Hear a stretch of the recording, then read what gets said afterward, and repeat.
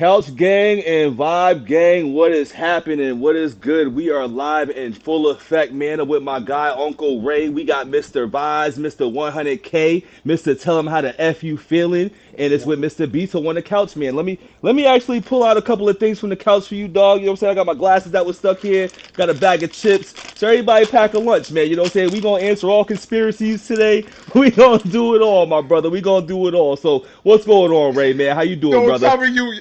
It's gonna pour those nasty ass chips out that fucking. That was amazing. I love that. That's one conspiracy filled for you What right is there, going? man. What is good, my brother? What's going on, Vibe Gang? What's going on, Couch Gang? Yes, sir. What's going on, everybody? Here we go, baby. Man, We are live in full effect, man. how you living, baby? How you living, man? I'm good, man. I'm good, man. It's just hot as hell, man. I'm under the AC trying to let it warm up, and it's the first actual hot day in got you. Boston, dog. Back to back. Send some I of that got my you. way, brother. Send some of that my I'm way. sending some of that AC over there, Yes, brother. sir. Yes, If I sir. had a tube and I put it in the window, I'll just extend send it it to right you, there. my There we brother. go, man. Extradite it over Put this the way. tube in your face. Yeah, man, but we here, man. We've been doing this and trying to work this for a while, dog. We've been trying to make this work for a while. We tried to do an Instagram That's a live a fact. couple of weeks ago, and your boy's internet, or not even internet, connection 5G, whatever you want to call it, was out of whack. It was all out of whack, and he was telling me, like, listen, man, when we get the connection right, we're gonna do this again. So here we are, folks. Here Yeah, we are. So feel free to answer some questions. I got questions for Rayvon too, man. I got a lot of questions. We got a lot of I'm conversations here. going on. So we're gonna be here a while, dog. So you know what I'm saying, fill up that cup, That's why I lit it up. roll up. That's You know why I what I'm lit it saying? up. Yes, sir. Yes, sir. Yes, sir. So I'm gonna start off just real quick and simple, man. Like what got you, you know what I'm saying? What artist blew up your channel? You know what I'm saying? Like what artist or song blew up your channel, man? How'd the journey start? Woo! Where do I start? Cause it was multiple artists really that did that for me. It was not only just one artist that really blew my channel up. It started with Easy Mill. Okay. Easy was what really got the channel out there. I went from like what 20, 30 subscribers to when I started reacting to Easy Mill. That shit boosted. In 2 days it boosted to 1,000 subscribers right off rip. And Shout then out to I the started Philippines. going down the line.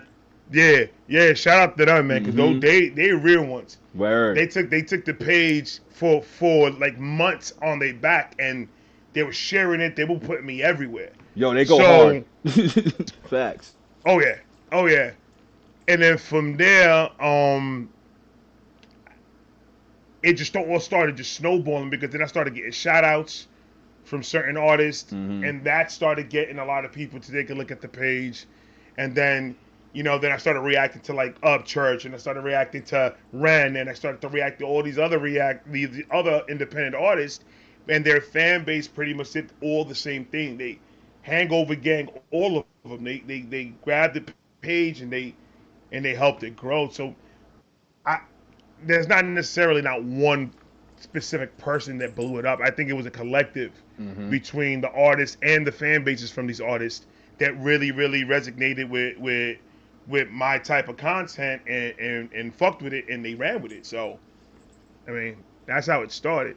That's dope. That's dope. And it's funny, I had kind of similar things to growing my channel. It started off with Easy Mill as well. Like, that's why it's funny hearing you say that. I'm like, yeah, Easy Mill fans really do come in hot, man. And then you just start going in the snowball effect and just realizing there's other artists out there. Because just like you, I'm pretty sure you had like a bubble of music that you listened to before starting the channel and everything. And then when you got into it, you're like, oh shit, there's this going on, there's Right. that going on. So it just opened up your ears and changed your Yeah, palette for I music say it and all the shit. time. Yeah, I say it all the time. I say that like before I started reacting, I was literally listening to a handful of artists, and I'm talking about artists from back in the day. The I'm golden talking era. about, it was like Nas, Yep. J, Biggie, M, and LL. Those were like the Yes, main sir. ones that I was just consistently listening to on a daily basis. And then because I didn't really know nothing about the internet like that, I wasn't really. I was watching shit, but I wasn't really in it. I was more living in real life Yep. and like getting in trouble and doing shit like that. So Like the internet shit to me was a fad that I thought it was just gonna go away because I didn't really think too much of it. Right. But then I started getting into watching reactions. So that's when I was just like, okay. But then I was only sticking to Eminem reactions. I wasn't listening to nobody else's music. I wasn't checking artists that I didn't know. I mean, nah, who does that? But it was only Eminem. And then I got into the reaction game, and then everybody started showing me all these independent, like, beasts, these independent monsters that are out here. And I said it in a couple of lives ago, like, it felt like I was looking for that old school feel, and I didn't know the independent music scene existed. And then once I figured it out, that was the feel I was looking for.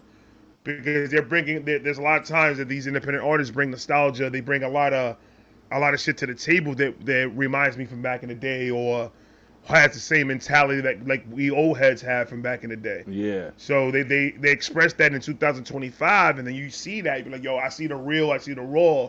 So it makes you want to fuck with the artist even more. Right. And on top of that, when they shot you out, man, because I'm pretty sure you got a couple of artists that shot you out when you reacted to these stuff. So I mean, it does something to you when they do that. That's a fact. It makes you it motivates you and wants you to keep on going and keep on going. So I mean, it's a dope thing all the way around. Word. And that's dope that you said that too. Like, and it's funny how I've talked to a couple of reactors in the background, and it's like that beginning journey always seems to stem from like, all right, I've listened to this music here, got on here, and people put me on. So it seems like the audience really just kind of guides the direction of one's channel if you're willing to open up your mind to listen to the music. So I always find that mad dope. But you know what? You know what's crazy? You know what's crazy about that though? A lot of people say, "Oh, reactors are clout chasing because we do that." Right. And then we're like, "No, that just we're not clout chasing. That just shows how strong the fan bases are." Facts. Because they're the ones that are reaching out to us saying, "Hey, check this out." We're not the ones going in there looking for music to react to. Yes. I can only speak for myself, though. I can only say that for me because I only know how I run my channel. And 99.1% of the time, I don't pick what goes on my channel. They do. Yep. Let the audience dictate when it. People Facts. start, right. So when people start saying, "Oh, we cloud chasing, we're doing this because everybody's reacting to the same person," as soon as somebody drops, everybody. No, it's not that. It's that we know that our fan bases want that. So we're going to go, and they're asking for it. They're the ones that are saying, hey, either they're going to donate to us, or they're in the DMs, or they're in the comment section consistently. Right. You need to check this out. You need to check this out. You need to check this out. So that's why I say I let the fans run my page. I let them tell me what the fuck the music is going to be on here. I know what music I like. Why the fuck do I need to sit up here and talk about something I like? I want to see what's out there that I don't know. That's the whole point of me doing this. Exactly. So when I start hearing shit like Upchurch or Adam or Tom or Ren, and I start seeing these unique artists that none of them are the same. They all have their own lane. Yep. And the passion, that's what made me fall in love with doing reactions. It's when I started to see the artist is actually hungry and want to do this shit. Word. They're not just doing it for the view. They're not just doing it for this. They're actually doing it because they actually love the fucking whole aspect of and music. perfecting their craft and shit. That's what I respect the most. It's the craft that I respect the most out of all of it, 100%. Right. And that's funny because it goes into my next question as you said that too. Like, so it's kind of like a two-part question. So like, what got you into rap music? Because I know you react to a lot of rap, you know what I'm saying, and hip hop, but I see that you have explored with other stuff, but that's obviously the audience. But like, what got you into rap? And what was, and I'm going to age ourselves here, what was the first rap cassette or tape you ever bought, like with the explicit content sticker? What was the first one you ever bought? Tikal. Okay. Method Man. Okay. That was the first album I purchased, and Method Man was my favorite rapper since the first Wu-Tang album. That's dope. That's dope. Like that was like his flow, cadences, his rhyme schemes, everything about Method Man was to me lyrical. And I just fell in love with the way he did it. So if you want to talk about lyrical rap, Method Man helped me fall in love with lyrical rap. Okay. Because the way he did it because he was from my era. He's from my neighborhood. He's not from my neighborhood, but he's from my area. Right. So I see myself in him when he was in the train station with the chrome fangs on, with the contacts on, the contacts shining out and shit. Crazy. That dude right there. that was the dudes that I was chilling with in the block. So when I saw him, I was just like, yeah, this is the one right here. Mm-hmm. This is the dude. So I was already listening to hip hop before that, obviously. Right. What most of us through was. my cousins. Yeah.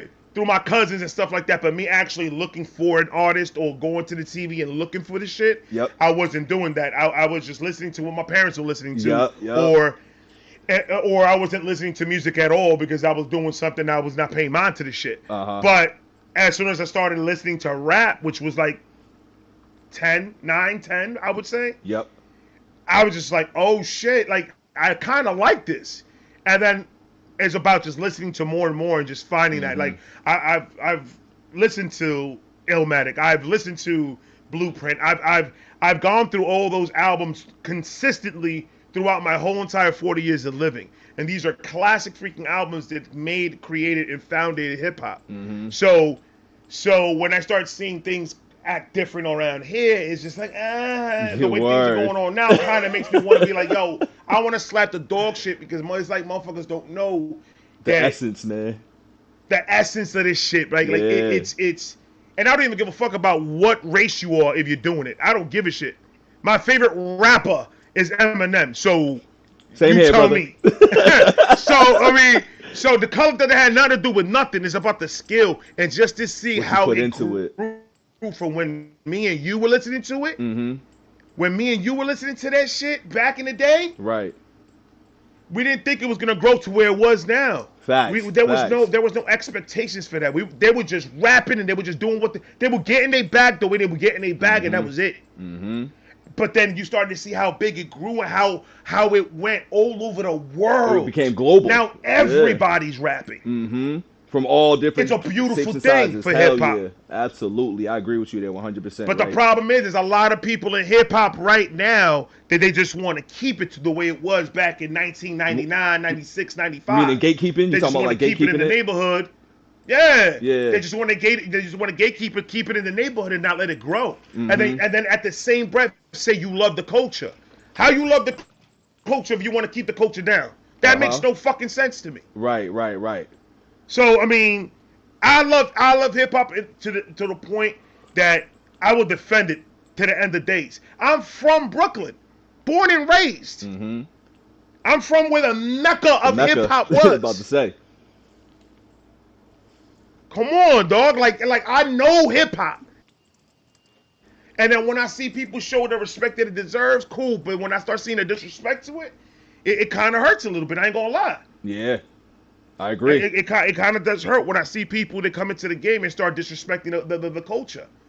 And when stupid shit. Like, I don't know. When do you think that seemed to have taken a turn? Like for me, I can feel like I identified a moment in time where like rap started to feel like, wait, I feel like around like 2007, and I can name specifically a song like "Do the Stanky Leg," right? So like, when do you feel like people kind of was disrespecting the game a little bit and not, keeping it to the original essence of hip hop and just kind of expanding it? Like, where do you feel like that change started to happen? I feel like it was 2007.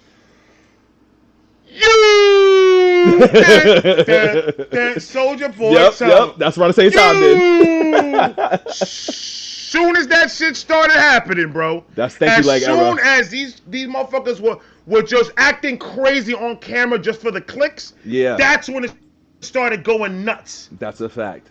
Because if you were a good rapper, you were going to make the bag no matter what. Whether it be in mainstream or whether somebody's going to call you up to perform in a concert because you're fire, the neighborhood wants to hear you. Because that's what it was back in the day. We were not going to the internet, go look for fucking music. We were going to the clubs and listening to the DJ saying who he's spinning. And then from that, we'll go and see, yo, is he going to perform? Where's he performing? He could set up concerts around the city. You could watch this man perform. He could go get a bag or two. That night, he could get a bag just by the city coming showing love. So we were there. I was there when it was hard to get your shit listened to, but the neighborhood took care of you. 100% of the time, the neighborhood took care of an independent rapper if you were fire, if you were consistent, if you were bringing that heat. Nowadays, motherfuckers want to drop one song and then take 3 months break and then drop microwave another music. One. Talk about out here working, out here working. You worked. How long did it take you to do 2 basic ass songs? That only lasts for about 2-3 months, and then it's on to the next month. Brother, you're behind a green screen, you're wearing a green suit, and you're rapping your song, and then you go to your trailer and then start smoking. And then the CGI takes care of everything fucking else. Mm-hmm. So you're not doing nothing. You're not putting much into it, yes. Realistically, 100%. You ain't doing shit. Yeah. Mm-hmm. I want to see the hunger. I want to see a rapper come to me and say, yo, I'm going to take this mic and I'm going to make money no matter where you put me on this earth. I'm going to make money with this mic. Facts. That's the type of mentality and hunger I want to see from rappers. We don't hardly see it like that. Mm-hmm. And it's been rough for a little bit, too.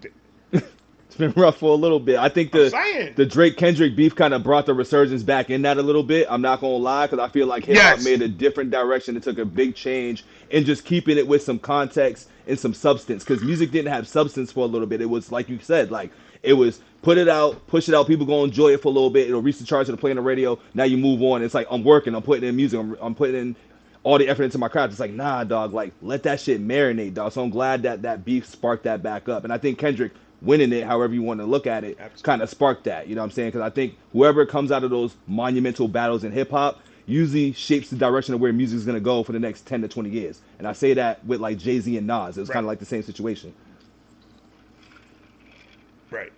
Right. Jay, I mean, absolutely. With the whole Kendrick and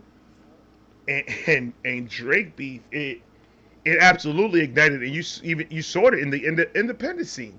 You saw it in the independent scene. Mm-hmm. The independent scene saw Kendrick and Drake go at it, and every single independent rapper and any platform you could think of started jumping out the fucking window. Yes, sir. Am I wrong? They were not doing that before.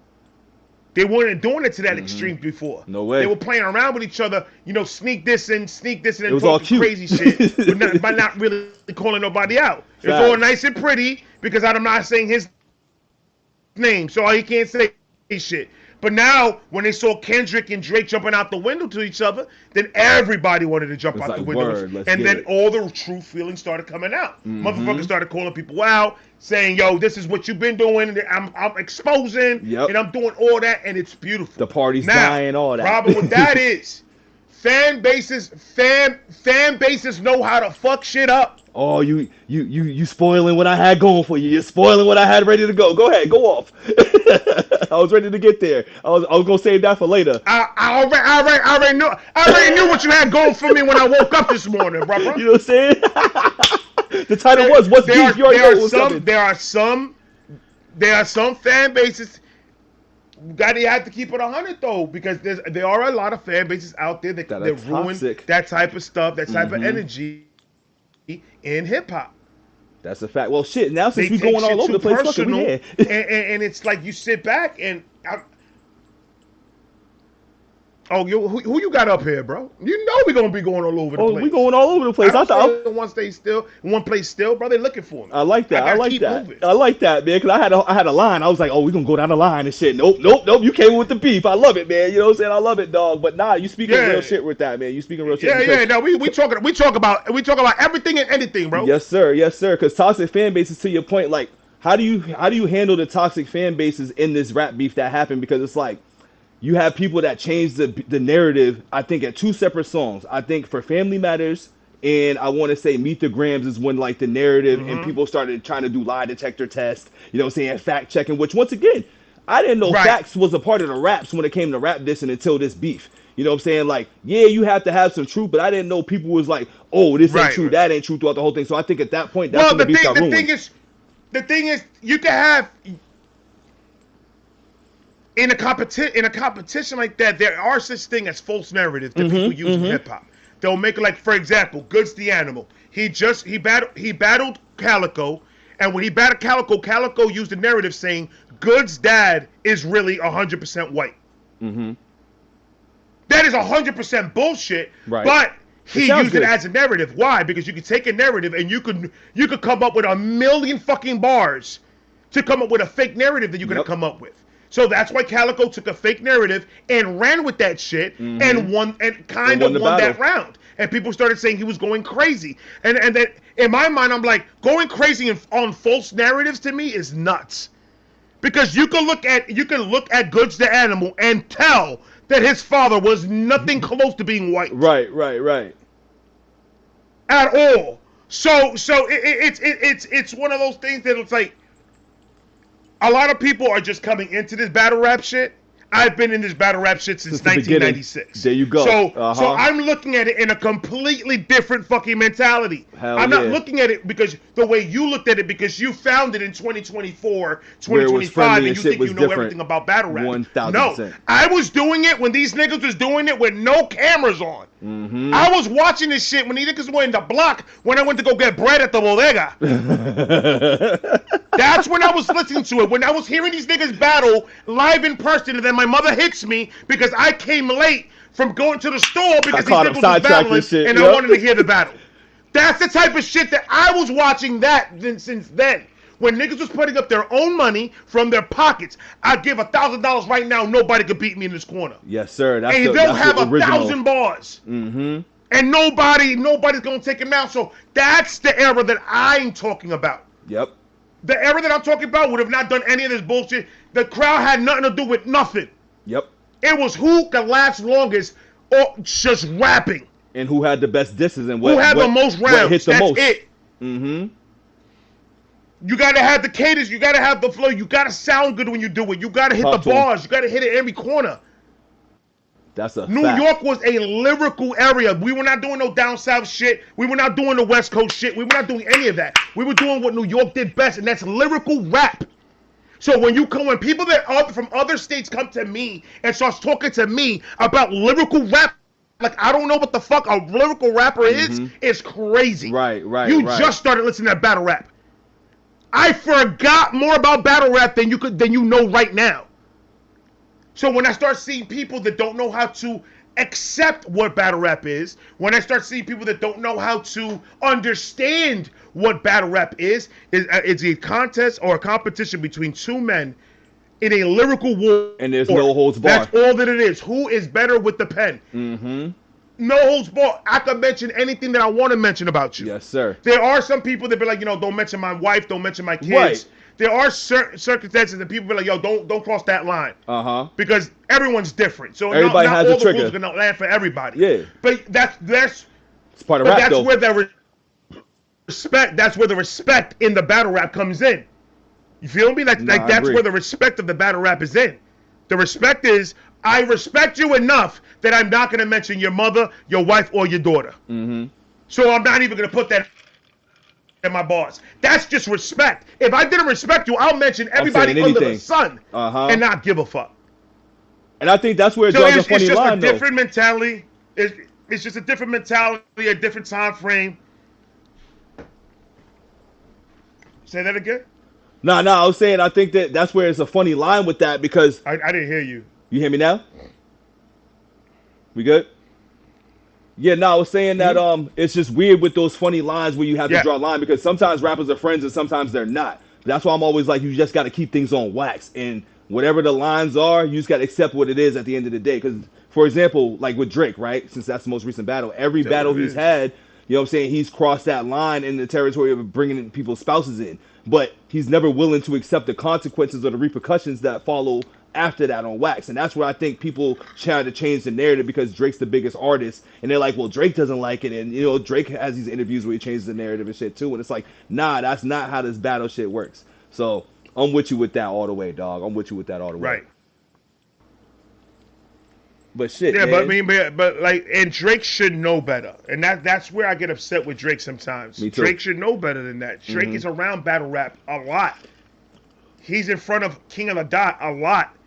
He's on URL. He's watching battle rap concerts, so he should know how this shit goes down. Mm-hmm. If he's gonna come and go on wax and talk about anybody, take the consequence of what that comes after that, and don't bitch about it. And that's all I accept. I'm like, if you accept it, I'm cool with it. But these other things that you're doing is whack. That's not battle rap. At that point, now it's just like, all right, we're gonna go at each other, and now Kendrick, and I'd say that to everybody. I liked, what was it? Was it Meet the Grams? The one that followed up after Family Matters? Not Like Us. The one Meet that the Grams. Did it was Meet the before. Grams. I love to Meet the Family Grams. Matters. It was The one that followed up, Meet the Grams. Meet the Grams. Okay. Oh, I love Meet the Grams. Thank you. Sleeper, bro. Because I said the same thing. I love Meet the Grams. It was the daughter part. That's why people hated it. I think Meet the Grams beat him. Not like us was only K. Dot showing Drake, look, I could do a fucking banger too. I cannot bop you. That's what it was. I agree with you there. I could make a banger as well. I agree. I'll bop you. That's all he did. And then that song took off like we've never seen before. He did what Drake did to Meek Mill. I've never seen a song like that pop off. That's all he did. Kendrick did exactly what Drake did to Meek Mill, and Drake doesn't like that. And he took it and ran with it. And then you have people coming out, saying, "Oh no, he's not suing Kendrick. It's like that's exactly who he's suing UMG." And I'm like, bro, he's suing them because they played a song of his, of Not Like Us. That's why. And of him losing. So like what are you smoking? Yes. And him losing. We all know if he didn't lose, he's not doing any of what we've seen right now. That's why I leave that whole conversation alone, because I'm just like, look, dog, if he didn't lose that, he's not doing that. Because if that's the case, he should have did that with Meek Mill saying that he had ghostwriters, right? That's what we really should have did. He should have been suing him for that, defamation of character. You know what I'm saying? Like you said, you talk about my rap career, dog. Like, come on, bro. Exactly. You know what I mean? It's Drake's been a real funny guy in battle. I'm not even gonna lie to you. Throughout the battle, he's been a funny guy. And I will say, Euphoria was the one that won. It goes.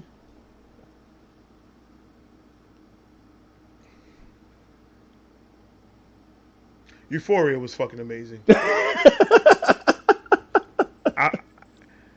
Euphoria was fucking amazing. Yeah, like, think about that one. Yeah, that was one that ended fucking dope. Like,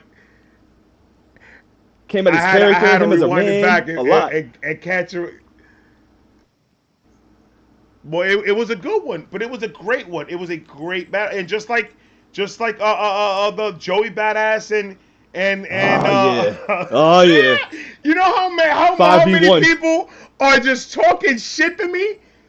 Oh my God, so many people are talking shit to me. And I just saw that Quito Abashi just dropped a Joey Badass diss. Oh, they still coming, dog. Absol just dropped. There's a lot of people dissing this man right now, bro. It's crazy. The West is not happy that Joey busted all they ass. Cause I ain't gonna lie, upon further review, Joey smacked everybody up the head. Smacked everybody upside. But I will say this though. Listen. He need to pay attention to that little nigga Rayvon though. Rayvon was getting in the shit. He's down to Rayvon. I think Rayvon got him. I ain't gonna lie to you. Rayvon is nasty. I ain't gonna lie to you. Oh yeah, I like Rayvon. Rayvon's tough, dog. Rayvon is tough. I don't know what Daylight was smoking. When it was when it started it started all the way in January. Yes, back when he did the rulers back and shit. Yeah, this is old. This is old. They just when the rulers back and all that. Crash Out Heritage, all that. And then now when they started dropping recently, I'm just like, why did Daylight do those two last tracks like the way he did? Listen, man, I was not a fan of those. He dropped 3 back to back to back. Oh, he went off. I was like, yo, slow down, chill out. Let this dude respond and shit. Right, he did the one track that he got real deep with it. He got real and I liked it because he got real is that end personal credits? With it, and he was really, really swimming in the flow. I think it was end credits, yes. Yeah, because out of the 3, I like that one the most. Not the one that was a bebop beat that he was doing.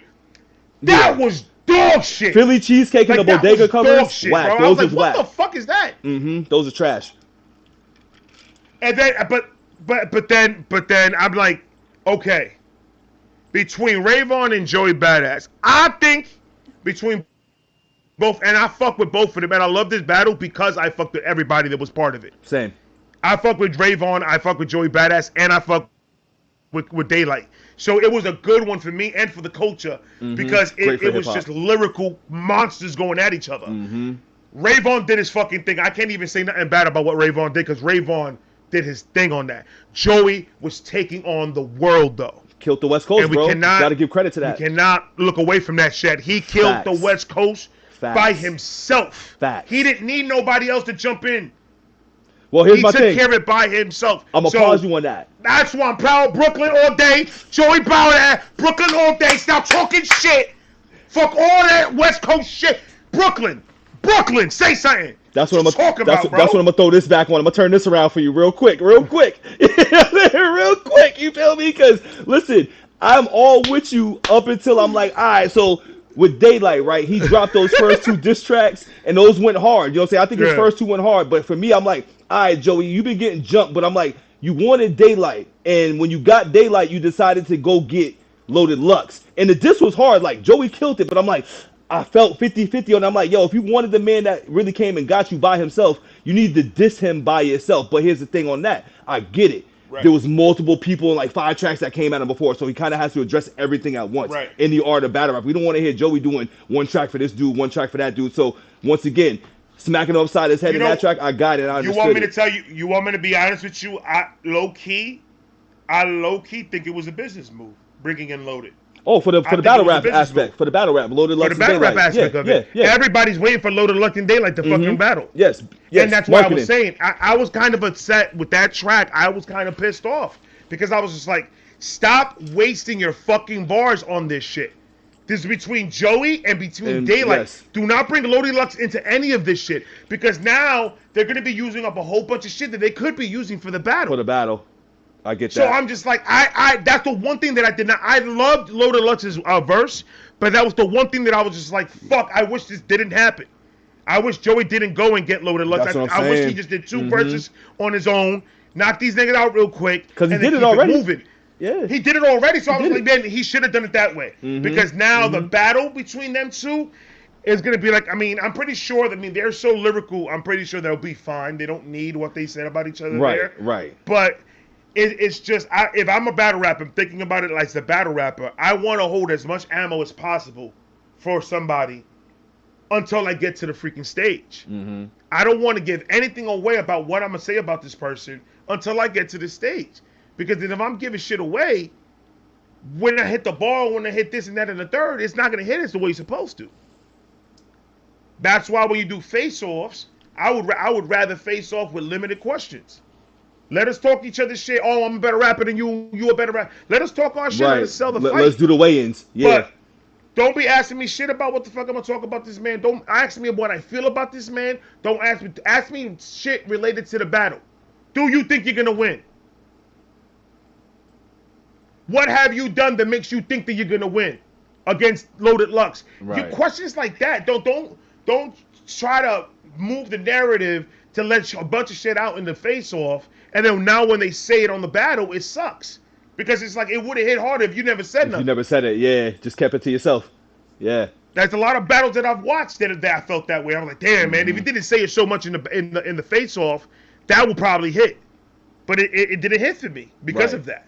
So it's complicated listening to this shit, but I love it, bro. Oh, yeah, it's for the sport, bro. It's all about the sport at the end of the day. Oh, like, freaking I was loving it, bro. And at the end of the day, the whole thing was fire. Yes. It's just the energy was different. The energy was completely different. The sound was different. I love how they kind of used the bi-coastal things against each other. Like you had the West Coast artists doing New York slang, New York shit. Then you had Joey, who I think on his last track, he kind of did a West Coast flow, did the hit 'em up shit. So he finally did that. I think that was Joey's only mistake, was not using the West Coast sound or beats against them versus what the West Coast artists did against him. That's the only, I think, flaw that he had in the battle. But overall, still was good lyricism, still good bars. He was doing his shit. Yeah. You know what I'm saying? Like, I was listening back to some shit today. I was like, yeah, Joey smacked these niggas upside their head, dog. Like, he really did his shit. But I'm still standing on Rayvon up 2-1. That's where I stand with that. I still stand with that because it was just, I think the Golden Eyes did it. You know what? You know what I'm saying? And I can't say I got it the other way.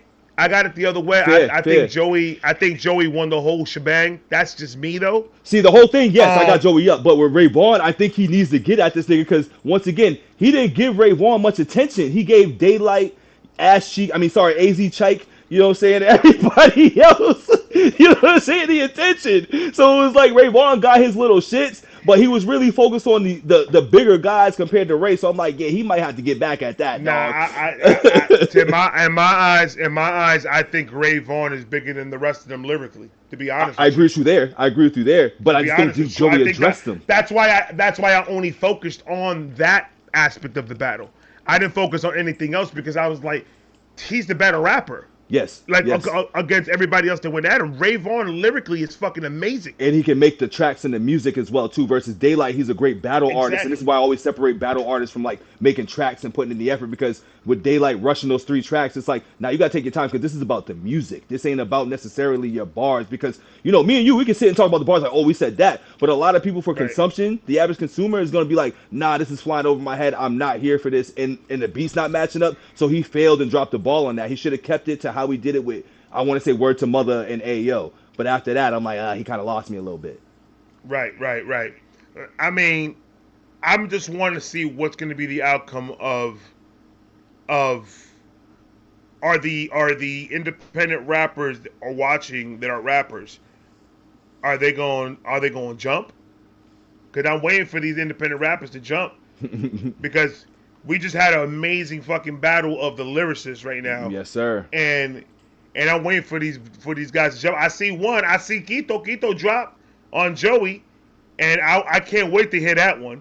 Oh yeah. But I want to see what the independent artists come out with this shit, man. I want to see some battles, bro. I'm all about it. I love this rap beef shit. And I just want to keep it it just lyrical, yes, bro. Sir. Just Always keep it to on the wax. music.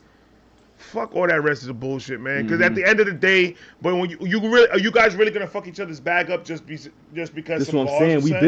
We businessmen at the end of the day, dog. Let's just chill. You know what I'm saying? Like that's it. They're not gonna meet up and they ain't gonna put hands on each other, bro. Right. This ain't the 80s or the 90s, B.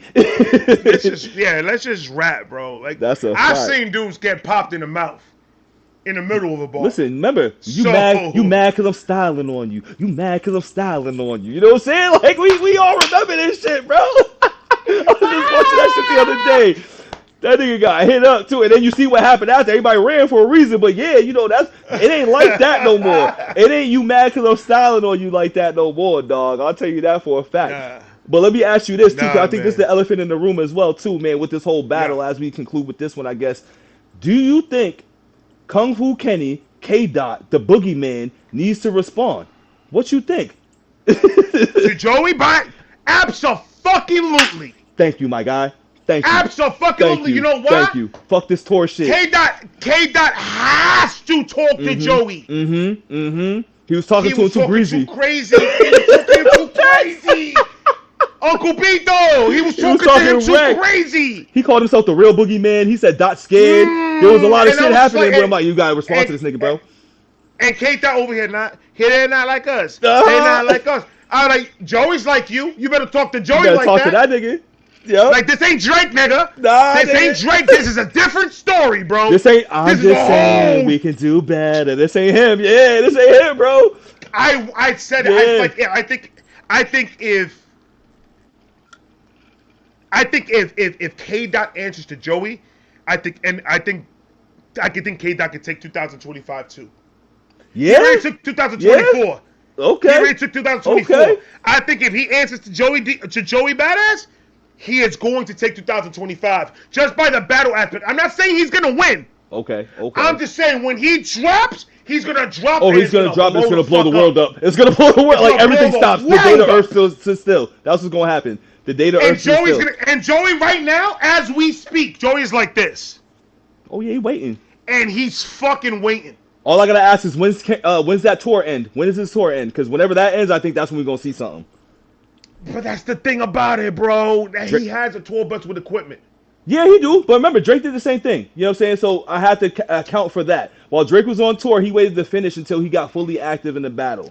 So I have to. You really compare Drake to freaking K-Dot? No, but I'm just saying the situation. And look, I don't want to take nothing away. Drake makes great music. I'm not saying rapper, Drake though. is completely I don't think he's a rapper. trash. He's a great artist. Just because you like battle rap does not mean that you could be a battle rapper. Exactly. Oh, I mean, niggas like street shit, but niggas don't go to jail.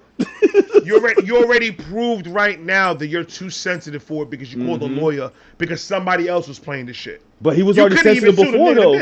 He was already sensitive before. He was sensitive before that with Pusha T. He was like, oh, I didn't want to do it because the track was so visceral. Like, if it was so visceral, bro, drop the shit. Hold on, I need you to rewind that back one more time. I need to hear Drake coming from your mouth one more time, bro, because that shit was on point. I thought you brought Drake in the chat. I was like, yeah, bring him up because I got some shit to tell him. You know what I'm saying? Drake's like, nah, man, I'm just bigger than that. I didn't want to do it. Like, I thought the track that I had was more visceral, so I just tucked it away. Like, I always find that shit as a bitch ass move, dog. Like, I'll be like, what are we doing? What are we doing? I see that. Suing a company for playing the track, I think, is the bigger bitch ass move. Oh, that's the way bigger one. Cause that's but I can see it. Yeah, I mean, that he kept the same energy, I guess. Yeah, you know what I'm saying? He pulled back. Once the shit got too hot in the kitchen, my man was like, nah, I'm good. Like, you know what I'm saying? Like, he was all set. Pusha T came out, that nigga Drake, he moonwalked his ass right out the booth, nigga. I'm trying to tell you. Said, nope, I'm cool.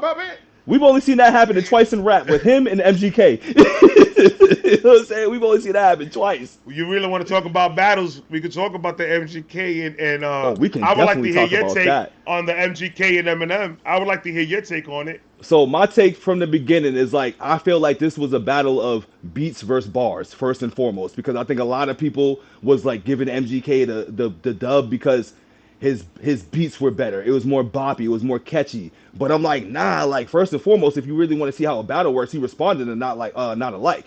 And not alike was really way better than Rap Devil. Let's just keep it a buck.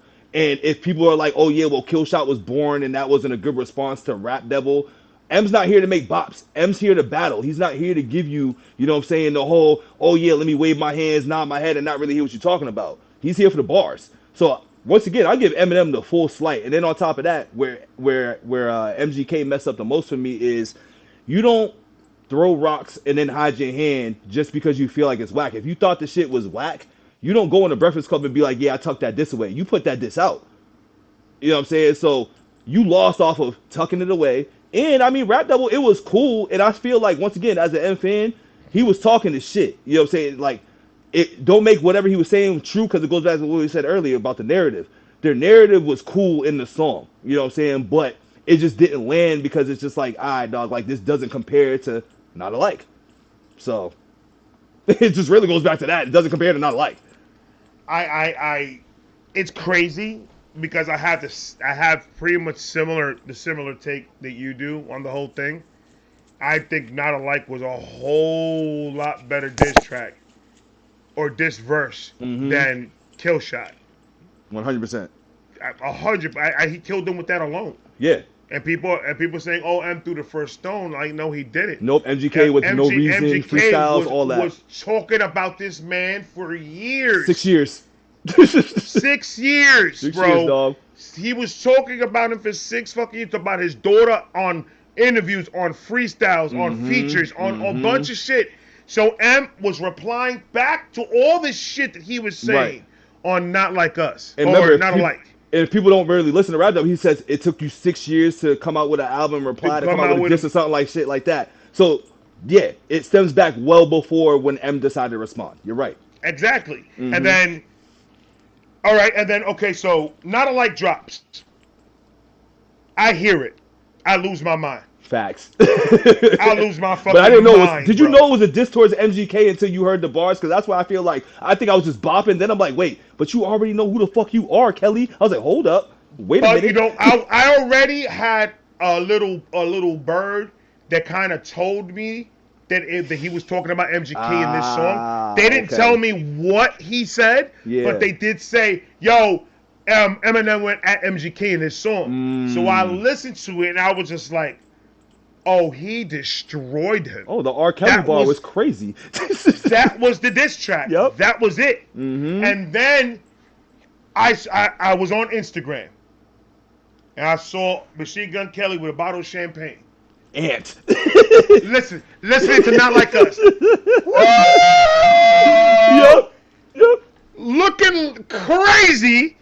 Looking like crazy. A fan. Getting excited about this nigga dissing him. So when he dropped Rap Devil, I ran to listen to that shit. Me too. And I was like, oh, I gotta hear what he gotta say.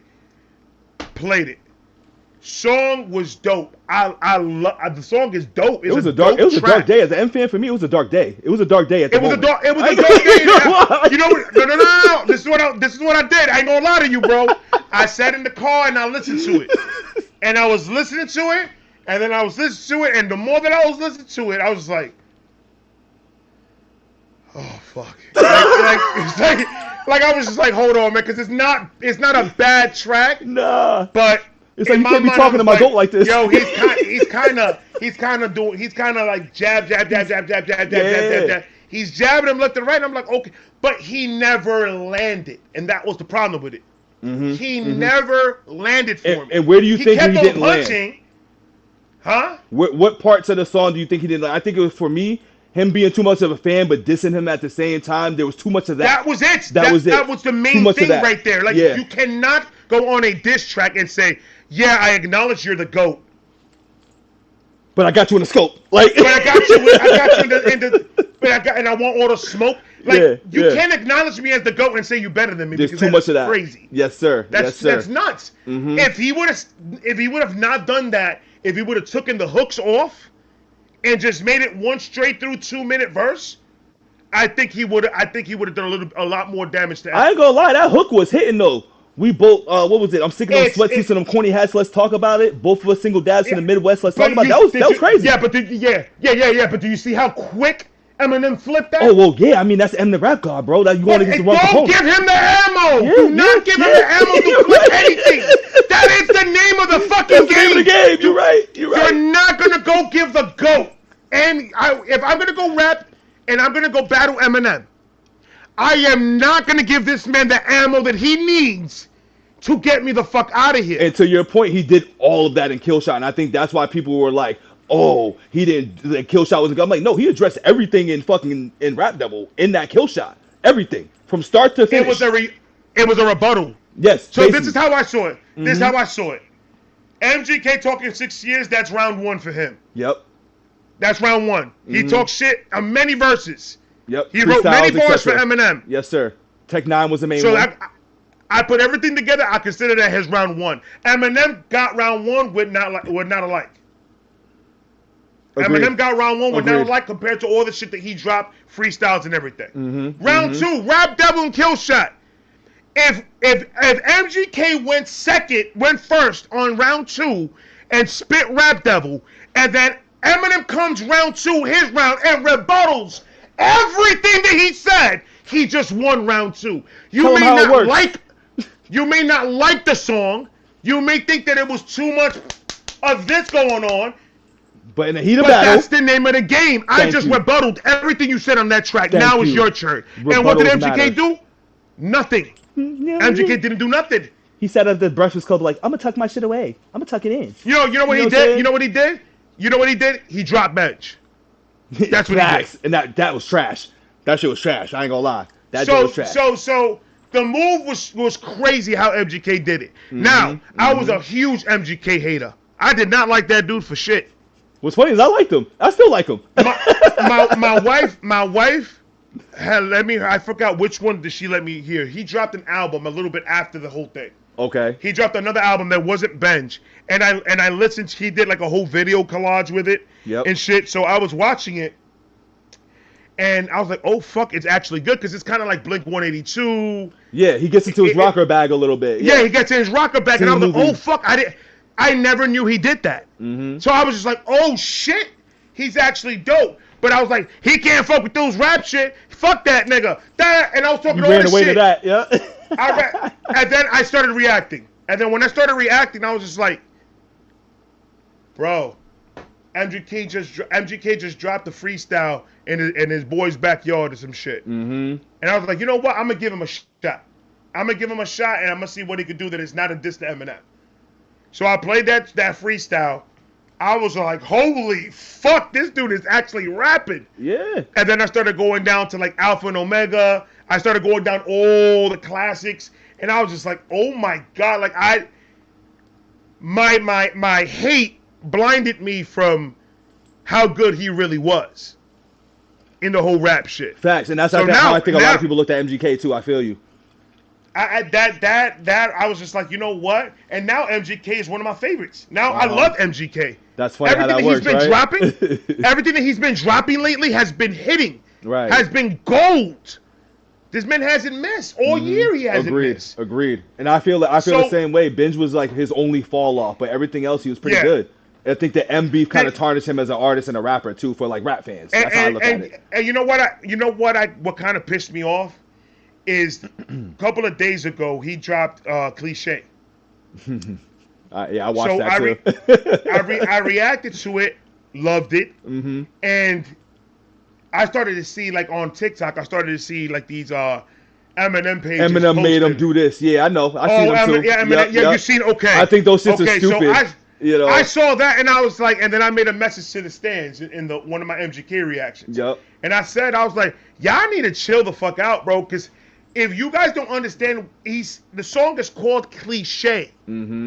He is acting like a boy. That's the doing the cliche shit. Exactly. There's the point in this. So it was a whole like amazing, and not only that, but he was fucking good. He was solid, bro. Doing the moves, everything. Yeah, he was a boy band guy. So I'm like, so why are y'all niggas? Eminem made him do what?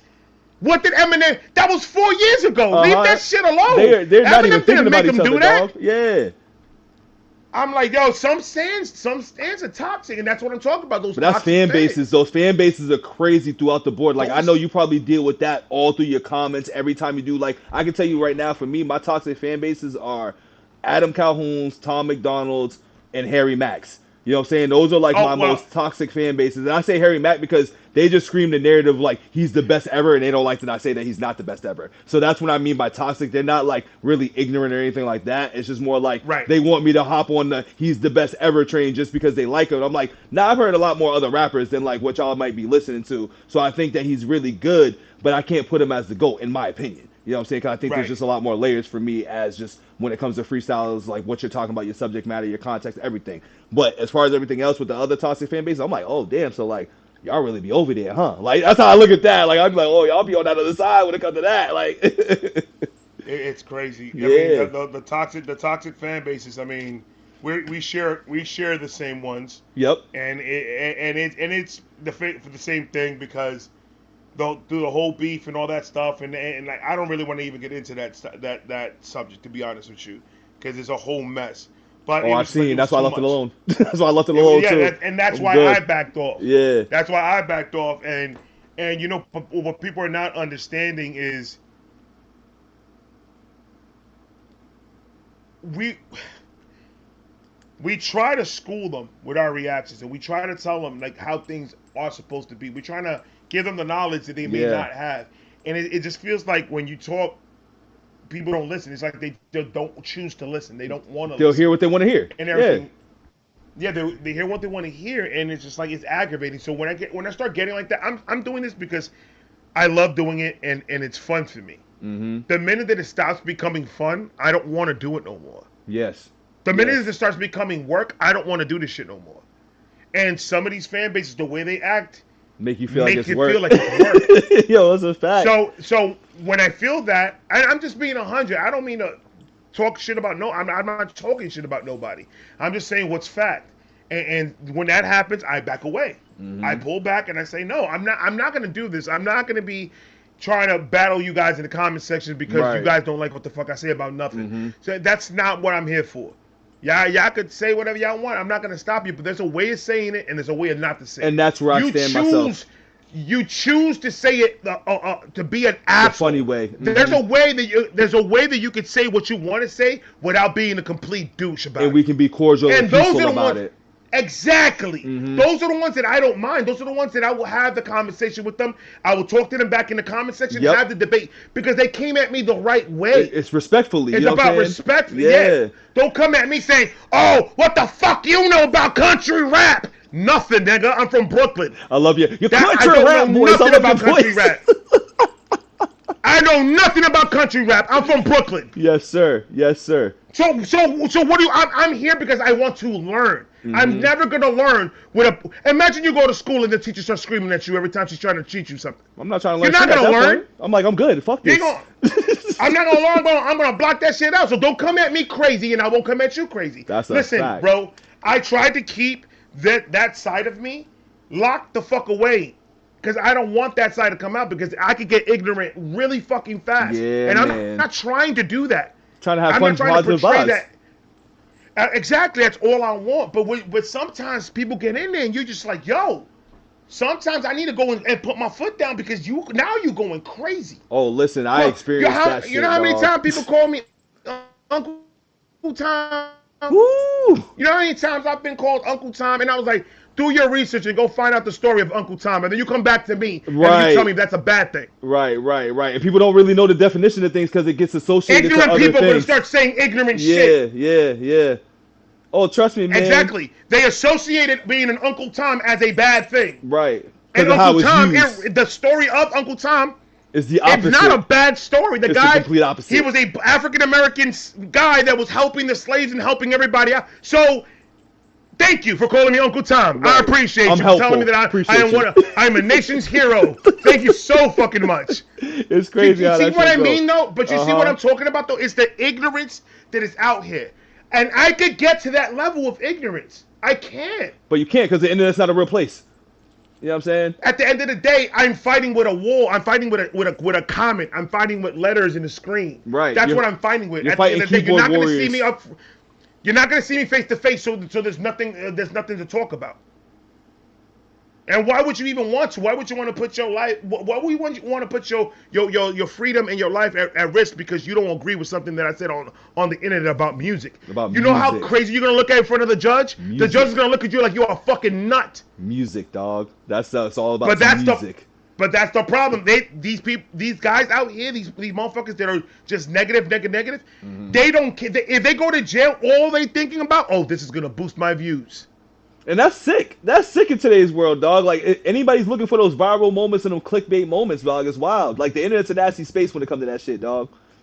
See, and that's why I do this. When I see it coming, I do this. I'm like, see you later. You're not gonna see me on the news, bro. I don't want to be on the news talking crazy, bro. Like, I don't want people to see like, I'm gonna be out by noon, bro. You came at me. Florida has to stand your ground law, brother. Chitty chitty bang bang. I wish the nigga would. Right.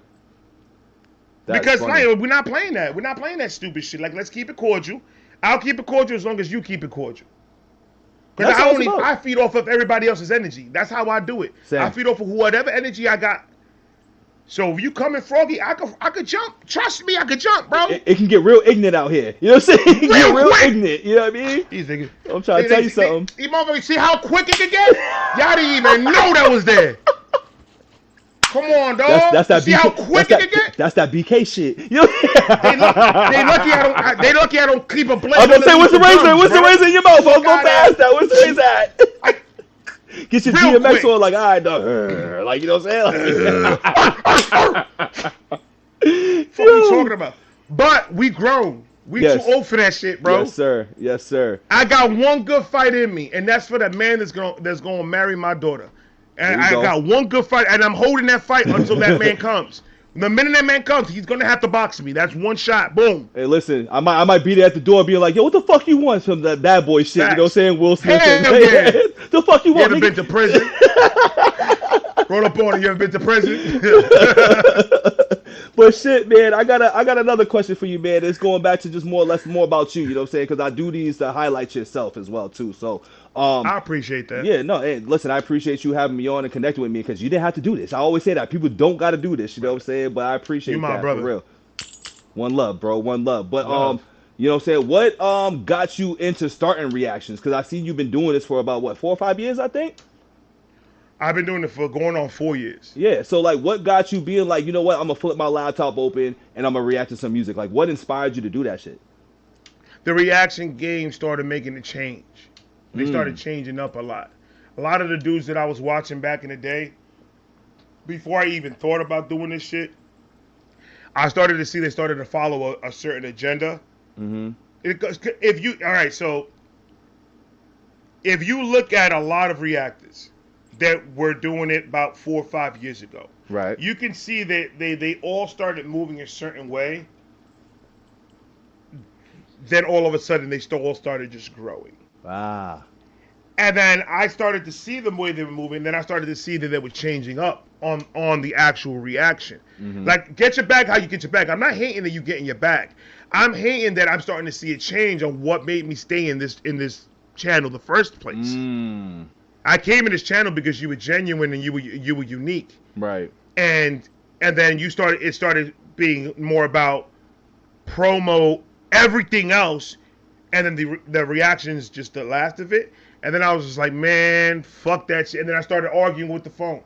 My wife found me just looking at the phone, watching the reaction, and what you talking about? These niggas out.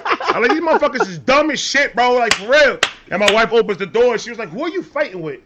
And I was like, these dumbass motherfuckers over here, they think they know, they can't catch that one ball that M's dropping. They over here talking about random shit, and they dumb as fuck. And I started getting angry. And then my wife was like, then why don't you do it? So here you are. I started doing it. That's pretty much the gist of it. I just started doing it. I feel like that's how all people start getting into it, dog. Because I was kind of the same thing. Like I actually I didn't even know, but before I got into it, I was watching reactions, not even knowing I was watching reactions about like just Eminem shit. Because I'm a big Eminem guy, you know what I'm saying? Like I eat, sleep, breathe Eminem type shit. So I'm like, oh, the newest Eminem track, or what is this at my algorithm? Let me see who this is. And like, you know, y'all thumbnails be getting motherfuckers in like, you should, you know what I'm saying? You should be screaming all that. So I'm like, let me click on this and see what's going on. And I started getting like I want to say like you go, I want to say Screw, Knox Hill, Stevie Knight are like the main people that I don't know how I started tuning into y'all, but the algorithm made me tune in. I'm like, I gotta just peep these brothers. Then I'm just like, well, I like the same shit. And kind of like you, I'm screaming at the computer screen. I'm screaming at my cell phone. I'm in the comments. And like, I'll tell you right now, I've never been a brother that just be typing shit in the comments. When I found myself doing that shit for like 6 months straight, I'm like, I gotta just start figuring this shit out and do that shit. And then like one time, like my boy was just like, yo, just sit down and record. Cause I do this shit on the side too. And I talk music with like my boys. And like, you already know, like people ain't trying to just talk that shit all day long and like all that. Like niggas live their lives. So I said, let me just hop on here, man, and do this shit how I'm doing it now. And that's kind of what got me into it. So I'm like hearing these stories and hearing what starts people into it. It all sounds very similar. And what I find a common ground is that it's the passion and love for music and talking about music. You know what I mean? Right. I mean, the one of the other main reasons is because I'm a recovery addict. I'm a recovering addict. So I needed something to get my mind off the shit. Mm-hmm. So I tried painting for a little bit, and I did painting for a while, and that was helping. But it was like my brain started to wander too much, and I needed something to really focus on. And then at that moment I was still watching reactions. I was having already 2-3 years that I was watching reactions. Mm-hmm. From that point on, from that point when I was painting, and then it just I never thought about doing it. My father-in-law said something to me once, and he's like, you could sell water to a well the way you talk. And I was like, what? And he's just like, bro, he's like, I could put you on camera and I could make money off of you. He's like, because you could talk. And you're one funny motherfucker. And I was like, well, I don't know if I should say thank you or like fight your ass, because like it's like how am I supposed to take that? It's not like he said it in a nice tone. He said it in a violent tone. So I was like, what you talking about, nigga? Like he's trying to pimp you and are shit. Are you giving me a compliment or you want to fight? But no. And so like he said, like, you should do some YouTube shit. He just told me you should do some YouTube stuff. So I was just like, I didn't want to be on. Man, I got shit to do, bro. I got money to make and shit like that. I ain't got the time for this YouTube shit. Right. But then I started doing it in my car. And I just fell in love with it, bro. I just fell in love with just the energy that I'm able to release in my videos, and the people that I help when they watch my shit. It started to grow to become my third love. Because first is gonna be my God, second is gonna be my wife, and then my kids, and then YouTube, and the whole YouTube community. Because it's just like. This is not only like, oh, I'm here to clock in, I do some videos, I clock out, and I go home. That's it. These are like my family in the comment section. These are my families in the chat. These are my family that follow me because they tell me what's going on with them. We have these conversations. Yes, we sir. talk to each other. Sir. So it started as one thing that it was going to be something to help my mental health, help my recovery, and then without me even knowing, I'm helping others with their recovery and with their depression and with their, well, you see, so it's just like something that works. And your energy So never lies. So, yeah. and exactly, the energy never lies. Like 100% genuine in front of this camera. I'm Mm-hmm. not faking for nobody. This is who I am, whether I'm on camera or not. I got family, I got friends, and I got kids that will tell you straight up, no, this motherfucker's a nut no matter where we go. But it's because I'm finally to the point where I'm happy. Right.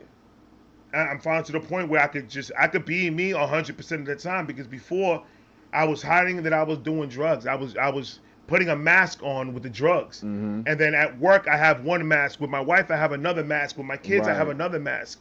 This is the first time that I'm able to live my life with no mask That's and just fire. run it with everybody. This is who I am. This is what I used to be. This is who I Mm-hmm. am now. And if you rock with it, you family. You rock with me, you support me, I'm gonna support you, and I'm gonna rock with you as much as I can. And I never lie. I never lie on that. Mm-hmm. Anybody that ever needs my help, I'm going to do my best to try to help you. I just want to keep it that way. I just want to keep that energy that way. Passing that line and trying to get all ignorant because people are going crazy on the comment section. Mm-hmm. That was the first 2 years of me doing reactions. Right. It was a point that I had to stop because it was messing up my mental. Just dealing with that alone. Not even talking about recording and editing and everything else. Which that's a lot of people don't understand that, like, that comes behind it too. But it's Right. fire. What's crazy though too is that, like, I didn't even have this question lined up, but just listening to you kind of answer that question I just asked is like, when did you start noticing that you impacted people's, like, everydays in a way? Because I know you see it in your comments. Cause I just started seeing it in mine every now and then, where like you see the comments where like people are like, you made my day feel better, you brightened up my day, like me and my son tune in for a cup of coffee and all that. Like, what does that do for you as somebody who's reacting and standing on what you stand on? Like, how do you approach that? Because I still don't know how to necessarily handle all that myself. Because I'm like, damn, like what I'm doing is really doing that, but like you never know what you're doing for people across the board. So I still haven't been able to grasp that yet when I see those comments. So I'm like, damn. You never going to know how to answer that. It's one of those things that they tell us that, first of all, gives me more motivation than ever. If I'm feeling down, if I'm starting to record and I'm not feeling it, and I just look at the comment section and I just say, "Oh my God, at this time you made me lose my mind," or at this time you really helped me with what you said. I didn't even really see it that way. When you start seeing things like that, it gives me motivation, and it's hard because it's like, what can you say? Like, Yeah. you're welcome. I appreciate you. I mean, like that's The standard sayings and after, shit. Yeah. after the 150th time that you said I appreciate it, I appreciate it starts not meaning that much to me anymore. Yes. I have to find something stronger to use, because appreciation to me, I've used it so much that it doesn't thin. have that same meaning. Yeah. So it's hard. It's difficult. It's hard. But all I try to do is take time, answer them one by one, and take time with each. Don't try to rush those. And I think I've done a pretty good job in really getting in debt and just having the conversation. And if that conversation needs to move from the comment section or to like a DM on Instagram, then we can always move that conversation over there. It needs to get more in debt, and they don't want to add into the comment section. So I've been dealing with it that way. It's just taking my time with each and trying to answer it to the best that I can. I try to give myself a goal of like 2 a day. I try to answer 2 back a day, and because I feel like I have to, like, if I did that for you, I need to have this connection with you. By us, I have 154,000 subscribers, and it's hard to try to pinpoint one person and highlight one person. Right. So if I could take time and just answer somebody back and say, you know what, thank you so much for what you said. It really brightened up my day. You really helped me out, and we're here together. Da da da. Whatever it is that I tell them, it's gonna mean more if I could privately reach out to them and touch them and say, hey, I really, really do appreciate you telling me that, because that helps me. It helps me every single day to keep on doing what I'm doing. I want to get. I don't tell a lot of people this shit, but I want to give up every single fucking day doing this shit. I do. Like, I left the job that I was getting paid 6 digits, and I'm down to a job that I'm only making roughly 20,000 a year. Mm. I left my old job making 110,000. So like it's many days I'm just like I can't do it. Like I'm struggling right now. Like I'm scraping to get through. Right. But then I hit record and everything changes. It doesn't fucking matter no more. Like you feel me? Like It doesn't becomes a sanctuary of them there. You know it what I'm becomes a saying? sanctuary where I'm just Yeah. like, whatever. It's gonna come. It's gonna come. It is what it's Right. not like I'm fucking broke.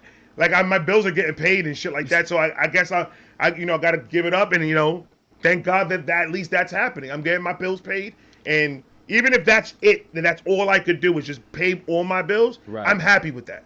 So it's tough, but when you love something, the money The money has don't matter. to not matter. Yeah, and I think that's the big part about it too. Is like I don't care about the coin as much versus the connections, the networking, and just building a community and building like a brand or a fan base. You know what I'm saying? Because I think those connections and that engagement is more important than the bread. Like we all want the bread, but I think those other elements that I do it for that just hit more than like, oh, I need to do this video to monetize it, or oh, I need to hit the next big moment, or oh, I need this video to have X amount of views. I'm like, if my video got fucking 20 views, that reached 20 people.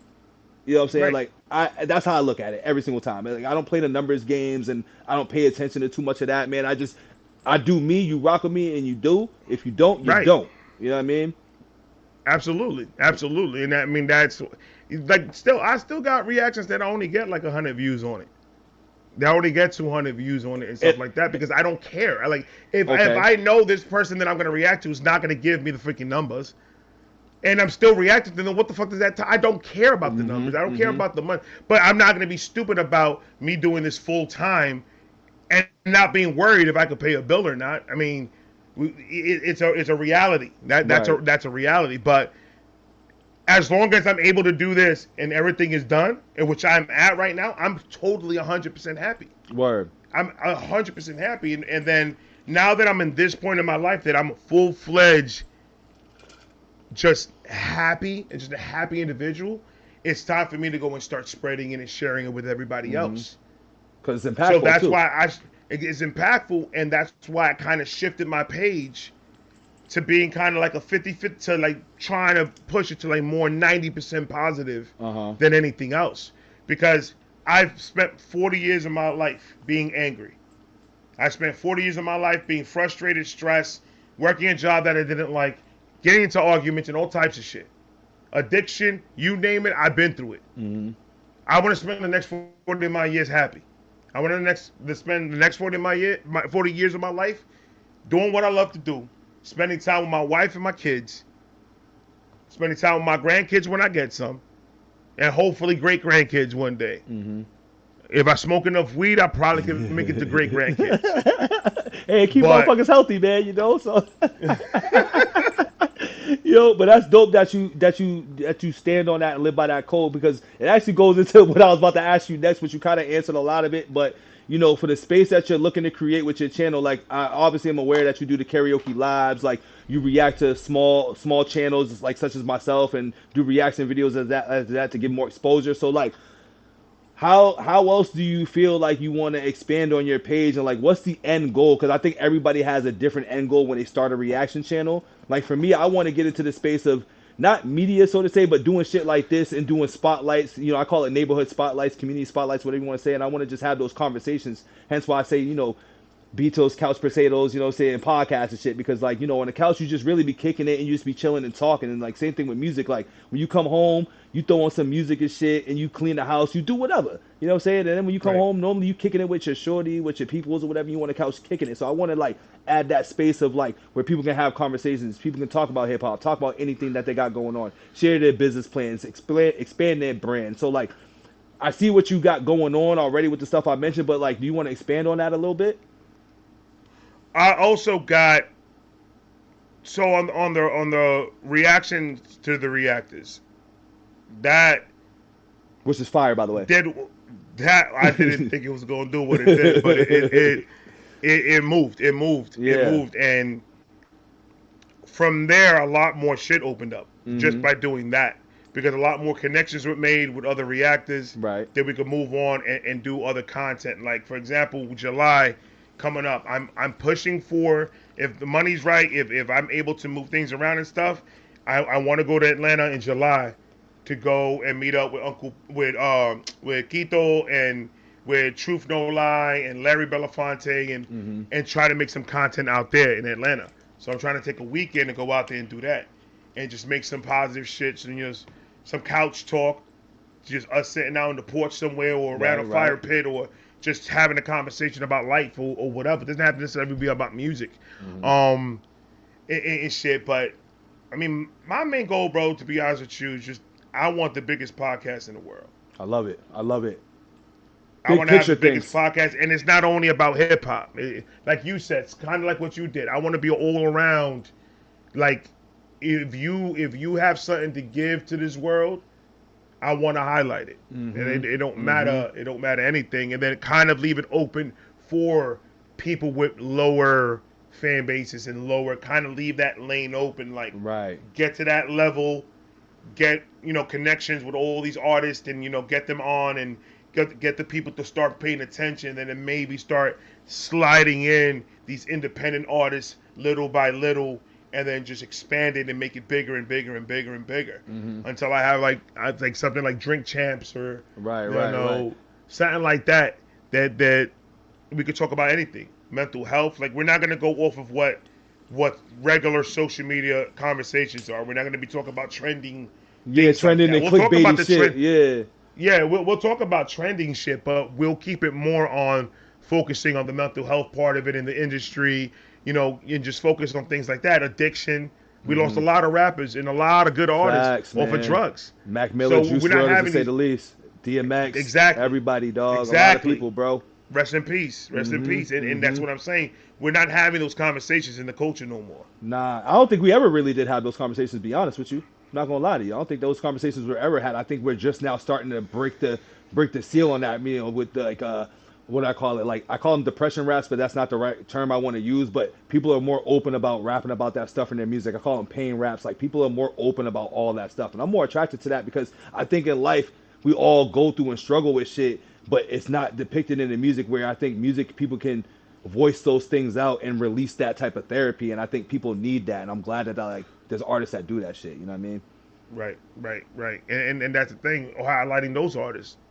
Highlighting those artists that actually are bringing up that conversation. Yeah, absolutely. I mean, Ren's a big artist like that, as you know, and I learned, Ren's a huge artist on that. My man right there. That's you finally got him? My man. You finally got him? Don't be bringing up my man. Don't be bringing up my man. Don't be bringing up my man. Ren, talk to these niggas crazy, Ren. We could get into the Ren conversation. I've been waiting for the Ren conversation. Hey, listen, it's funny. My brother Ren. I was gonna put you in a pickle, bro. Pause. You know what I'm saying? I was gonna put you in a little pickle real quick. I was gonna ask you, and this is for later on, but I guess I'll ask this at first right now. You know what I'm saying? I was gonna be like, if you wanted to choose, I do a little thing when I talk to people on the couch, man. I call it A and W. You know what I'm saying? Answer and why. And what I had for you was Eminem or Ren. And I left it at that, you know what I'm saying? Because I know that you like both of them, and I know where you stand with M, but I know you've recently been put on with Ren. So I was like, let me put him in a bind real quick. Let me see where he's going to really stand with something. But, no answer's wrong, obviously. It's all about how you feel. Obviously. You know what I'm saying? But I just wanted to present that. But I got a couple more A and W's, but I'll start with that one since you got there. So, Ren or Eminem? Yes. Eminem. And for a reason. I've been listening to Eminem since I was 15. 20 years in the game. So, I love Ren. I fucking love Ren. And I put Ren in a whole nother category, and that's what I'm saying. You can't really say Ren or M when Ren does more than just rap. Fair. Ren is a complete full artist. M is a rapper. That all M knows how to do. He can't build a house.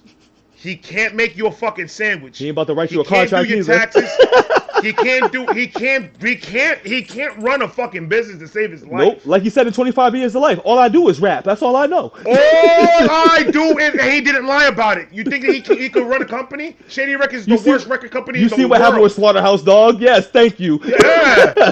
Hell yeah. That's the worst record company in the world is Shady Records. He can't do nothing. All he could do is rap. So when you're coming talking about rap, you cannot say that Eminem and Ren are on the same level, because they're not. Eminem is way past a lot of fucking people. Is Ren a dope rapper? Absolutely. Yeah. Never gonna take nothing away from Ren. But as a full artist, I'll give it to Ren.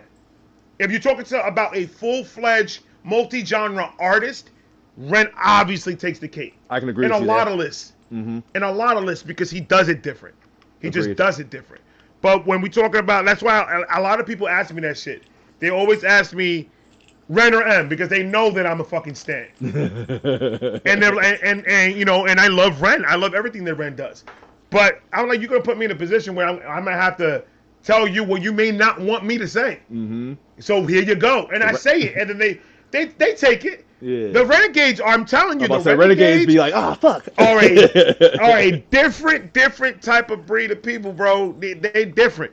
They're like the most positive fan base that I think I've dealt with across the YouTube platform right now. I'm not gonna lie to you, dog. Like, even through my struggles with like my videos, my audio, like everything else, like through my journey of this channel, they've been the most positive, keep me going fan base out there. Like, once again, big shout out to the Renegades, dog. I love the Renegades, dog. You know what I'm saying? I really love it because they really blew the channel. Like Easy Mill, then Ren, and a little bit of M, and then everything else after that. But Renegades helped the channel a lot, man. They're very supportive, very positive. They talk from experience, dog. Like, you can tell the Renegades go through things and they wear it on their sleeves, and I fuck with that. Absolutely. You know what I mean? And that's a good to answer your the one of the questions you had before. Every fan base you'll see a jolt. Yep. Whenever you meet a new fan base, you'll see a jolt, and that's normal. That's always gonna happen when you see that jolt, and it's just about the interaction between you and them. Yep. See, I run it as I'll do as much of this person as much as you guys want me to do. So I am lurking in the comment sections. I am looking at everything to see what is it that you guys really want me to do, and then I adjust. Yep. I look and then I adjust, and I've been doing that for 4 years. And you know what's crazy is that my fault. Go ahead. No, I'm good. I'm done. No, what's crazy about that though is that, like, I feel like comments don't understand that. They can be like, oh, no more of this, no more of that. It's like, nah, like, it's not no more of it. It's like, it's not no more. It's just like, exactly. Like, it's like, it's not that we want to stop doing this person forever. It's just that I need to take a break from this person because there's this fan base that's been waiting for me for months for me to jump on this next person. Yep. So I now need to spend some time with them. And if I have time in between, I could throw one of you guys' requests in there, obviously. But my main focus is going to be this fan base now, because its fan base is going to want their time with their artists on the page, so we can have a little conversation. We can learn how to grow together, learning about this guy. Because most of these dudes that I react to in the beginning, I don't know nothing about them. I'm learning it with them. So I need to spend that time with the fan base so I can learn more about this artist. This is better than Google. That's better than ChatGPT. All I gotta do is react to one artist, and all I gotta do is look at the comment section, and I'll learn everything. I'll learn the whole thing. Everything that I need to know. Yo, what that wow? Come on, bro. What's better than that? Yes, sir. So that's a lot. I get that from the Elvis fan base. I get that from the you be on Elvis on here? You be doing Elvis on this motherfucker? Oh shit! I thought it was strictly rap. You do everything, B. Everything. You mean everything? Like, when I say Elvis, that means everything. Elvis equals everything. Everything. Shit. That's fire, though. That is fire, man. I'm just now getting I got 3,900 reactions, bro. Hey, I'm right behind you at 1,000, bro. I didn't realize I had almost 1,000 videos. I'm like, nigga, like, that's this is fire, crazy. Bro. Yeah, because I'm like, go ahead. My wife told me that shit a couple months ago. She was like, babe, you know that you did about 3,000 reactions? I was like, I did what? That's a lot. And she was like, you did 3,000. And then I looked at it and I was like, holy fuck. And then now I'm at 3,998. Oh, I looked today. I looked today. I was like, damn, he got mad videos. Shit. But that goes to show that you really do fuck with music, though, and you really like music and have a passion for it. Because, like, you come home, you're like, all right, I'm going to throw on some shit. What y'all hit me in my DMs? What y'all hit me in the emails? All right, boom, we going to listen to this. You can see that every single time when you post up on your lives, when you post up reaction, you can tell that, like, you're genuinely here for the music. And I think that's where me and you are very similar and alike. Because, like, I can see similarities in a lot of, you know, reactors and stuff. But I'm like, nah, me and this dude, Ray, we very similar because of just how we approach music as a whole. Like, we're not biased, but we have our takes. You know what I'm saying? We're very objective with our takes. And I think in the reaction or just, you know, the music platform space, when people have these spaces, people lean a lot towards the bias. And it's like, yo, you can still Right. be a fan of both. You know how I explained that? I explained it to like this to my boy the other day. I said there's a lot of reactors out here that are BET, and then there are some reactors that are MTV. There are some reactors that are MTV. Mm-hmm. And then I was like, I put myself on the VH1 category of reactors. Because VH1 has rap, has country, has metal, has rock. It has everything. Okay. BET is strictly hip hop and R&B. Okay. MTV, pop, hip hop, and R&B. Alright. You're not hearing country music on the MTV. You're not listening to any of that stuff on MTV. You're listening to pop, hip hop, rap, R&B, mixture of all that shit. Right. VH1, it's everything. Yeah, they're tapping on shit. everything. Wow. So that's how I want the VH1 of podcast. I like that mindset, bro. Like your business module is fire, dog. Like, and it's very similar to how I'm thinking about shit. That's why I love hearing that, because I'm like, all right, I'm not going in the wrong direction. Because you obviously look at people that are ahead of you, above you, whatever you want to say it, better than you, however you want to say it, and you're like, all right, like, let me see if I'm doing this in the right direction. So seeing you speak that and knowing that your success in this game and what the work that you put in, I'm like, I'm in good hands with what I'm doing. You know what I'm saying? Like, it's all about timing. It's all about the timing at the end of the day. Oh, I see you, and what I love about you is that I see the consistency. Thank you. And I know, and I see that you work a full time and you grinding and you making your money how you making your money. And then to still see you every day putting something up, you're always putting something up. It's always, I see you pop up. So I'm like, the consistency is real, and I love that, because in order to, I was working a full-time job and doing this shit for another full-time shift. Yo, listen, I know what it is to work double, dude. Shit. I know what it is to work a double, bro, and that shit was not easy. I did that shit for 2 years, growing my fucking channel. Right. And then it came to a point where I couldn't do it anymore. It was killing me. It gets overwhelming. I came, yeah, it does. It really fucking does. And when you get older, when you grow bigger in this shit, bro, the requests are going to start coming in more, and then you think you don't have time now. You're not going to have time, bro. You're not going to have time to fucking think, right? Because we have one quality that is great, is the most amazing quality, but it's detrimental. But it's We're giving, but giving. It's bad for us. It's bad for us, Yep. And it's because we want to make sure everybody's happy us. and everybody's satisfied and shit. And everybody's satisfied. Yes, sir. And doing that is what kills us. Yes, sir. The other motherfuckers like, no, I'm just gonna focus on this and that's it. I'm not. Don't tell me nothing about nothing.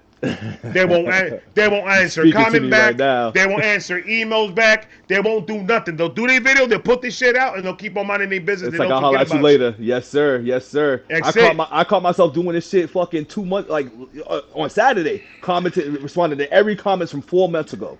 Because I got so overwhelmed that I'm usually always in the comments. Like, even some videos, I'll be like, yeah, I'm in the comments, I'm outside. I had to stop saying that shit because I knew I wasn't. You know what I'm saying? Because it got overwhelming and started compiling. But I finally got to all of those the other day because I'm like, oh, yeah, you got to really, like, set out fucking blocks, certain time windows, all that shit, because you're doing your full time. You're working. You're responding to the comments. You're editing the video. You're creating a thumbnail. Like, you're doing all this stuff while still trying to keep your audience satisfied. And it's like, damn, it's a lot to balance. So hearing what you're saying, I'm like, well, shit, I'm experiencing that now. And I'm like, it's only going to get worse. Not worse, but it's only going to be more as time goes on. So thank you. Thank you for the heads up. Yeah, you know, bro, like we here for this. This is the reason why we're here. We're here because we need to share a game with each other. We need to make we need to make it feel like it's okay to tell another brother that's doing this, another peer of yours, yo, you move in the right direction. Keep it going. There's nothing wrong with telling your peer that shit at all, and we need to do a lot more of that. We need to keep on giving each other that boost. That's why I try, when I'm editing my videos or I'm done recording, the first thing I do is go on YouTube and I go check to see who's live. And if I see any of my peers that are live, I jump on that live. Yo, what's good? I'll talk shit. If I feel like in a roasting thing, I'll roast the shit out of you. And if I don't feel like roasting, if I just want to show love, I'm going to pop in, I'm going to show love.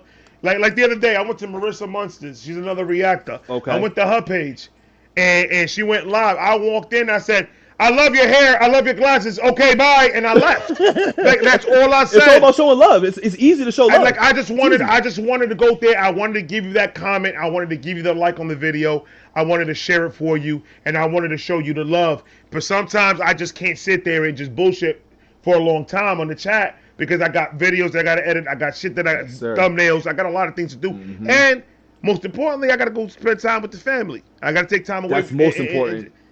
I got to spend time with the fam. So balancing, it's going to be, as you grow, balancing is going to be a little difficult. But if you understand it and you ready for it, you should be fine trying to balance your regular life to this YouTube stuff. But once that balance is there, bro, you gravy. Because it took me 3 years to find the balance. And the only way that happened is me quitting my 9 to 5. See, I'm still balancing the 9 to 5 while I'm doing all that shit. And it's more like I ain't about to quit it because I know the funds ain't adding up for it. But yes, I'm gonna tell you something right now though, because I know you're gonna grow. I know you're gonna get to the point where you're gonna be doing this full time because you got the talent. You got it. You got that persona, on camera persona, and you know how to explain yourself. You know how to talk. You're entertaining. So I know that you're gonna go somewhere with this. But you do have to understand that when you do this full time, you think you have all the time in the world and you don't when you're doing it. Because in your mind, you're like, all right, once my 9 to 5 is gone, oh, look at all the time that I'll have to do videos. Nah, you doing the whole time doing this. Straight Brother, up. you're 24/7. It's 24/7. You have this in your face. Yeah. Because you're answering this, and then somebody's asking you about something that's going to happen next week. So now you got to go get that information because you're trying to be precise, and you don't want these people to wait because the last thing you want is people to cancel on you. So you got to make sure you're precise with it. So you're constantly looking at the phone. When you're talking to your wife, you're looking at the phone. When you're taking a shit, you're looking at the phone. It's a 20 because now then you're like, okay, now I got to go work on the promo for this. So now you're on your phone working on the promo. And then when you're done with the promo, all right, that's done. Take a break. You go right back to it. Fuck, I forgot to do this. Boom, and then... Or somebody just dropped and shit, and you're like, fuck. Like exactly. Or, like, okay, so, for example, I did about 7 reactions, right? One night, I did 7 reactions. I finished about, I don't know, I think it was like 11:30, something like that. It was like 11-ish around there. And I was like, all right, bet. I'm going to go inside. I'm going to relax.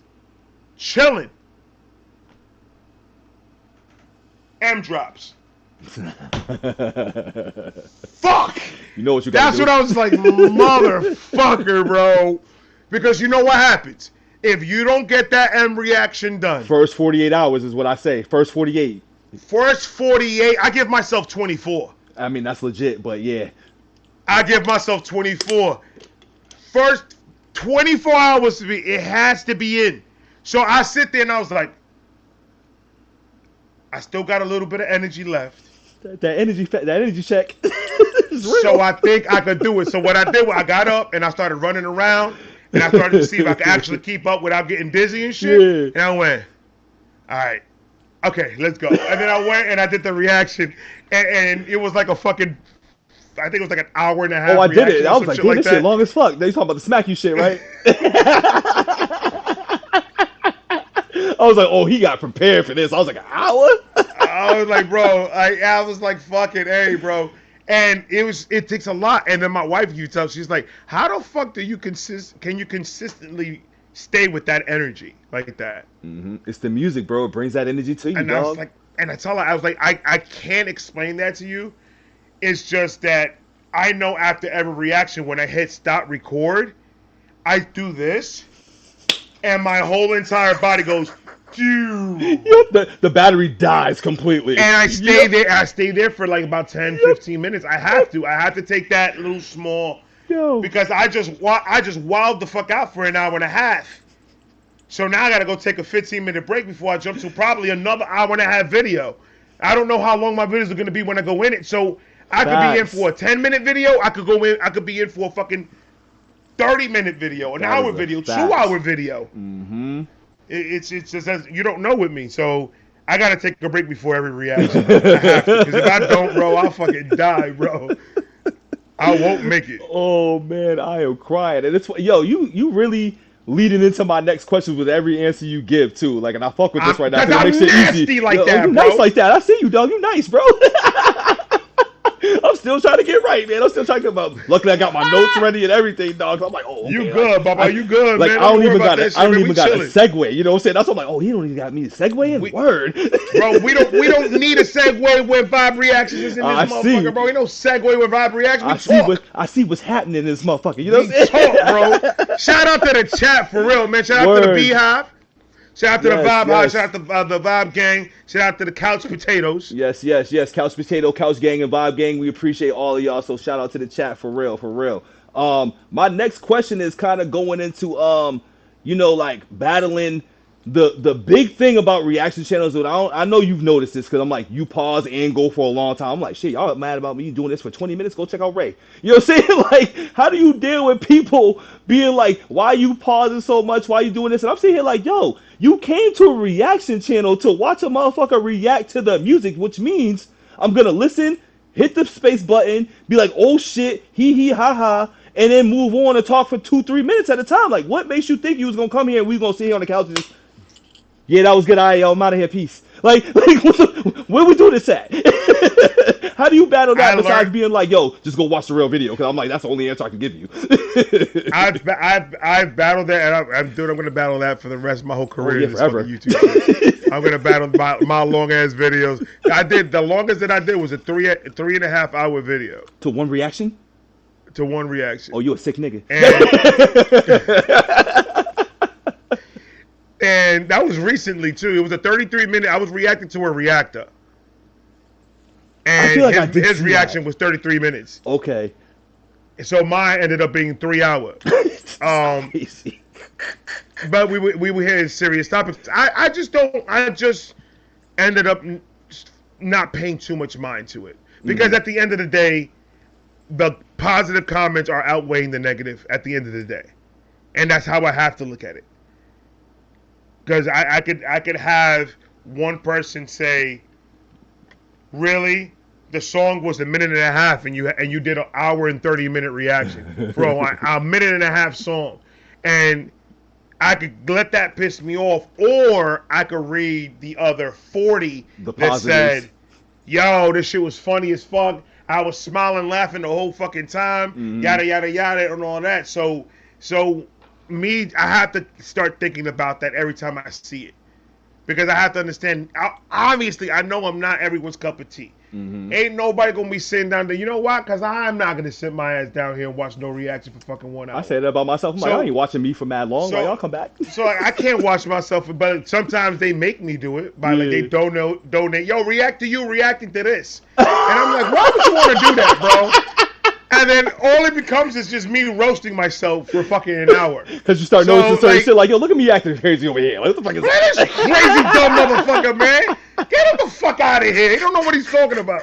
But it's that's the only way that I can. It's just I have to understand that the positive outweighs the negative every time. The more that you focus on just the positive and understand that the hate is never going to come nowhere close to the love, to how much love you're getting. Yeah. Just focus on that alone. It makes it easier seeing those comments saying you're pausing too much and this is ridiculous, yada yada yada. But in the way I see it is, if I'm a rapper and I drop a song, I would want the person that's reviewing my song to absolutely spend an hour and a half talking about it. Yes, sir. Yes, sir. Because you're not just I being an avid absolutely listener. want that. And one thing that I can say, not to toot my own horn, but even if my reactions are 3 hours, there's never going to be dead air. Okay. You're never going to get that from me. So it's not like you're getting 3 hours of shit. You're getting 3 hours of some type of solid entertainment. content. Yes, absolutely. Whether you agree with the shit I say or not, that doesn't count. Do not minimize the time that I spent showing love to another reactor. That's 3 hours I spent watching another man's shit. Don't disrespect that time that I had with him, pretty much. Getting to know his point of views on certain things. I was pretty much bonding with him without him being there. Yep. Getting to know another person. Don't get it twisted, because like we said earlier, I could be that other nigga. Yeah. Without a problem. So let's just keep it like, okay, I get it. Don't watch it. When you go look at the video, look, this is crazy. It's that simple. This is crazy. Bito, I'm telling you, I don't think they saw it. I honestly don't think they saw it, because not them, not the people in the chat. The people in the chat, they know. They not dumb. They know. They got some sense. Look at this. Look how crazy. Look how crazy. You see this video right here? Yep. You see how when I do this? Bring it more to the camera a little bit, Ray. Hold on. Yeah. You see the time? You see the time? Yep. Usually on videos, it tells you the time before you hit the play button. Yes, it does. It gives you all the warnings. It gives you all the Yes, the fuck it does, bro. Can you believe that shit? You know, but not people only don't that, read, dog. not only that, but my whole entire intro is me telling you I react for a long time. That's warning number 2. But somehow, some way, somehow by the graces of the eagles above, they managed to say the same thing. Why is it long? Why? Ask why. It's like you got the warnings. I think you even have a disclaimer, Ray. I think you even have a disclaimer. In the beginning of my video. In the beginning of my video, because I understand it. It's not, I get it. It's not for everyone. Right. I get people don't have time for that. But, man, watch what you're going to watch. If you don't like it, leave. Just leave, dog. Like, I mean, thank you for the comment, but it's like, I appreciate it. If you going to talk this shit and feel that mad about it, obviously you wasn't that mad to still, because once again, when you comment, you're still listening to and watching the video. So thank you. Thank you for the extra 30 seconds. You know what I'm saying? Right. Like, but at the same time, at the end of the day, it's like, I sit here and think, I'm like, bro, it's music we're fighting about. Facts. Oh, yeah, that's why I don't get Like, too deep into that. I'll troll. music. I'll be a troll before I argue with you in the comments. I'll troll you.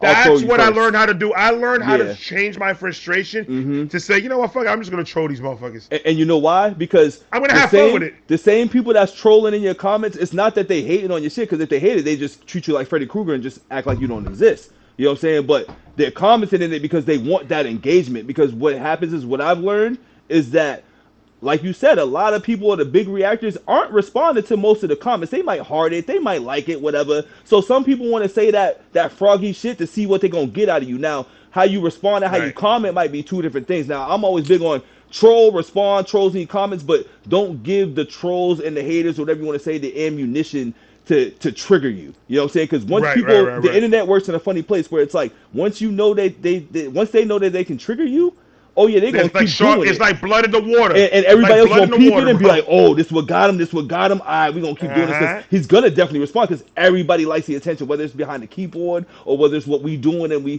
getting the gratification. Everybody likes some form of attention. So for me, I combat the trolling shit with trolls need love too. You know what I'm saying? Trolls need love too, man. I love trolling the trolls. That's one of my favorite things to do. So, it ended up being fun. It ended up. I don't do it a lot. I don't try to do it a lot. Right. I don't really want to spend too much time on that. Never. But if I see a funny comment, like I was like, okay, this one was pretty. He was pretty pissed off in this one. So let me go ahead and let me go troll this motherfucker real quick. I might address it in a video or whatever. It's real quick and brief, but he never spend too much time. Never. Nah, I'll post them in my community board. There you go, brother. There you go. You wanted to shine, you got your shine, brother. It's on you. This and is it's always going to be something that I'm going to shut you up. Because they come out with irrelevant shit. Like, bro, I don't know how is it that I make these videos long, bro. I just start fucking talking. Like, you in the vibe, dog. That's what it is. I see it every time. You get right into it, bro.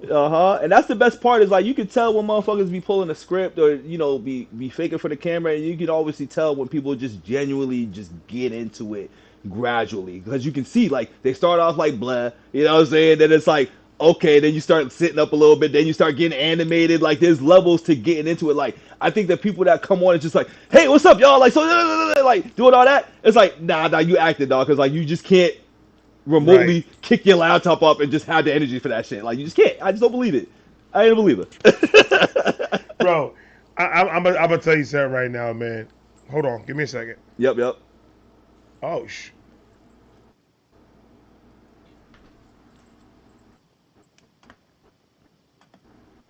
oh, I'm bugging. I thought that shit was. I have my I have my vision board over here, and this shit is moving, and I'm just like, yo, what the fuck is moving in the background? Like, I thought some nigga was about to come out. I thought somebody came into the studio. I was about to come up. Hey, Listen, that looked like something crazy that was about scared to the happen. I was like, shit I'm just out gonna of me, wait. bro. I I'm ain't just gonna lie gonna to you. wait. Bro, I ain't gonna lie to you. All right, so I got my vision board. I just put it up here, and it's a construction, big ass huge construction board, and it's the AC's hitting it, so it's waving. And I thought it was somebody that was just in the corner Just trying to fucking get with down. you. Like, bro, don't. I'm ready for it, bro. Oh shit. Shout out to Carly. Shout out to Ashley. Shout out to Jorge. Shout out to Bad Wolf. Or bees in the chat. Bees in the chat. Word. Shout out Carly on this side. Jorge, Ashley, my man Ballin, Bryce Allen. Shout out everybody in the chat, man. We just vibing over here, man. It's the uncle's reactions today, dog. It's the uncle chat. I love that. I love the uncle's reaction. It's crazy. I love that shit. Let me ask you a question too, man, about some more rap shit, man. I don't know how Yeah, much time yeah. you got left, but I got a few more things to ask and stuff like that. So I don't want to hold up forever and everything, but I got a few more things. I'm So here as long. I'm here as long as you want me to be here, oh, brother. we might have a Snickers then, and we might be here a while, dog, because I be going. But Well, back to not too long, brother. yeah, 'Cause I right, gotta eat right, too. yeah, yeah, yeah. But Oh, trust me, I gotta eat too. I'm like, I got my little sub chilling in the corner right now, so we got a couple of hours left in there. You got a couple. oh, you got a sub. You Yeah, got I a got me. Yeah, sub. listen, that chicken parm go a long way, my brother. Chicken parm go a long way. Oof. From where? From where? Subways? Nah, eat fresh my ass. Nah, fucking. Where you get your this subs this from? spot called Midas, man. It's like this little Italian spot that opened up in Boston. I don't know if they around New York and everything like, or See, not even sorry, see, Florida, is that but is that a franchise or is that like it's definitely a franchise. Definitely a franchise. okay, Yeah, yeah, okay, yeah. I just don't okay? know how they expanded. I thought it was a self owned because I love the self owned joints. Oh, don't sleep on the The hole in the self owned walls. joints, like yo, those Yeah, motherfuckers. don't Like sleep on those. there's a pizza spot over here that it's Tony something. It's over here right where I live at. Okay. And when I tell you, brother, it's called Brothers Pizza. Man, there's like a corporate Brothers Pizza, but this is like a self-owned Brothers Pizza. Mm. And boy, when I tell you they wings and they subs, the pizza in there, the wings and the subs, bro, is the best in I've ever tasted. I will tell And you, I'm from New York. I'm about to say anything named with Tony's in it, it's gonna be fire, dog. Oh Anything my with the name god, Tony bro. in it, and they selling subs and pizza is gonna be fire. 9 times out of 10. Oh my god. I love me a good I love me a good chicken parm, bro. Chicken I parm is the way love to me a good go. chicken parm. Sub, pasta dish, it don't matter. It does not matter. Not everybody knows how to do it right though. No, because that seasoning got to be just right. It's all about the sauce. It's all about the Yep. sauce, and the chicken cutlet matters too. You can't give me that fugazi ass chicken shit either. You got to give me a real chicken. Don't give me breast. don't give me that frozen bag shit. Like I don't want that frozen bag shit. Nah, dog. I need Like that. hell no. I need that official fillet. Facts. I want that. I want you to put your whole entire heart and soul into cutting that bitch. I need you to put your Because- ancestors' fucking seasoning into that shit. Everything. See, I'm not really a big like corporate restaurant goer. I don't really like going to like big franchises. So like a and shit like that. Maggiano's and all that shit like that. Yeah. Okay. I like to go to somewhere that is self-owned, preferably that really are people that are working to try to build some shit. Because they're the ones that are gonna cook the fucking best. Because they're taking a chance. Opening up a restaurant is not easy. Oh, it's and risky 9 business. times out of 10, they don't make it. Mm-hmm. 9 times out of 10, they don't make it. So for you to even take the chance for that, I gotta show love and I gotta show respect for it. And then on top of that, if you're banking on your food being that good, I gotta taste it because chances are it is good. You're not gonna go and open up a restaurant when you can't cook. So chances are, motherfuckers that own their own private shit, chances are their food is delicious. They getting busy. It's elite. So I will always go to that first. So if me and my wife, for example, are in another county or another state, and we want to go out to eat, we like to look for the local joints, the places that I will never go to in Florida because it's not out here. Right. I want to go to that one spot that you guys go to out there in Boston. For example, if I go to Boston, I want you to take me to that one spot. Oh, I gotta bring you in the hood. You can't go. Gotta bring you in the hood. I got my Yankee fitted. You gotta bring you in the hood, dog. I'm prepared. Don't even worry about that shit. That's that Spanish shit. You Spanish, huh? You always carry the blade. You always stay with the blade. I'm Afro Dominican. Okay. Hey, listen. I love all. Black and brown relations always stay together. But that's another thing. That's another thing that I'll be getting shit off of, because people like, you can't. They try to take the N-word pass for me. What? And I'm like, what? And they're like, you're Hispanic. You're not black. And I'm like, that's one of those what? I get it, but I'm like, nah, I'm not trying to hear that shit. I'm just not trying to hear that. Like we've been in the same neighborhoods for years. Fuck that. Like what do you, like, that's one thing. And I was like, but that goes again with people that don't have the knowledge. I'm like, do you know the Dominicans are like 70% black? Bro, like they share the island with like Haitians and shit, dog. Like, what are we talking about, dog? I was like, do you like they don't get it? Like, I'm not the original skin color for a Dominican. Right. The original skin color for Dominican is a white dude. It's a Spaniard with very European cross and shit. It's the cross things, you know what I'm saying? Yeah. You know, history and facts.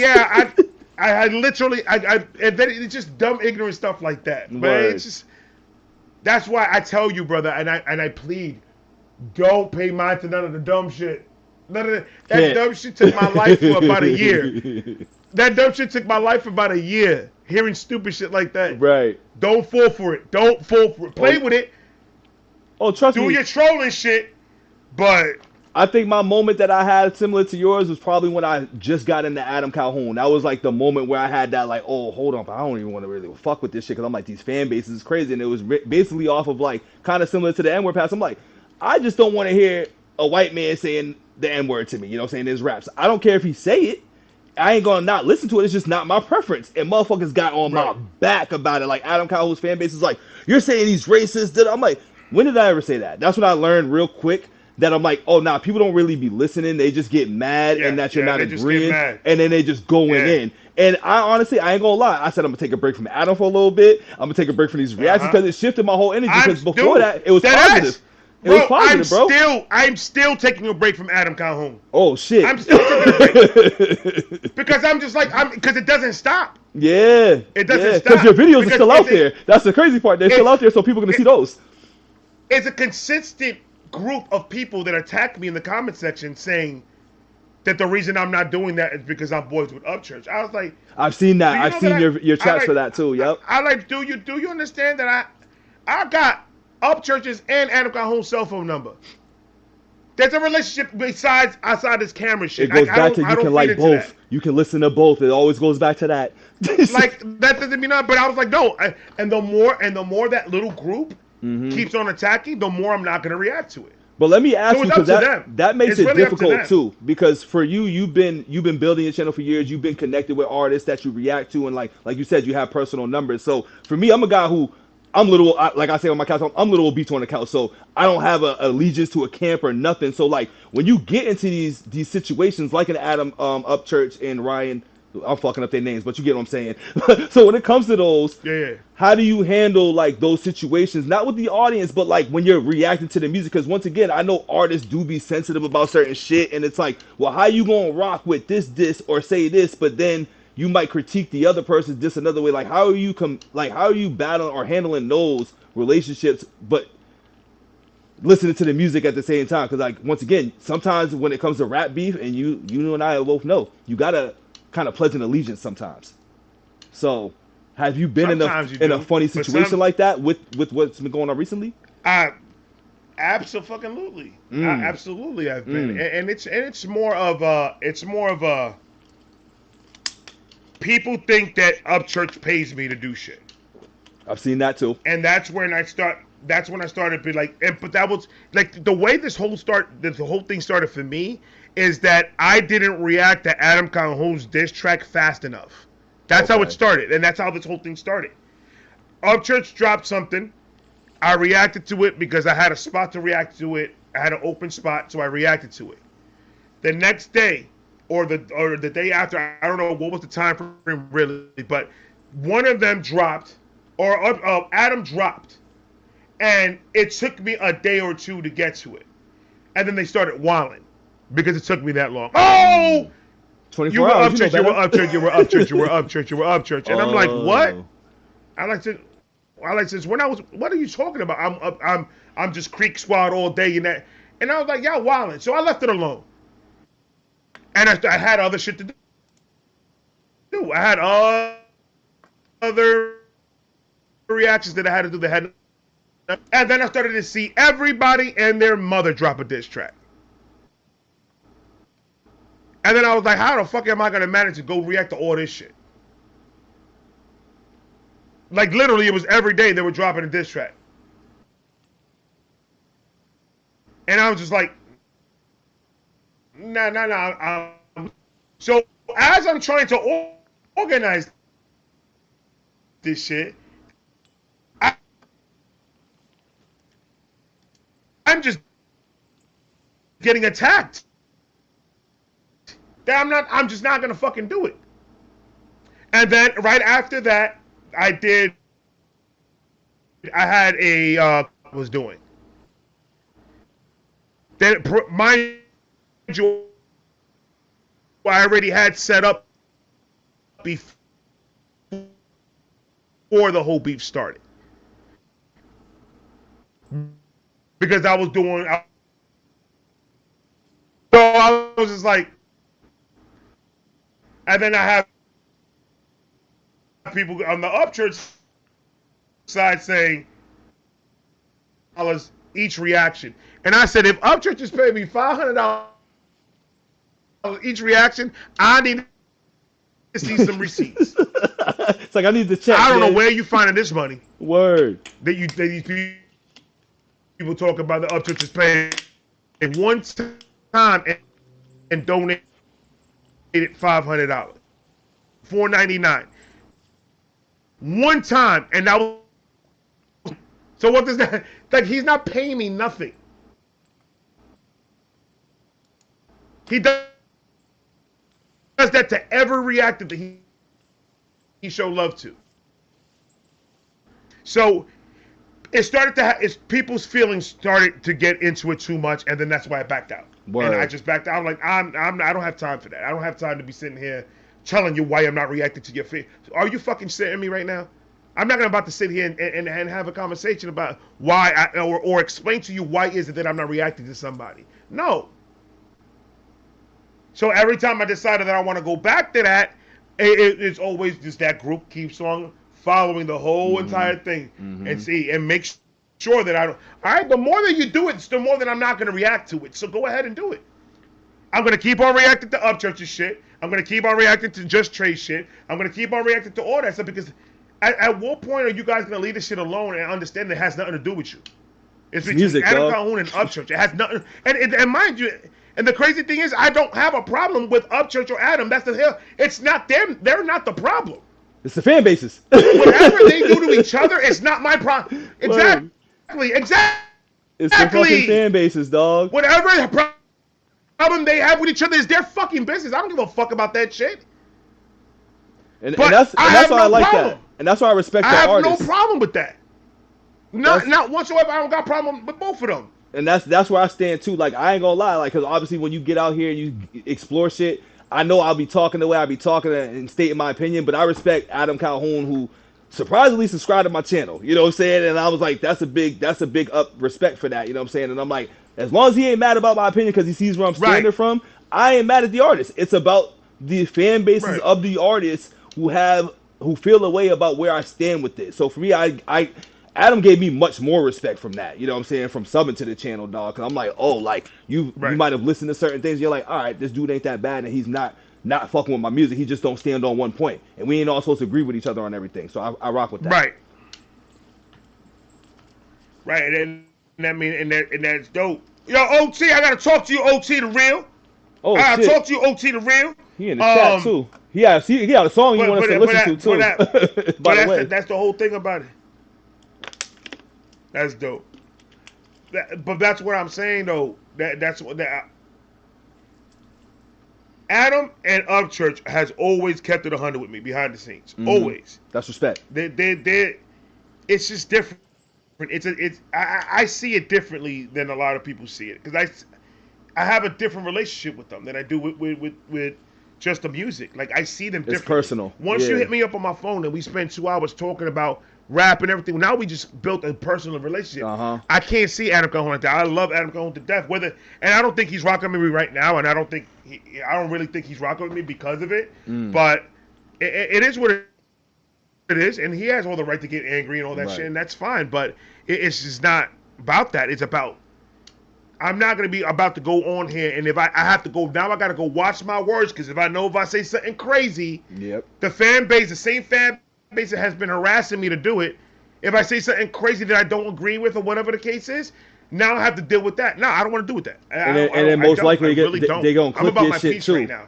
I don't want to spend the rest of my life with that. Right, and they most likely gonna clip whatever you saying and send it back. And that's why I asked you that question about the allegiance because you have these personal and that's the problem, bro. And that's the problem. I say a lot of shit. I see. You know what I mean? But I say a lot of crazy shit. You know what I mean? It's about the music at the end. It's not like you like, yo, fuck this dude because of what he said in the music. But once again, artists may feel a way about it because at the end of the day, sometimes people want you to choose a side. You know what I'm saying? That's the crazy part about it. The artists, they might not say it or tell you. And I don't have to. Exactly. You don't have to, but the artists expect you to. The fan bases expect you to. And it's always a funny fucking gray area with that shit, especially when it comes to people like us that love rap beef and love rap battles. You gotta pick a side sometimes, especially if you are personal with them. Like for me right now, I'm just a consumer. I ain't got no allegiance to no camp.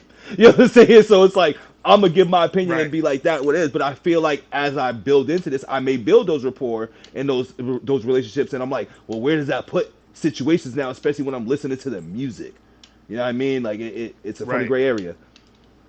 And that's why a lot of people, because I mentioned the same thing. A lot of people is like, oh, but you say that, but you were rocking because my issue was there was too many people coming at Upchurch at the same fucking time. Like it was a whole bunch of different type of people coming at Upchurch. So I was just like, bro, that's crazy to me on a diss. And then I said that, and then people were like, oh, but it's okay when they do it to Joey Badass, and everybody from the West Coast start coming at. And I was like, yeah, but they all kept it rap.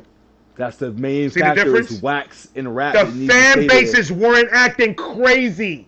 No. But the main point is the fan bases weren't acting crazy. Not at all. They were because they kept it rap. They kept it just rap. They were not trying to be personal with it. They were not doing nothing crazy with it. They were keeping it on wax and they were rapping. That's a difference. And they weren't talking about the extra we were battling each other. But the debating that I was having with the whole Joey Badass and Rayvon and Daylight and all of them, the debate I was having with people is like, I could fight with you, but it's all in fun. No one's really getting upset about it. Right. Because we all understand it's rap. Once you start making a fucking telenovela and you want to go and start getting fucking actors and you want to start, making parts and making a whole show about this thing, then now it's not rap anymore. Now it's WWE SmackDown. Right. And now we're playing games around here because now it's going crazy. Like they've been beefing for 3 years, my nigga. I think they already rapped. They got it out of their way. I think we should let it go. I think we good. Move on. Make but music. Both sides keep on. Yeah. But that's the problem. Both guys keep on. Like I just finished Upchurch's album review on the Creeker 3. He must have said something on that, huh? And these guys, they got a whole, huh? He must have said something on that, huh? Well, all I said on that one was, out of all the Creekers, because my favorite one is Creeker, the first Creeker album that he did. That's my favorite one. I said out of that, I give this one that I just finished doing the review on an 8.5. It's not better than the first one that he dropped because it sounded, but I gave him more points because he gave me a raw feeling, like something more of a band coming out and they're just raw with it. It just the recording sounded raw. And I like that sound. So that's why I gave it an 8.5. But I was not going to give it a 10 because I don't think it's his best album. Right. Niggas started wilding, hitting me up on messaging, talking about I don't know rap and I don't know what rap got to do with Upchurch doing a fucking metal album. You gotta love these you don't know something comments, man. You gotta love those. So these were not even comments, bro. These are DMs. Oh shit, that's even wilder too. I got one of those throughout this tenure, but like that's crazy. People really be passionate about their guys, emails. Bro. People be passionate about their artists. Passion. Man. You would think they're jointed at the hip. The way these guys defend these dudes, man. I'm just like, you know he doesn't know you, right? You know he don't pay your bills, right? Like you defending these people are defending people like they're neighbors, like they're boys. Mm-hmm. And I'm like, bro, I understand defending your artists. That's one thing. Right. That's cool. I defend all the artists that I love. I will defend them to the end of my days. But there's a point where people cross. All the time. There's a point where people cross, and that point where people cross is going to my personal DMs and hitting me up about it. That's crazy to me. I had somebody tweet me and like listen to a video, leave YouTube, go to Twitter, and tweet something that I said in the video and like get mad at me about it. I was like, wow, you took that much time out of your day to come over here. Like you could have just commented in the video, but like you went out of your way to do this. So I'm like, oh yeah, people out of your way. I was like, oh, that people means are really sick. This is how I played it out in my mind. This is how I played it out in my mind. That nigga went like this. He saw my video and he went, So hell nah. And then started going to his Instagram, and that he did not just say that, and went through probably 300 Ray vibes that is in that bitch, and then, I think that's him. Hit that, open up Messenger, write a whole book telling me how much I don't know nothing about music, and how I should stop doing reactions. There was one guy that told me that I needed to go like and jump off the roof or some shit like that. Wow. And I was like, whoa. It's like, that's extreme, and I'm just looking at these comments and oh bro, I get so many threats. It's not even funny. I ain't there yet, so I'm glad. But I'm like, I probably laugh at that shit. That's crazy. God. Not a lot. I don't really like talk about it because I don't really want to put too much focus. Too much light to that, bro. Right. It's people think it's just because of what they're saying in the comments. No, it goes deeper than just what they say in the comment section. Is the reason why I always talk about it. It's scary, bro. Yeah. Oh, I've seen that. You have motherfuckers hitting you on the DM and hitting you on email and finding you, threatening you, searching for you, dog. Yeah. Like what? I ain't gonna lie. And I was about to go. And all I tell them is, if you find my home, you're not allowed. And the minute you cross that line, Florida has a stand your ground. Stand your ground. Pew, pew, pew, pew, pew, pew. That's all we gotta say. We can play that game all you want. I'm not a thug in the street. I'm not gonna be talking that thug shit. I'm not a thug in the street. But don't pull up to my crib. Yeah, don't pull up to my crib. That thug gonna come out real quick. See, I'm a little different because I experienced something like that where I got to the point where I'm like, I'm not even gonna go to this Harry Mack concert because I had a little Harry Mack thing going on, and they were saying certain shit, and I'm like, oh, you sound like you too close to here, and I'm like, what are the off chances that I go to this shit? And I was like, you know, I don't think a lot of people know me, and I'm like, I ain't really just on the internet. Like, you come run up on me, I don't know. You know what I'm saying? It's one of those, like, I don't know how it's gonna go because I'm not an internet guy. Like, I do this shit because I like the music, but like the same way people do the keyboard warrior shit, I'm like, nah, I'm real life, so don't do that. You know what I'm saying? So that's why I'm like, motherfuckers out there, I want to go to that. Motherfuckers out there absolutely get out of line a little bit. Yeah, I'm like, don't see me in real life, dog. Chill.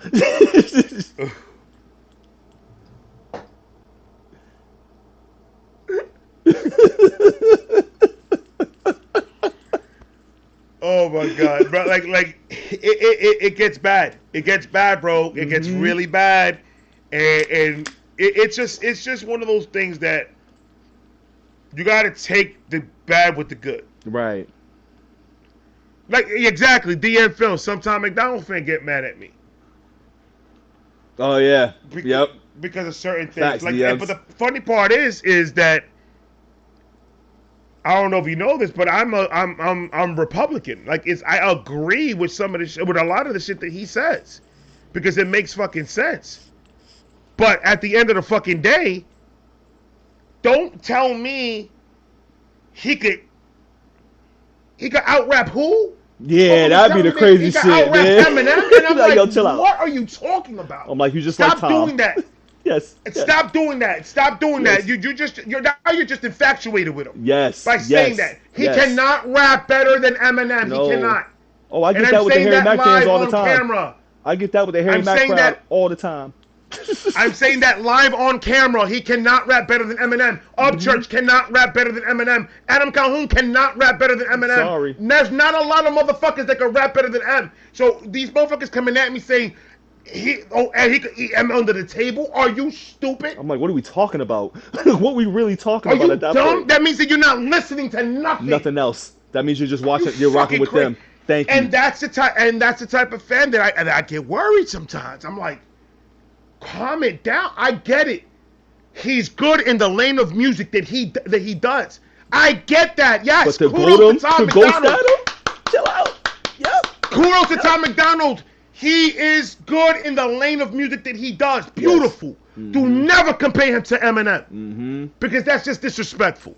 I mean, I feel that way about a lot of artists when people be trying to just like discredit the artists that have paved the way. Most of those artists that they're raving about, those are their favorite rappers. So I'd be like, nah, you can't be out here talking like that. It's like, I get it, but I'm like, I always ask the fans this too. I'd be like, what else do you listen to?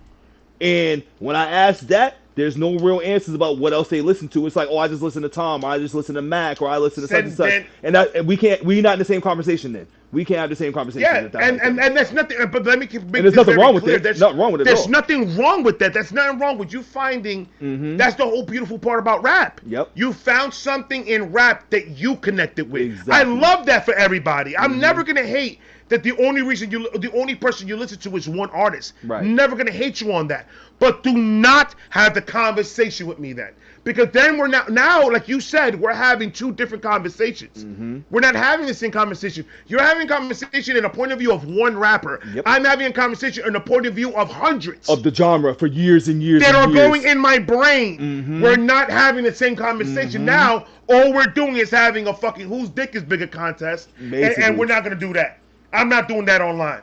But for people to come at me and tell me that this man that created lanes for a lot of the motherfuckers that are rapping right now, you're trying to tell me that motherfucker, there's a lot of these bitches, these motherfuckers that could out-rap him? No. Get out of here with that. No matter what version Even in the you're last talking about. album that he dropped, he showed you that it doesn't matter how old he is, he can still out-rap everybody. And he gets the younger artists and younger generation on there, still bust ass. And still bust ass with the flows, Look at Kai with the Cenat. cadences, Look at Kai everything. Cenat. You saw what Kai Cenat did? I did not see that. Eminem won 2 awards in the AVAs or AMAs. I did see him win that. I did see him win those. Yeah. He won 2. People and when they announced Kendrick. M, he got mad because, and I was like, brother, the GNX album was fire. It wasn't on the level of Death of Slim Shady, dog. It wasn't. No, it wasn't at all. Because the Death of Slim Shady, you know what Death of Slim Shady came with? The Death of Slim Shady came with the Martian Madness LP all the way through the Death of Slim Shady. And so the Slim that's Shady why that LP, has all nothing to that. do It with was nothing. the battle. It was the concept. It's a conceptual package album that was way It different. was a whole concept album. Yeah. So that's why it won best. But that shows motherfuckers listen to people like Kai Cenat. Eminem is trash. Those be the voices, dog. The M slander and hip hop. But is those crazy. are the ones pushing the dumbass voice. Yeah. Eminem deserved to win every fucking award in that shit this year. But you know what's crazy? It's not even just the Kais. Like, you got to think bigger. Like, you got to think even like the Roys and Malls. Like, remember when the album dropped, the slander that M was getting. I don't want to talk about these niggas at all. Entire. They are the most, like, I won't say they. I go Maul more than Roy. Roy plays devil advocate. Maul. But Maul is a sick nigga. Maul showed me, and I rocked with Maul up until OVO Maul started to become a thing. I was like, this nigga here really is getting these OVO checks. Like, this nigga, look at this nigga here. You know what I'm saying? Like, that's where I started the whole, like, I don't know if you see, like, when I react to them, when I started watching them, I'm like, man, I'm about to just Terry Crews and shit and Friday After Next this shit, dog. Because I'm like, Roy and Maul, just the niggas I want to see. Like, that's just really what it is. Right, dog. Like, no, they wild. That's something that DM Film said. He said Eminem has more fans that voted for him. No, I'm not saying Eminem won the award. I feel like he deserved to win the awards because I thought that the Martian Madness, the Death of Slim Shady was fucking fire. That I believe that. My problem is the way they up close showed, like, you did that on purpose. You knew M's name. You knew that you put in a face acting like it's crazy that he won that. Like there was no way in the world that he could have won that. It's gonna get the streams and the clicks. Or to get the streams, or to get the likes, or to get the views. That's my problem. Yeah. That's my problem. And not that he didn't agree with it. You cannot agree with it. That's fine. You did it for a purpose. But to no one knew what it would do. purposely show it on camera. Yeah. Fuck out of here, bro. But remember, Ray, fuck out of here. He did the same shit. And put it on a battle right now. Put it on a battle right now. Go ahead and tell Kendrick to come at Eminem to see who the fuck wins that. Because if you tell me that Kendrick's gonna win on Eminem, you're crazy. Let me tell Kendrick you too, though. Kendrick ain't beating Eminem in no fucking rap battle. This is the same dude, Ray, that when Kendrick performed at the Super Bowl, he tried to downplay the Super Bowl and shit. You know what I'm saying? To downplay GNX and all that. So that's why I think these platforms that have a bigger space, it's no knock. Get it how you live, get your bread. But it's nasty work how, like, they try to be these hip-hop spaces. And they're truly not hip-hop. You know what I'm saying? I don't think they're truly hip-hop like they say that they are. And that's what bothers me about the academics and, like, you know what I'm saying, the Roy and Malls and shit like that. Like, y'all aren't hip-hop. Y'all are just biased. And y'all care about the nasty work and the nasty shit about it because y'all know that. Go ahead. You know why, bro? Because M is not popping with the youth. Yes. They're pushing towards the youth. They're the ones that are the youth is not fucking with M. We're not fucking with M. Right. They're gonna dismantle this man's whole entire discography just for a fan base that doesn't fuck with him. When I knew Instead it was of over, schooling these motherfuckers, hey, this is real rap. You know why? Go to every single thing that you hear. And this is why I knew it was over too. Outlets. They was critiquing the Death of Slim Shady album, and they said they stopped listening to it before it even ended, but called themselves critics. And this is when it opened my eyes and shit. I'm like, even if I don't genuinely feel something, I'm gonna listen to it all the way through so I can understand it. I'm not just gonna shut it off because I'm just not fucking with it. I gotta understand the project first. And for me, I'm like, these are the people that have these spaces that will call themselves critics and everything, but won't finish an album. That's a concept album. I'm like, I can't really rock with that no more. Like and y'all are openly admitting this on camera, but you have such a large platform that people follow this. So now they think that that's the standard, is to listen to something halfway through, not like it, and still give a critique on it. That's not how hip hop music works. But then again, you see all that shit getting exposed, man, throughout, like, you know, basketball even. I'm segueing into another part, but like basketball does the same shit. Like, they don't really watch the games, but they're giving opinions on the game. So it's just similar to that shit. Like, nobody's really putting in the hard work or really the effort into it no more. It's half-ass shit, and I don't really be feeling that. It's crazy. Yeah, it's nuts. It's nasty. It's nuts. That it's just nasty. That's why I just listen to what I like to listen to, bro. And I could give my opinions and stuff. If people want to hear it, they hear it. If they don't want to hear it, it is what it is. But I'm not gonna change it for a certain fan base. It's never gonna change. You know when I'll stop saying Eminem is the best? When he stops being the best. When he stops not doing what he's been doing the last, 25 years. The minute that he stops rapping so well. You know, who was it that said it? Damn, what was his name? He was a rapper. It's gonna come to me later. Chance the Rapper. Chance the Rapper? No, it wasn't Chance. It wasn't Chance the Rapper. It wasn't Chance the Rapper. Fuck, I forgot his name. Anyway, he was getting interviewed, and he said the reason that he does not like Eminem's new stuff is because he said Eminem left. Tyler the Creator. Gotcha. That was. Yeah. He said Eminem had left the normal lyrical sphere, and now he's in a whole nother level. He's in his own world. So it makes it, he's like, so audibly, which made sense. I couldn't hate that excuse. That was not an excuse. That was a fact. And he made a good point by saying it. He said Eminem has gotten so good in rapping that he's bad. And people were just like, what the fuck are you talking about? He's like, he's gotten so technical with it. Yes, I agree. That it's hard for this generation to follow it. Because that's not what rap is today. Because that's not what rap is today. So that's when I was like, oh, when he said that, it started making more sense. I was like, their ears don't work right. Their ears work different than ours, because we already, like me and you and other people our ages that grew up on M, we already heard the growing of M's technique. We've seen the progression. And and we saw the progression And we going seen him up. relearn. You got to remember, he relearned how to rap too. Had and to that's relearn when he it at started Relapse. doing the technical shit. Is when he started relearning the rap. It wasn't he was doing that the whole Right. time. Relapse on is when he started being on. He started doing all that shit. You That's know why I what I tell a lot of people. I tell a lot of people, if you go listen to the Slim Shady LP, Marshall Mathers LP, Eminem show, Encore, and all these albums, Eminem's not doing double and triple entendres. No, Eminem's not doing schemes. It was Eminem's not cadences. doing It was all any about of the cadence that. and flow. Simple. Cadence, flow, face value shit. Yep. Not really face value, but he Hip had hop, a lot of shock value. Yeah. A lot of shock value shit. So that's what made you love M. But then after Relapse, like you said, he had to relearn how to do everything. That's when he OD'd. Yep. So he had to relearn how to rap, memorize shit, everything. The stuff that you wouldn't think. everything. Yeah. So he did it, and that's when he started doing the wordplay. He started doing the doubles and triple and quadruple entendres. He started doing crazy 1 minute schemes. He Of started just rapping doing fast crazy. and flipping. Yeah. So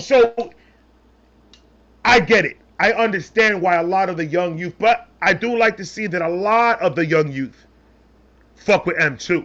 I've seen a lot of good reviews from the younger crowd on the death of Slim Shady, and they fuck with it. Yes, and what's funny is that, and a lot of M fans that are new fuck with Relapse, which as a hardcore M fan, that was not my particular favorite album. Relapse and Revival. No, you didn't like Relapse? Nah, it was the concept for me. Like, I think at that point when I'm like, I don't want to hear this now. I understood the rapping, the theme, because I'm a horror buff and everything.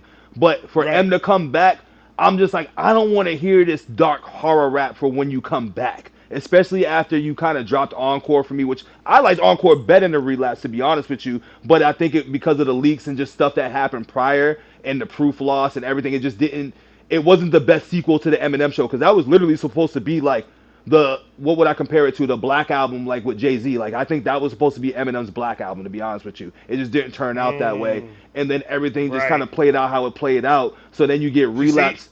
Go ahead.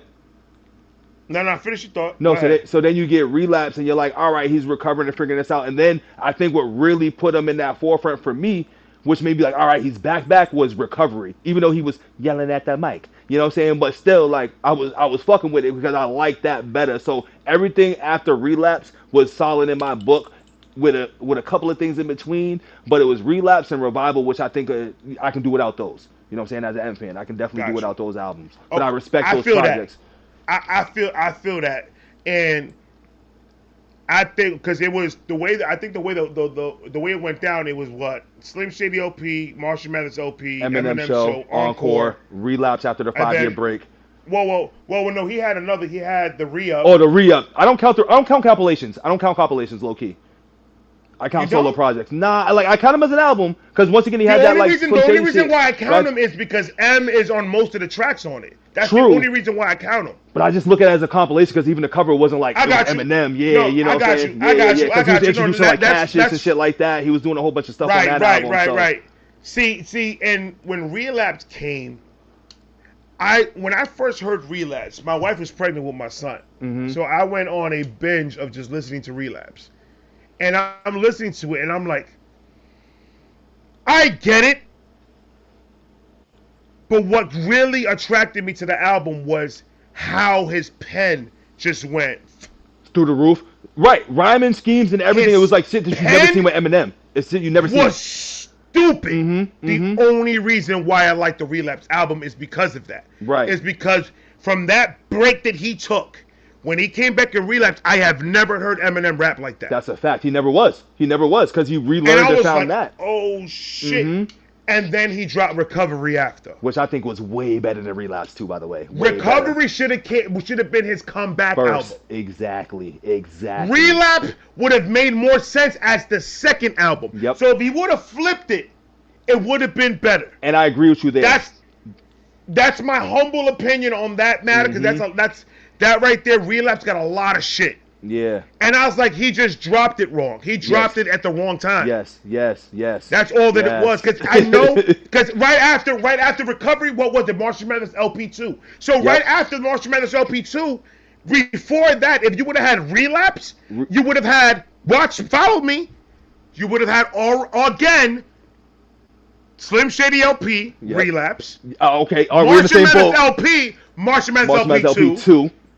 Revival, Eminem Show. Yep. No, Recovery Eminem Show. Recovery Eminem Show. No, but Recovery Eminem Show. Yeah. So he would have followed the same routine that he followed when he first started. If all he had to do was just the rollouts needed to be different. I agree 1,000% with that. 1,000%. It would have hit harder. Fit. I think Relapse would have hit harder if we rolled it out second. And it's funny, and then Recovery first. And it's funny you say that, throwing Marshall Mathers LP2 in there, because that's another one that I wasn't a fan of, because I'm like, oh, he's trying to, because once again, you named out the patterns, but he rolled it out wrong. So I'm like, oh, he's trying to recapture these things at the wrong moment. That's really what it was. It was the wrong moment. That's why he said, I kept on listening to you people saying you guys wanted the old Slim. Yep. So all he was doing was recycling, was appeasing the crowd. What he thought you guys wanted for fucking years. Yes, sir. And then when he gave it to him, nobody liked it. and then Revival came and he said, "Fuck all of you." And honestly, I think that was his worst project, dog. Just because it was like he said "fuck everybody," but I won't even say it was because of the project. I will put this out there and let me see if you notice this. Anything Rick Rubin had his hands on, which was Marshall Mathers LP2, Recovery, and I think that's it. Those were easily his worst projects. Once he got to that Rick Rubin back, I think Rick Rubin was trying to remix. You know why? You right. He was trying to remix Eminem as like a Beastie Boy package as a solo. Berserk was in Berserk, yeah, that's what. You ready with the bag? I was not for any of that, I hate bro. that song. Yo, I hate that song. The Rick Rubin rollout was the worst. Song. It was the worst Eminem moves in his career, dog, because Rick Rubin was too stuck in like 1980s and Def Jam. Can you do me a favor? Go ahead. Can you do me a favor and just re-listen to Revival for me? I will, because a lot of people have been telling me that, and I will tell you this right now. I liked Revival, like certain songs, but let me tell you, there's songs that I like, Castle, Arose, because those are very personal for me. Like, those are very personal songs, so I look at those before things happen to me, and after, and I'm like, I love those songs to death. Right. Whatchamacallit, the not the intro, because I think that was Walk on Water, or Believe. I think I flipped those around, but I hated Walk on Water, but I like Believe. Love Believe. Believe is fire. And the thing is, that's why I think I liked it, and then here's my critique. With Walk on Water, started from the bottom. You know what I'm saying? Yes, he flowed. He flowed. He started doing internal rhyme scheme. Yes. He started going. It was great. It was great. Real deep into But I think there was a lot of mistakes and holes in that album. Like Woke Eminem was not it for that album. Like whatever that song where he was like black boy, not there for that. But did you understand? Did you understand what that song was about? No, 100%, 100%. I just didn't. It just didn't sound. It was cringe. You know what I'm saying? Because it just didn't sound right sonically. You know what I'm saying? Like I got it. Gotcha. I liked it. I was rocking it. But I'm just like, it wasn't the concept. It was audibly how it sounded. How he tried to sell it. How he tried to roll it out. And then Beyonce. Here's my grip on Beyonce shit. Because it could have been a perfect album. But like with Beyonce, I always defended Eminem being like, let Eminem get a shorty that can sing on the hook, and he's gonna that's gonna be the song of the song. And like, we're not talking about country rap Eminem with "Love the Way You Lie" and the shit with Rihanna. We talking about like a Superman or Spend Some Time with Me, shit like that. Like and I'm like, you got Beyonce, who's one of the best R&B vocalists. This will be fire. And then for him to acapella that shit, and then for Beyonce not to be really delivering the way she thought, I was like, this is not the album for me. And I think there was a lot of other things that I think were just not for me. But like you said, I'm gonna go re-listen to that because a lot of the fan base said re-listen to that. I'm not gonna say Revival is my favorite from his catalog. I'm never gonna say that, but I put a Revival above a lot of other albums that he put out. Some people put it top 5. What's your top? Let's do top 5 because M got a whole bunch. He got 14 albums, dog. Yeah, you know. He got 14 albums. So out of 14 albums, what is your top 5 out of the 14 in order? That's funny. I just did this in order too. So I'm gonna go Eminem Show, Marshall Mathers LP 2. I'm gonna go Death of Slim Shady. I really love that album. Slim Shady LP, and then I'm gonna go Recovery, and that's in order. That is in order. That's a good 5. Mine will be Marshall Mathers LP. Mm-hmm. Recovery. Okay. Death of Slim Shady as my number 3. That moved up the ranks to my number 3.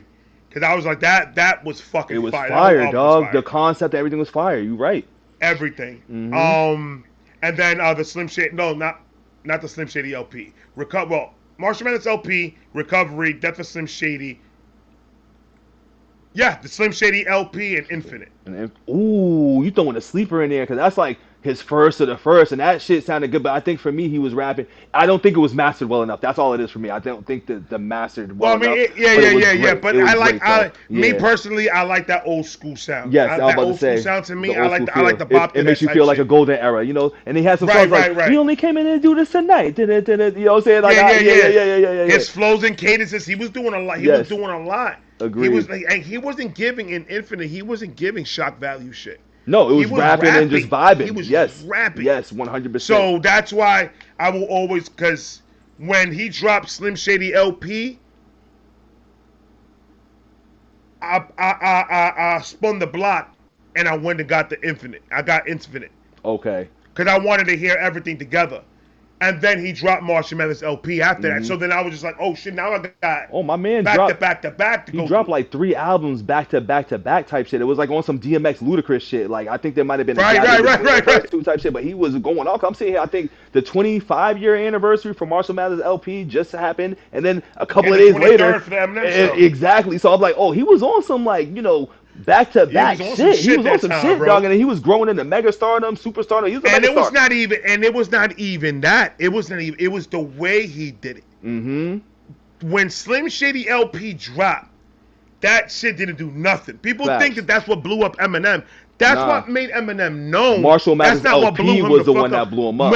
Because that controversial ass album, Everything Kim, the way he was talking about certain LGBTQs and shit like that, the stand, the subject matter. Oh, they was trying to cancel Eminem before we knew what cancel was. You know, the hip hop police was real. The women was stomping the CDs. That's why Eminem on the last album, that's what Eminem said. You think this hasn't happened already? They tried to get rid of me once, they man. Did this. Here. I'm still here, and I did it. And he said a lot worse back then. I remember, bro, MTV with the letter MTV became Eminem TV for a hot minute at a time. People forget about that. People forget about Eminem ran MTV for the longest when Marshall Mathers LP came out. The time that you talk about the Marshall Mathers LP drop, he was consistently on TRL. Yep, TRL, that's what it was. Yep, Total Request Live. Yes, sir.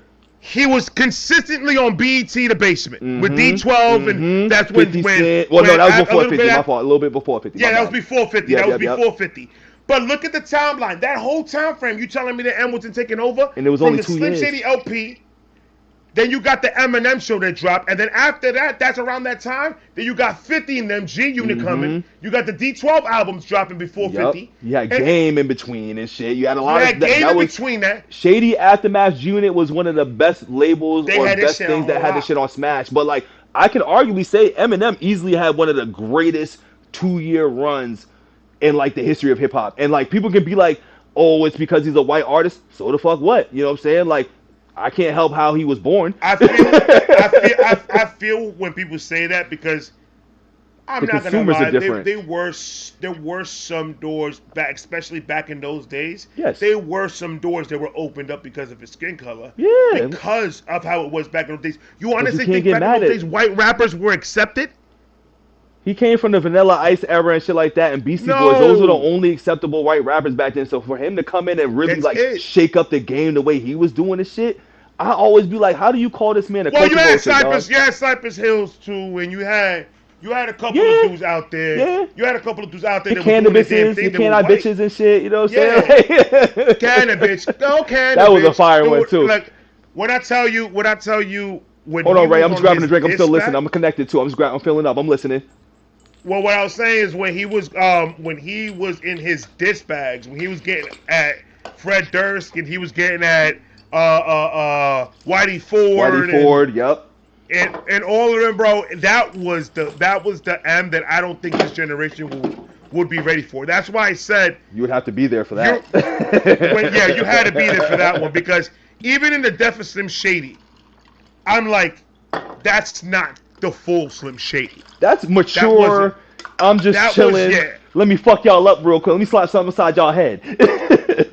Yeah, because I thought I was bamboozled and tricked to think that it was like, oh, Slim Shady is back, and then I started to listen to the Slim Shady LP after that, Oh and yeah, then I nah, was it's nowhere like, close, dog. then I went into a wormhole, and I started listening to all the diss tracks on the radio stations. I started to listen to all that shit, and then I was just like, oh no, this Nowhere close, dog. 2024, these motherfuckers would have lost their mind. You got caught in the moment. You was like, yes, he's back, because like it's one of those like that was great. I ain't gonna lie though, when he dropped Houdini, I was not looking forward to the album because I don't know how you feel about Eminem's mainstream goofy songs, but I've never been a fan. Only Eminem mainstream song I liked, and I was doing my Eminem show like reaction the other day, and I was like, "Without Me" is the only like mainstream song that I actually liked of Eminem's when it came on the radio. But outside of that, I'm a deep cut guy. Like that's what made me fall in love with Eminem. Like Hi, My Name Is the introduction. I hated that, but when I got the CD, Right. I was like, "Yo, this motherfucker is different."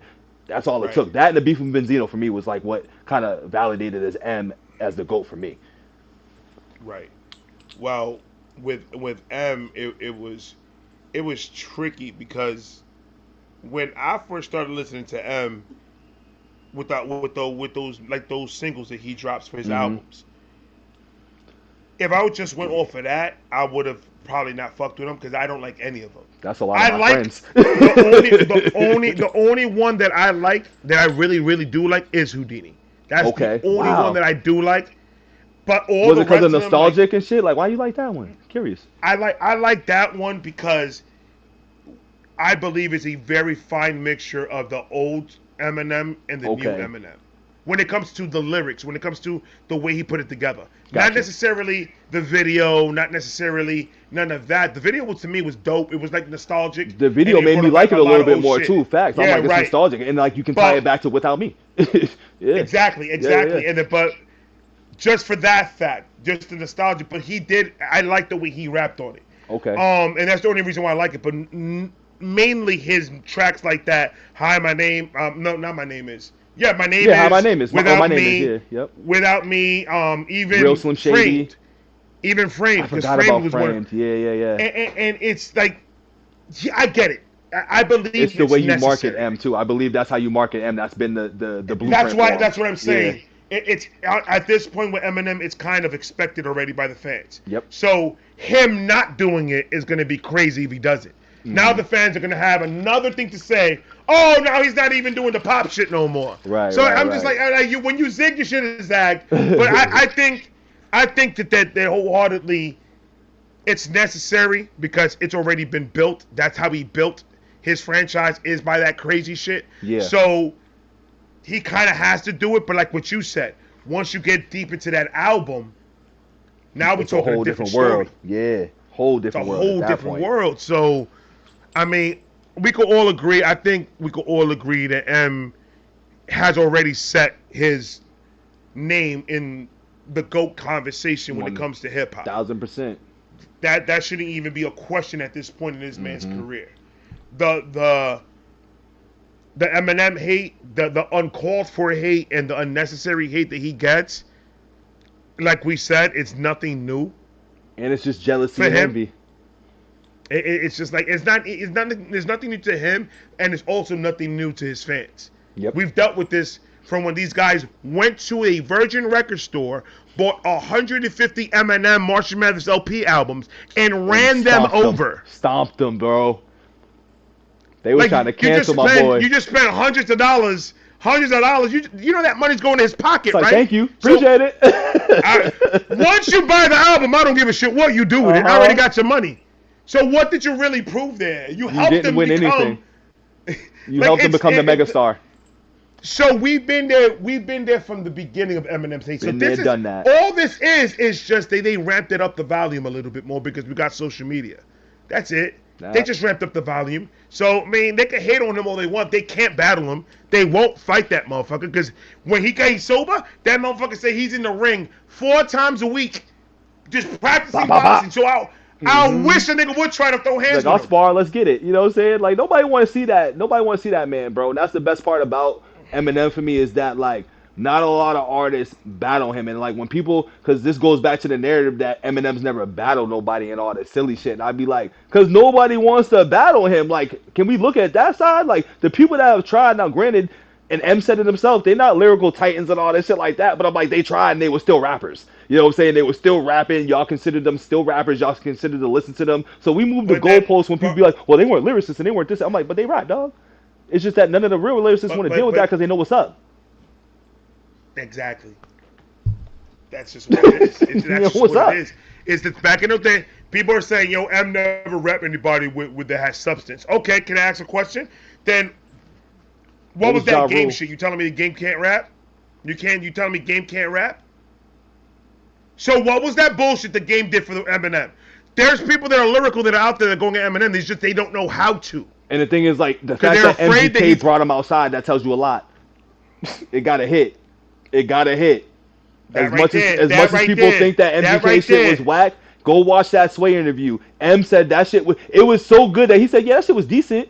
But he's not gonna praise it all the way because he's like, nigga, I gotta diss you. I gotta diss your shit. You know what I'm saying? So I'm not gonna say that shit was dumb. But the fact that I'm doing an interview and I gotta do a whole song about your shit, now you got me. I gotta come outside now. If that shit was whack, like Black Slim Shady or something, he's not responding. Hell no. Hell no. That's why he didn't respond to the Game. Exactly. Game gave him 10 minutes of bullshit. And I was disappointed in that shit. I'm like, nigga, I heard 300 bars, bro. I was like, what the fuck is this? I was like, what is this? Bito, I literally, when I heard the Game dissed Eminem, I went, here we go. Now we're going to see about this lyrical shit. And then I reacted to it, and I said, what the fuck is this? I was so disappointed. But you know what's crazy is that I didn't even take that serious because there's too many clips and too many things that tell me that that Game already knew what was up with M. And then we listen to We Ain't. M just killed me on my own shit. So I don't even want to hear you rapping at Eminem, dog, because you know what time it is. So it's like, nah, bro. Like, it don't count. It don't count, bro. But, I mean, think about it, bro. Even from back in the day, bro. Who was popping when Eminem was outside? Ludacris, Jay-Z, lyrical rappers. Oh, lyrical rappers? Nobody. Nelly. I wouldn't consider Nelly. Nelly wasn't really lyrical to me, though. He was more of a like. Bro, don't do that. Don't do that. I might do it. Don't do that. Nelly is fire, bro. I'm a sucker for combos. Don't do that, bro. Nelly all right. is lyrical. I like Nelly, but I didn't think that man's cadence and shit is crazy, bro. Listen, he can rap, but when you compare lyrical, like, and that's where I think I get a little blocked. I'm like, the way I hear M rap, Jay-Z rap and shit like that, I can't. I'll put Ludacris more lyrical than Nelly. And he was out at that time. I'll put X more lyrical than Nelly. Yeah, you know what I'm saying? Like, there's a lot of dudes that are like, because Nelly was selling, but we can't go and be like, I'm listening to Sweatsuit and he was lyrically slaying shit. I can't say that, honestly. I can be like, this shit was bopping. Yeah, because he was rhyming, he was flowing. A lot of Nelly's songs, besides the shit that you saw on the music videos, a lot of his songs in the albums, he was getting down lyrically in there. He was rapping. He was getting crazy in them. I ain't gonna lie. But like Luda. All right, so let's use. Because I'm comparing to those dudes. That's what I'm saying. I'm comparing to them. Yeah.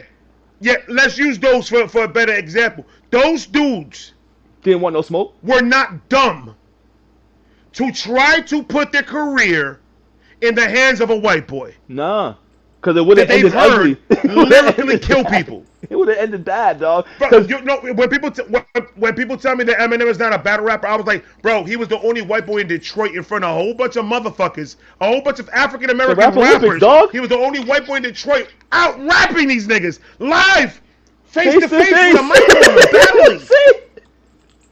Like, what are we talking about? You think you're gonna go take this man on? You're crazy. When Eminem gets on his battle bag, you see on the MGK tip, I think M said, I said what I wanted to say on Not Alike. Recall, kill shot, I'm just going to rebuttal his shit. I think he didn't really, after that, I don't think M took it too serious. I still think he won, but I don't think he put too much into it because MGK, that song was fire, but lyrically it wasn't in the same level as that. Lyrically, it wasn't even close to what M was doing. Hell no. Hold on, Ray. It looked like OT got a song out here, by the way, too. You trying to get a song in later? was a better diss track. Say that one more time. Nah, it looked like OT saying something about a track that he put out there. OT, I'm still waiting for that other dono you say you gonna send me. I ain't got no dono. Oh, that's on you, oh. Drop it. Word. Drop that. Now I got you. Drop it. Let's do it. Absolutely. You know what I'm saying? We'll get a little joint reaction up in Let's this do it. motherfucker. But when we see that, we got you. We got you for sure. I just want to, you know, we got to be out there. Got you, bro. But nah, you not lying about these M facts right now, though, Ray. You not lying about that shit, dog. Like that's OT, all facts. OT, the real is fire, bro. Yo, I fucks with OT, bro. Like I heard OT, when I was fucking with my man. I don't know if you know about Millie's and shit, but OT he, you know, Millie's did a couple of tracks with OT, and I was like, who's this dude? And like, I'm about voices and cadences, so I was like, and he's one of the only dudes. Cause I watched an interview with him like not too long ago. Cause I'm trying to chop it up with OT, but like he's one of the only rappers that talk how he raps. And when I say that, like his rapping voice is his talking voice. You know what I'm saying? Like I realized that like there's only a few rappers that do it. I think X is one of those rappers. You know what I'm saying? And like himself and like one other person. But other than that, like I was like, oh, okay, like OT's one of the realest ones out there with the rapping shit. He do his thing. OT's fire, bro. Word. He's dope. He's dope. And that's what I'm saying. There's so many dope independent rappers out here, bro, that it's a shame that some of these don't get the light that they deserve, man. But it is what it is. We here, and we trying to do our best. Right. Gotta share the music, put it out there. Let me ask you too, since we also talking on this. I mean, we can keep going with the M shit too, but I did have a question about. No, I don't. No. I'm seeing the comments. I don't. Hold on. My bad, bro. My bad. You good. I don't want to. I'm not saying that I want a dono. I'm good. I don't want a dono. I'm not saying that. We just want just the song. Forget about it. We just want the song. That's it. We just want the song. Like we good. Everybody say, yo, Ray wants money for a dono. Like, get the fuck out of here. I said I want the song. I don't care about the dono. Yeah, the bread. I want the bread, Jesus Christ. My man said, hold on, let me defend these comments. Like, don't be putting out there like, oh, I want the money. I ain't doing shit. He's like, nah, we put that out right now. I want the song, my niggas. Yo, fucking dead. It's nuts, bro. Nah, listen, the clarification games be real. Like you like, yo, let me clarify this real quick. I be doing the same shit.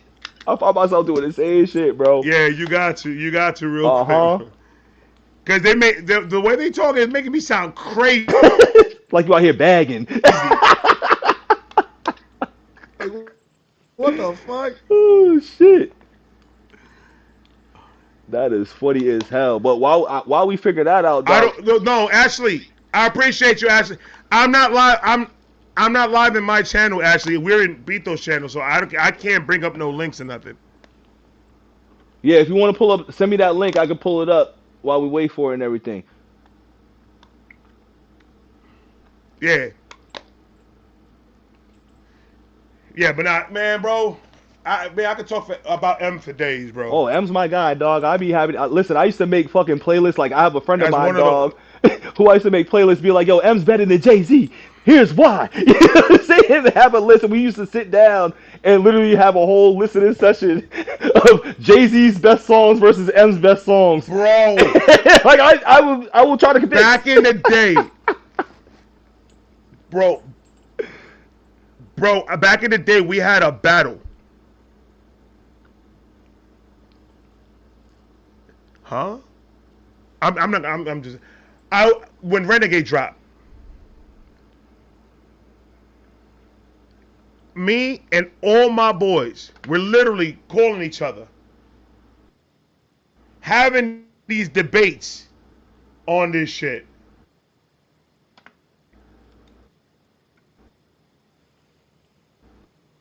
About who was saying Jay-Z took it, and the other half was saying that Eminem took it, and I'm just like,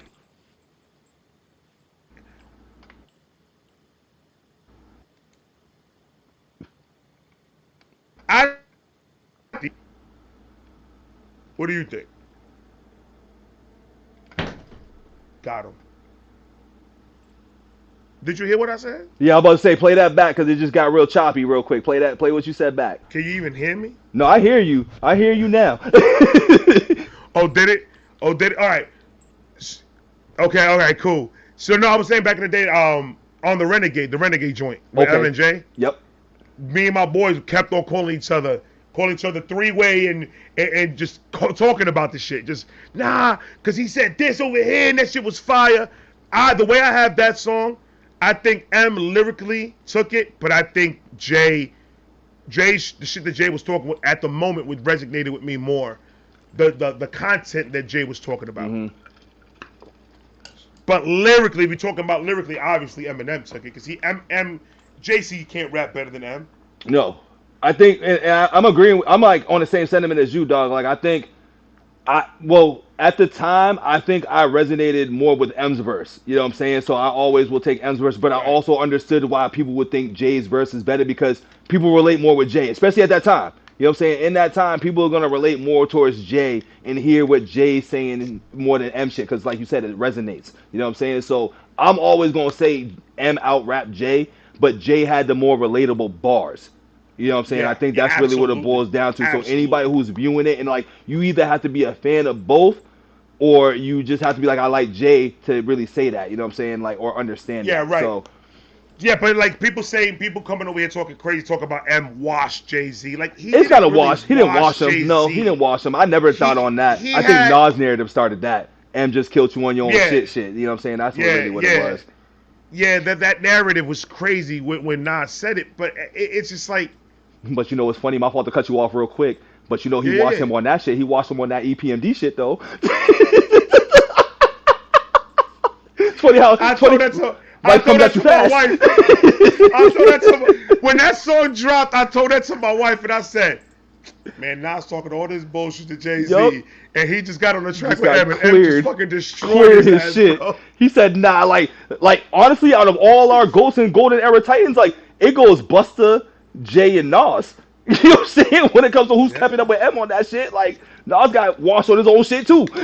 Oh, Wayne, you forgetting Wayne, but So Wayne's here's more. my thing with Wayne though. You know what I'm saying? Wayne was a little different because I think Wayne when he first was there, he was a fan. He was rapping as a fan. He was like, I'm happy that I got a track with M. So I don't really judge Right, that one the same. But then that second right. one, I'm like, I don't like. I think it was the one on his shit on M shit. You know what I'm saying? Like it ain't close. It wasn't close.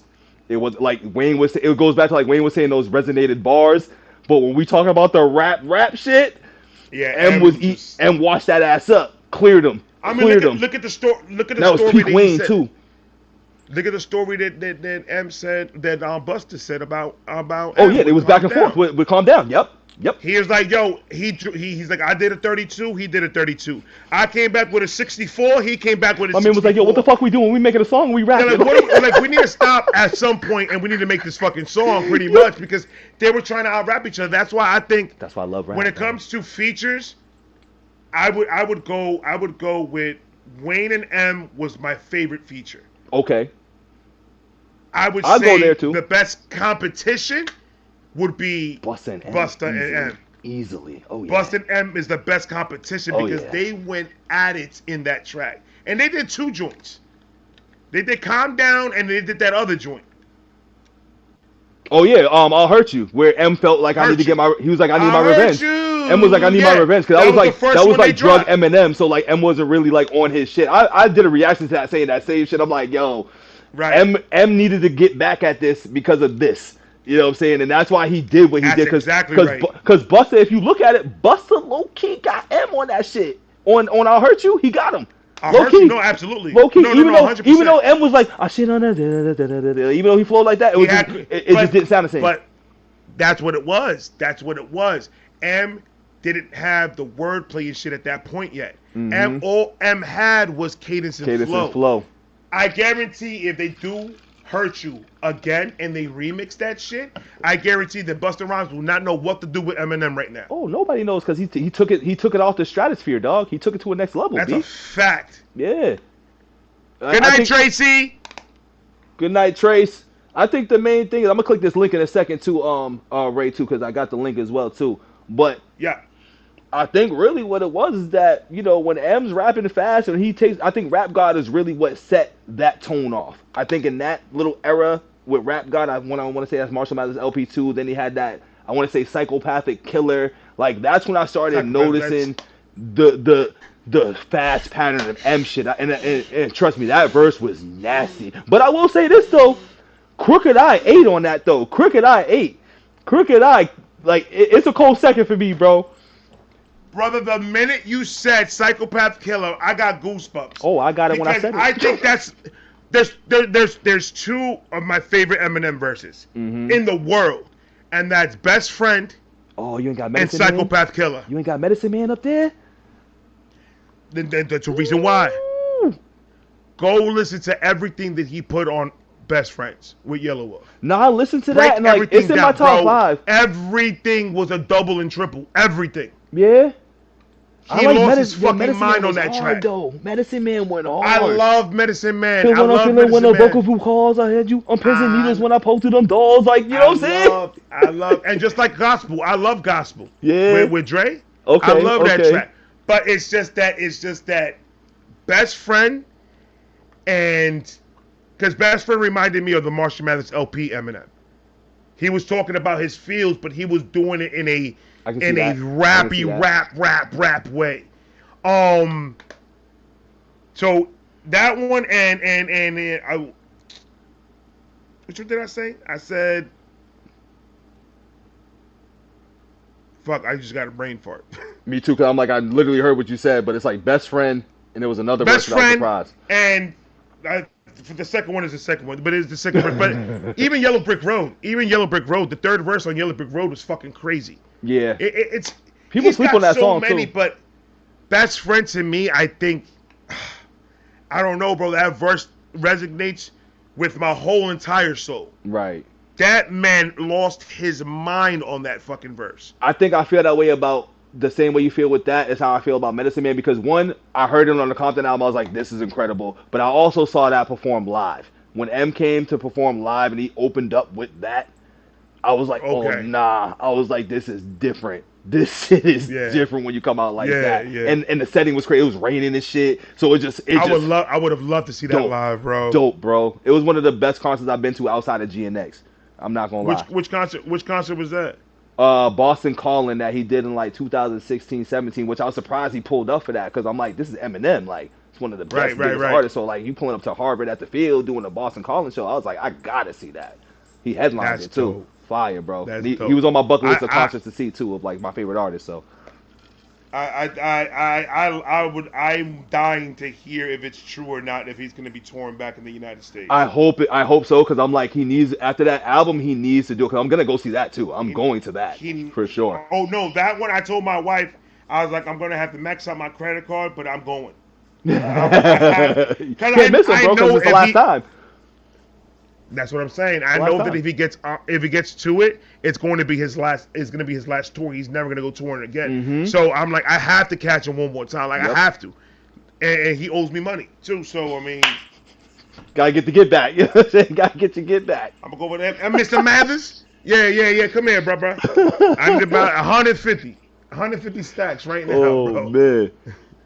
It's like all the time. I put in years to defending you, dog. That's what I'm saying, bro. That's what I'm saying. I'm like, yo, you need to pay your something, brother, because defending you ain't easy. Nah, bro. Listen, man. 20 plus years trying to defend this man. People look at me like I got 7 heads, but I'd be like, yo, M's really the GOAT, dog. I hope y'all know this. I don't talk to my cousin right now because we got into an argument because of the Marshall Mathers LP, actually. Oh wow. And I still haven't talked to that nigga since that shit dropped. That's 23. That's 25 years, guy. Exactly. And let him come out and say something crazy right now. I'll go right back to this. I know exactly how we ended our argument. We ended our argument with me telling him, you know what then? Go listen to your bitch ass fucking rappers that you like, bitch. Don't talk to me about Eminem. When you learn about rap, you talk to me. And then I hung up on him. Oh, shit. And I've never talked to him again. That's funny, man. That is funny. Well, let me ask you, too, since we on that, dog. This is another one of them A&Ws, since we jumping and, plugging and playing. And I don't mind that because I like that. I don't like scripts. I like kind of just finessing the shit and flowing. You know what I'm saying? But with the next question I got for you, since we on Eminem, Slim Shady, and this is the A&W, so answering why. Slim Shady LP or Death of Slim Shady? The birth or the death? Ah!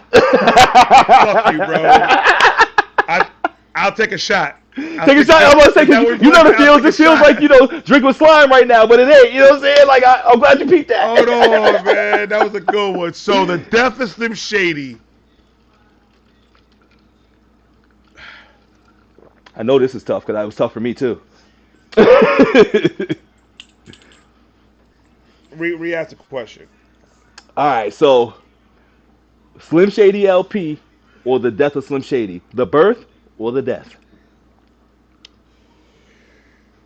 Which one and why? Mm-hmm. I gotta go with the Slim Shady LP. Ooh, okay. I don't, and I know that I have it on as my number. I know the numbers are backwards, but it's a reason why.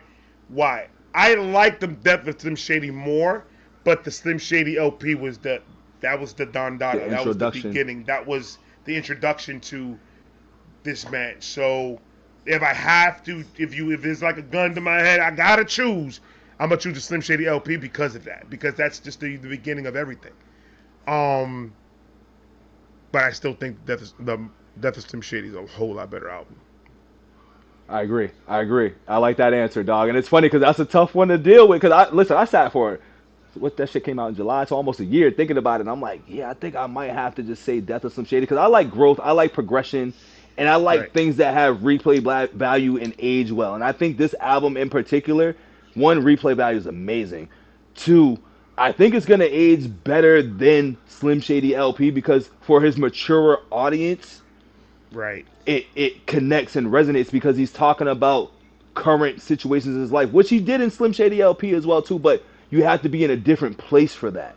Where I think with Right. Death of Slim Shady, like he can hit fatherhood. You know what I'm saying? Like because he's targeted that with like the Haley songs and stuff like that. You know what I'm saying? Like you if you're a fan of his music, you're like, all right, lyrically he's gotten better. Like that's just a whole growth and progression. Then he's hitting songs where you're like, all right, he's on here with Jid, which put me on with Jid. Then he got me with songs with Easy Mill, which put me on the fucking Easy Mill. Then, you know, I think Somebody Saved Me with Jelly Roll and then White Gold. So, like, he did a whole different thing here where he connected with current audience, reconnected with his old fans, and brought it back to the nostalgic feel. So I think that one just always is going to hold a special place for me because, like, I'm like, the way I played that album, the best way I can say that is compared to how I listened to the Eminem show.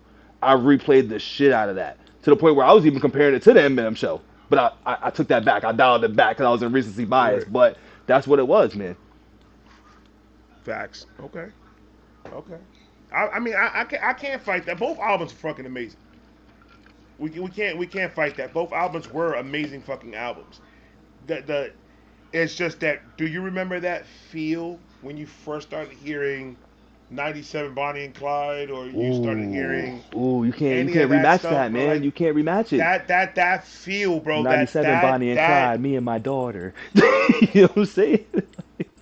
that Slim Shady was a different beast, bro. Yeah. When that song, I Just Don't Give a Fuck. You remember that? How about I Still Don't I Give a still Fuck? I still don't give a Those fuck is the one that sticks with me. From the moment I was born, my mama lost me.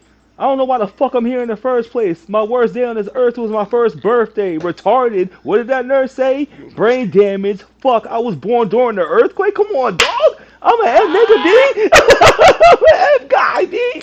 End of the day I was born. Woo. You just see it. Now you I right. love anything. I think anything Slim Shady LP. If I hear it off rip, I'm just. I got a big smile on my fucking Yo, face. facts, man. I don't know Facts. what it is, man. I had that same shit happen to me today. Or no, yesterday. I got a flat tire, right? This is a little sidebar. But I had a flat tire. I was on the phone with AAA. But I hear, brain dead. I drops, pain mad, Cyclops. I'm like, who the fuck is bumping not alike out here in Cambridge? So I literally stopped the conversation, took my earphone out, and was like, I didn't even know where it was coming from the car, but I'm like, when I hear Eminem, and this goes back to like, people be like, niggas don't bump Eminem in the hood, XYZ. I'm like, well, somebody was bumping Eminem there. I'm one of those motherfuckers that bump Eminem in the hood. Like, I hated that narrative, but yeah. I heard that though. Oh my god, when they were like, there ain't nobody bumping M in the hood. I was like, I'm like, what that make me? I'm around the way. I was in the hood. I'm listening. I was in the hood bumping him all the fucking time. Like I was bumping him all everywhere I fucking went. Facts. There was a Blasted. bar. Have you ever heard the song "Shit on You" Oh yeah. with D12? Yeah. I'll shit on you. What that man said, this is what really made me love him even more. He said, Once I step on 2 hits of X, my disc slips and It disconnects. disconnects. So I walk around, then this bitch with a twisted neck and still shit on the first bitch who disrespects. That alone, I was just like, this man is nasty, bro. Yep. I don't give overreaction is my only reaction. That's crazy, bro. And it's funny as you point that out, and then it sets off dog. a chain reaction. Ooh. That's what I'm saying. Like, yo, M is a beast, bro. I be trying to tell people, like, yo, you really gotta. It's one of those, like, he's one of those rappers you really gotta listen and just, you gotta understand or peep what he's talking about. Because if you don't understand what he's talking about, a lot of that shit's gonna fly over your head. And he's a big comic book guy, big horror book guy. You know what I'm saying? He's referencing shit that if you ain't peeping shit, you just gonna be like, this is whack. Like, for example, music to be murdered by. Horror album theme, Alfred Hitchcock, Jason, all that shit like that. If you not peeping or into that shit, you not gonna feel the album. Plain and simple. Right. And that was a conceptual album too that people didn't understand because they don't. If you don't fuck with horror, you're not gonna peep. But you said it so correct right now because it's a fact. M adds a lot into his music that is not hip hop. He has a lot of rock to his shit. There's a lot of samples that he uses. That people don't know. If you're not into music in general, if you're just listening to hip hop, you're not gonna know half of the samples that this man uses. Facts. Because you're just closing your mind into just one aspect of music. So when I'm around people listening to rock and metal and Spanish music and all this, and my catalog goes wide and long. Pause. I could tell. Oh, that's Janis Joplin. Oh. That's the Beatles that's this, that's that. Yes, and I start hearing all this stuff, and I'm like, oh my God, the way he put it together, amazing. That's why I love it, dog. And you hit the nail right on the head is that he goes back to so many old things that if you're not expanding your ear on music or if you just weren't exposed to that, you're not going to peep it. That happens across the board with hip-hop. That ain't just M. That's music samples in general. Like, I think the best one I can pull up is, there's 2 that I can pull up, but the best one, most recent, is like Kendrick Lamar with SZA.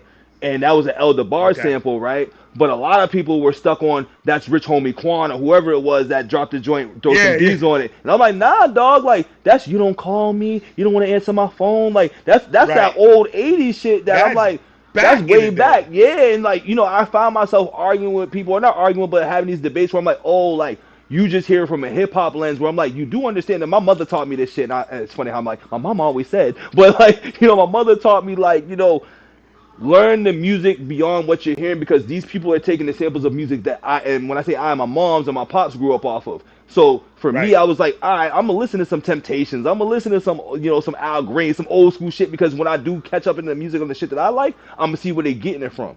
Right. It's education and history and music, man. And it's that, and it's also just to see how they put it together, just to see the magic, the way they put it together. It's just so amazing. Creative. Like that zombie one, the one that he did on, I believe it was Marshall Mathers LP2, if I'm not which mistaken. zombie? Oh, 3 a.m. No, not 3 a.m. in the morning. Not that one. The one that the hook is from an actual song that he sampled. You saying Zombie? It was on. No, actually, I think it was actually on the Music to Be Murdered By. I think it was either 1 or 2. Okay. Why am I not drawing? Because you're saying zombie, so I'm trying to just feel like the hook has the word zombie in it. I just totally forgot. Oh, get my head. Oh, zombie, yes, that's the sample from back in the day. Yes. That's why I love that song. I'm packing up my shit much farther. Exactly. Yeah. Because he's in there and he is rapping, bro. He's rapping, but he took that sample, made it to what it was one song. Because that rock song's fire, and he made it a great hip hop song. He did that with Sing for the Moment. He did that same thing with Sing for the Moment. Sing with me, sing. He took a rock song and he made it a rap song, rap anthem. You know what I'm saying? Not a lot of people could do that. That's what I'm saying. That's one of the gifts that M has, is that not a lot of people could take a classic, make it into a rap song, and spaz the fuck out on it. And you also got to account that for his regions of where he was originated from, like born in Missouri, grew up in the Motown, you know what I'm saying? In Detroit, sorry, you know what I'm saying? But like in Detroit, you know, that's Motown, that's a lot of music and shit. That's a regional area where you're gonna get those different type of sounds. That's why I always be making jokes about Eminem. I'd be like, here's country rap Eminem, because I'm like, I know he's from Missouri and I know he does those little pockets. Like I think that, like another song, Rhyme or Reason, I forget what sample that is, but for me, it connects me because I'm like, I know the original. So what people might not like that song, I'm like, I love it because I know the original. It's the time Wait, of the right. seasons. You know In what my I'm saying? season. Yeah. Boom, boom, boom. Something Living within on my dreams. You know me. what I'm Come saying? on, dog. But that's what I'm saying though. It's just that M takes it to a whole nother level when it comes to the artistry of making the rap album. Yes. He knows how to blend a lot of different genres into just rap. Mm-hmm. Where if we bring up Ren is more of a he knows how to bring rap into a whole bunch of different And bring it to a genres. different genre. Yes, that's why I like Ren a lot because of that. So 100%. so that's why I put Ren in such a high standing because of that. Because he knows how to do the reverse of what Eminem did with rap. Yes. He Yes. could go in, he could bar Yes. you out, and he's singing his ass off, but he could bar you the fuck out. Mm-hmm. And that's why Ren is the fucking GOAT in my eyes because of that shit. Word. And I remember you saying that that when we dude, was on live last time. You have Ren up there too, which I don't have enough yeah, to put Ren up there yet, but I know he's one of those really talented right. motherfuckers. You know what I'm saying? Like I didn't spend enough time to put Ren in anything right now. It's one of those like I'm learning. I mean, yeah, but I mean, the dude $200, $200, 200 not 200, 200 Ren reactions. Yep, that'll do bro, it. Like I've heard this dude, bro, and that's why I put him in such a high category because he's so dope, and because the what he still brings aspects of hip hop even when he's not doing hip hop. Facts. And that's what I fuck with him. So one of the reasons why I fuck with him, he's had helped me just like M. M helped me. The way I like to say it is M helped me with the recovering part of my life and with the being a father part, because M did teach me how to be a stand-up dad. Like, be there for your kid. Word. No matter what, you're gonna be there for your kid. And M is the epitome of that. Yeah. Yeah, and growing up hearing how he defended Haley and how he was with Haley, kind of instilled in my head. Yeah. You know, and then also my dad as well. My dad was in the home, and he was there. We didn't really have a good relationship, but he was providing. He was there paying the bills. He was making sure that we didn't need anything. So he was there. And then Ren helped me with the sober part of my life. With now dealing with the mental part, with the depression, the anger, the everything. He's helping me musically. He's helping me deal with that. So that's why I put them both like that, because I mean they both impacted my life a lot.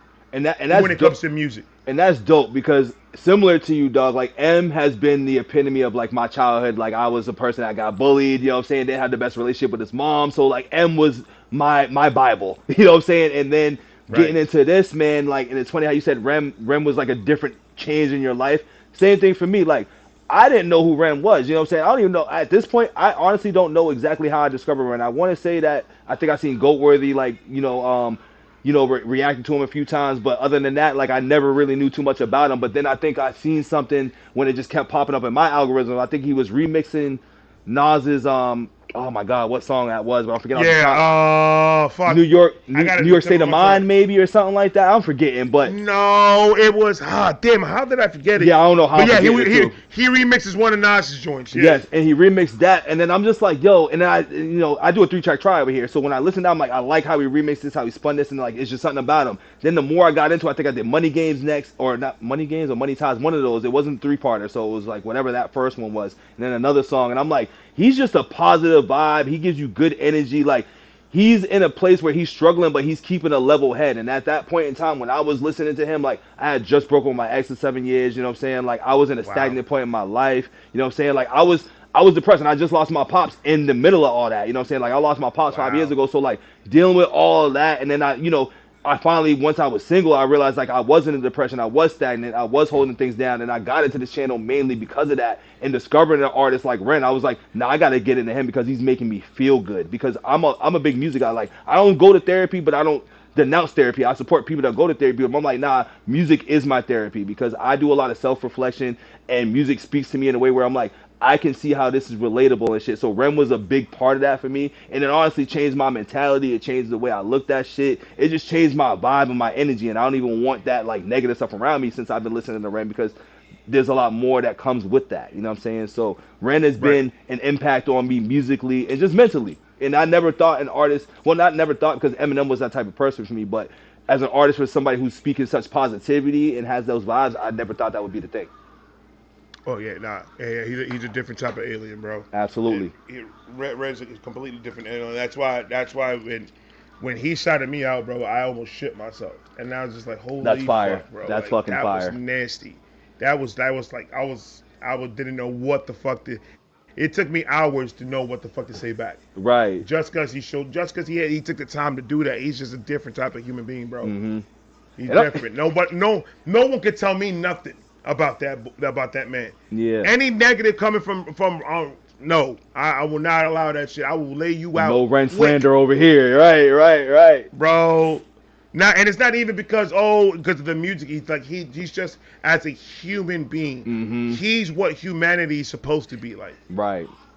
I feel that's a good example of how to carry yourself as a person, especially in social media. Yes, sir. And being his age and being that he's not following the trend shit, that he's keeping focus on his own thing, you And got to being him. give it to him. And then to win it to the level that he's doing it in, on every single track, every single video, every single thing he drops, is you're getting 100% of that nigga. Yes, so sir. there's only a few independent artists that are out here that could do that, and Ren is one of those. Ren is I agree with absolutely you. one of those. I 100% agree with you on that, man, for sure. And it's Levels crazy is what an different. impact that he has on people, and like it seems like like a short amount of time.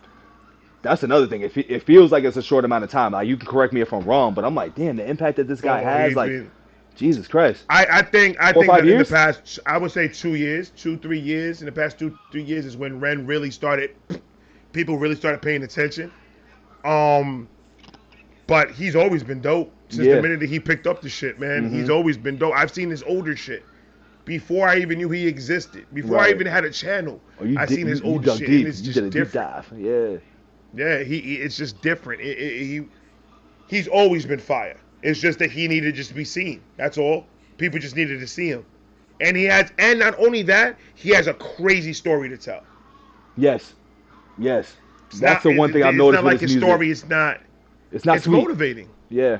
It's inspirational and everything because it's like somebody that, because once again, from what I've gathered, from what I've heard and learned through the comments, my man's going through a lot of just personal health shit. And for him to like, I think when I noticed that he was, excuse me, man, he was performing at that clubhouse a couple of months back, and I'm like, you're live, but you're still going through everything that you're doing, and you're able to bring that energy, bring that fire, and bring that passion, and not be down. Now, Right. we don't know what's happening behind stage, but the fact that you're able to let the people know that you good and that you fight and that you strong, I commend shit like that.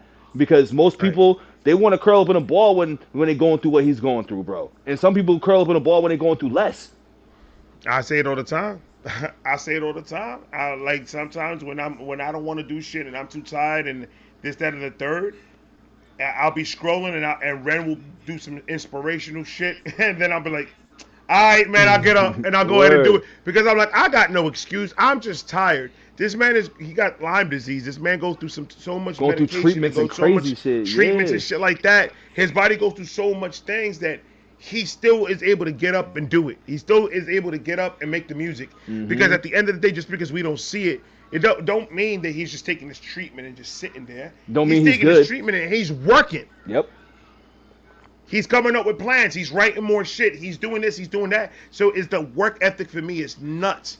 So a lot of my work ethic, I already came in with it, but Ren absolutely keeps me on my toes when it comes to the work ethic part. Word. Because boy, that man puts in work. I always respect the grind of everybody and anybody that's doing something that's bringing positivity and impacting people's lives, dog. You gotta respect that. Like my big theme in my world is like I shout out people and be like, yo, I just respect your grind. You know what I'm saying? Because it takes a lot for people to do Right. that and put themselves out there to the people.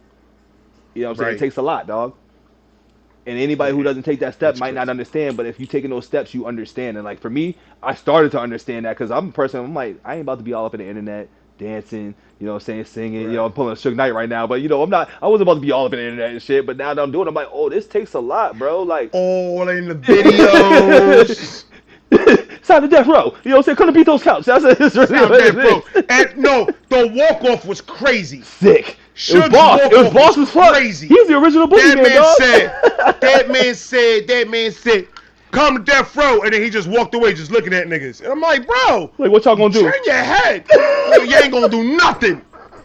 Oh my God! Everybody that night was like, "Yo, everybody was shooken, bro.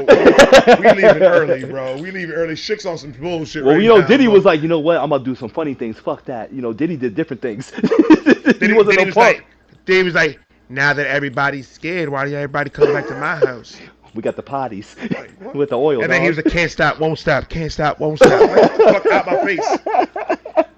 It's crazy how that, like, not to get too much into that, but it's crazy how we are in the year 50, the 50-year anniversary of hip hop, and this motherfucker has been at the helm for 30. It's kind of crazy. That's nuts. It's kind of crazy. He's bro. been at the helm for fucking 30, bro. Where do you think Diddy went wrong? Shit, I think man. it was Biggie Tupac, was maybe? right when Big got big. Yes. I think that's when he started going kind of He crazy. went a little nuts, but I think it was after. Not when Biggie got big. I think it was after. I'll call after. I think it was after, dog. Because think about it. Remember, he was performing "Be Missing You." Like, there was a lot of things that blew Diddy and catapulted Diddy after that Biggie shit. Because before, Diddy was normal. Because remember, after that, it was like J-Lo shit, shooting at the club. What I'm saying is because if you that type of behavior, that's not because of money. Oh, don't come out of nowhere. You've been like that. You've always wanted to do that. Or if you've been doing it, you've just been doing it on a broker level. You've been a brokey That's doing it. the difference. You're not buying Johnson & Johnson lube. You're buying that Great Value lube Flipping bullshit. and sliding across the dinner tables and shit. Yeah, so you were always doing it. You just, at this point, you just did it in a higher level perversion and disgusting shit. You're right. But I think the minute Big got big and he started to see the money that was coming in from Biggie, I think that's when he put all his perversion into action. Yeah, because he got the funds to do it. He got the funds to do it. Because he's a record label. You think he wasn't fucking Biggie on the money? Biggie wasn't getting the money that people. Oh no, because people didn't know what they know now. So yeah, you 100% right. Dudes was getting 360 the fuck up. But that's another thing, bro. Yeah, motherfuckers acting like they didn't spend since 2009 talking crazy about Diddy. They've been saying Diddy was a nut. Oh yeah. I mean, y'all remember the DJ Clue interviews with 50 Cent and all this shit like that? Listen. I always say this shit between Diddy and Mr. King of R&B. Like, I hate to say it, he is the king of R&B, but between those two, the shit been in our faces the whole time, and culturally, we accepted that shit. Cause I remember being 12 when that shit happened. I'm like, so y'all know she's my age. For me, I was like, cause we weren't faulted at that, cause we were kids. You know what I'm saying? It's the adults before, so I'm looking at the adults like, so you know she's me, right? Like my age, like that doesn't make sense. Like, how are we accepting this? And the Boondocks did it best. Like, just cause the motherfucker gonna put out good music, we just gonna push all the other shit that's in our faces to the side. And like, you know, and I hated the documentary shit, because that's when I realized the power of a documentary. Cause I'm like, it took this documentary for y'all to be like, nah, we gotta lock him away. But there was a whole tape. There was a whole tape. What are we talking about? what are we doing? You know what I'm saying? That's what I was like. Oh, the world's sick. The world is sick, dog. The world is just insane, and it's like, I'm not really too worried about Diddy because I've never liked Diddy. I've never liked Diddy. What's funny is I kind of like Diddy. I liked Diddy before, like, you know, Meet the Band. I like Diddy, bro. He always gave me a weird vibe when I saw him on interviews. Yeah. When he talked, I obviously couldn't specify what it was. Right. It's just when I saw him, I was like, there's something off about his eyes. Yeah. His eyes gave me something. That's why he always wore shades. and I was like, I don't know. I never liked it, but I never could give a reason why. Right. He did great things for hip hop, because we can't say that he didn't. He put a lot of people on. We can't say that he didn't. He gave us Mace, Biggie. He gave us a lot of shit, man. Like I said, 30 years in the game. When are we gonna not look away anymore and stop a motherfucker from doing some crazy shit? Like you said, R. Kelly. He's the king of R&B. There's nobody in this world that can say that he does not have a voice. Mm-hmm. Does he deserve to be in prison? Absolutely. He deserves to be there 20 more fucking years on top of the life that he got. But the problem about that is that the fan bases, once again, they don't know how to tell the difference. They'll ride and die, and they'll start defending somebody, acting crazy. Like, knowing that they're doing wild shit that ain't right. Kelly. I'm just saying his music is good. I know how to separate the both. Right, and a lot of people don't know how to do that.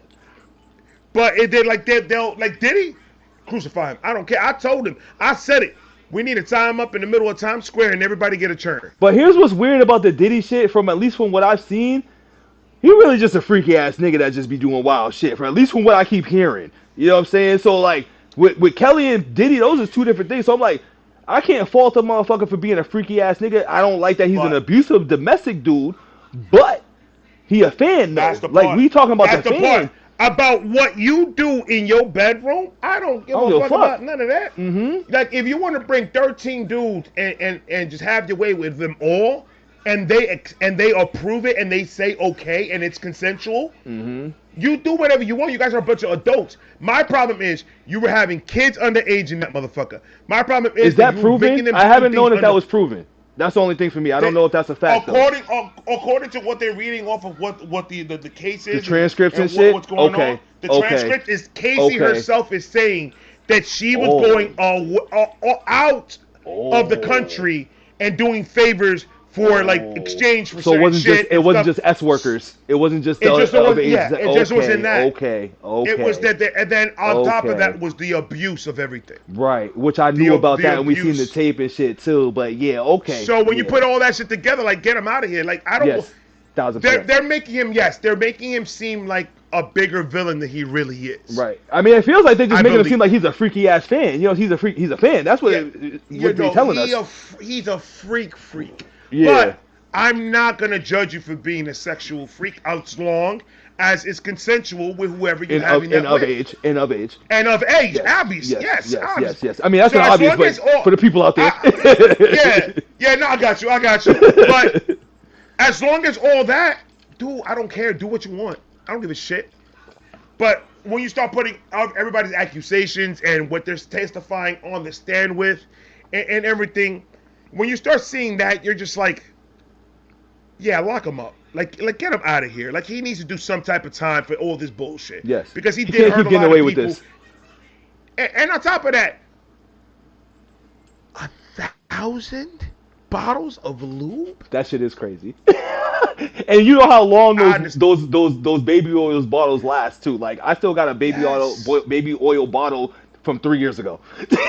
a little bit goes a long way, my guy. I'm trying to tell you, that's a fact. And it's just like I just don't get it. I don't get it. But the truth is gonna come out in court, and he's gonna get whatever he's gonna get. I see a lot of people say, "Yo, Diddy might win this shit." Nah, that nigga ain't winning shit. When the feds get you, the feds is gonna get you on something. Oh no! When the feds get you, it's gonna be you have to work a Houdini magic trick to get out of that. You're gonna do some time. I don't know how much. I don't know how much he's found guilty on because we're not even up to that point yet. Exactly. So I don't know what exactly is gonna come out of this. But I think just from what I do know, I think he needs to do some type of time. Facts. He's got to do some type of time. Facts. And whatever he served already is not enough. Nah, he got to do 4 or 5. At least 10. Oh, okay. I'll give him 20. Off rip, I'll give him 20. I won't give him a life. Give him Kelly time. Depending, but like what I'm saying is, depending on what else comes out, we're still in the trial. We're in the beginning. We just at the fan part. We don't even know what else is out there. And that's where I'm at. I'm like, from what we know, we just at the fan standpoint of shit. You know what I'm saying? I'm like, well, if we at the fan part, I got nothing to say because I'm like, we can't fault the motherfucker for being. But I get it. It's a storyline. You got to build it up. You got to build it up for it. You know what I mean? So I'm not even looking for the fan point of view. Yeah, I'm looking for the juicy shit. I'm not even looking for the fan point. When I do my research on this whole case, I go to the news that is covering it in the people that are in the fucking in real time right in now. The courtroom. Yes. Those are the ones that I'm listening to talking. I'm not listening to what people think what might happen. I'm not listening to the bloggers and shit. Nah, yeah, I need the facts. And off of what I'm hearing is, they're testifying and people are talking. Yeah. Oh, people are pointing fingers and everything. Yeah. Kid Cudi just went in there to testify. Now everybody calling Kid Cudi. Call him a rat, which is crazy. What is the double standard here? That's the culture that's fucked up. When it comes to that shit, culture's fucked up with that. Like Diddy, like you heard what M said, Diddy blew up this man's car. Like, there's a point where you're gonna have to be like, yo, yes, I'm gonna testify, motherfucker. Like, I gotta tell. I almost died. Niggas blowing up my shit. Like, this First is of all, my life, bro. fuck Like, the dying this part. is not rap no more. Homie pulled up to his crib first. On some villain shit. It was like, so I've been waiting for you. You know what I'm That's saying? crazy. Like, That's that's crazy, different. bro. That's different. First of all, why are you even That's in my house and I'm not crazy. there?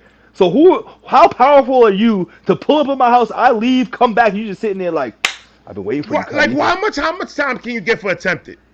Saying, 15, 10, 7. I think it's like I 15. think it's 15 though.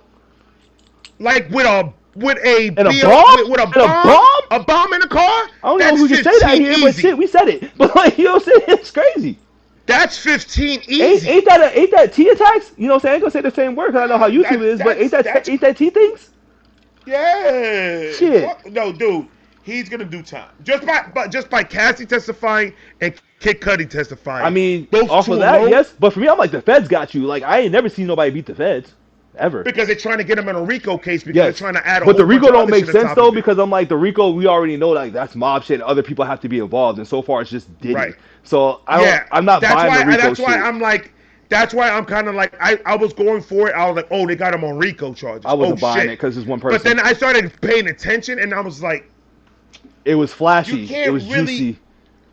we can't really do RICO on that though. Nah, because there's nobody else you're bringing up. That's the only what I'm person saying. that's on trial right now is Diddy. It's Diddy. RICO means that it's a whole organization. That means other people, underbosses, runners, all that shit. They're trying to say he was using Bad Boys as the As a organization, front, as a racketeering and front. everybody that was working for him was the ones that were keeping on the rap, paying Right. people off. So that's how they're trying to connect it. And plus, there was guns involved. They found guns in the house. Weapons, drugs, so transporting. all that is yeah. how they. I say it's kind of sticky to try to stick a RICO case RICO on that. facts because you need an organization, not just an enterprise. That's how I look at it. You need multiple people, and if you're not gonna indict those other people unless If it was only his assistant and a couple of security guards, it's not really not a an RICO. organization like that. It's just you paying people off to shut their fucking mouths because at that point you need to start That's bringing it. them down because what is it, the Yo, immunity let and me shit? step out. Give me 1 second, bro. Let me step out real quick. Yep, I gotta you go good. to the facilities. You good? I've been there. What up, chat? How y'all liking the conversation? I appreciate y'all sliding through, man. I appreciate y'all sliding through. We've been going for a minute too, dog, but that's how good conversations go, y'all. So once again, I appreciate you guys for real. I mean, shit, we'll probably close out with OT's reaction to keep it a buck. We'll close out, but I've noticed one thing here, dog. When I be clicking on the links and shit, that's when things get a little weird and they start acting up and shit. So while he's gone, I'm gonna click this link, let it load, let it chill. And then I think we should be back to normal because every time I Just do get some right other to shit work, on the man. side, We don't talk that's much. when the shit starts acting up. So we gonna close out on that whenever we do. But I still got a couple of things ready. You know what I'm saying? I got a couple of questions lined up. But whenever he's ready to dip off, that's when I'll close that off. He got an 11-minute freestyle. It'll be a joint reaction if he's down for it. But I got one more A and W question for Rayvon, man. I got one more.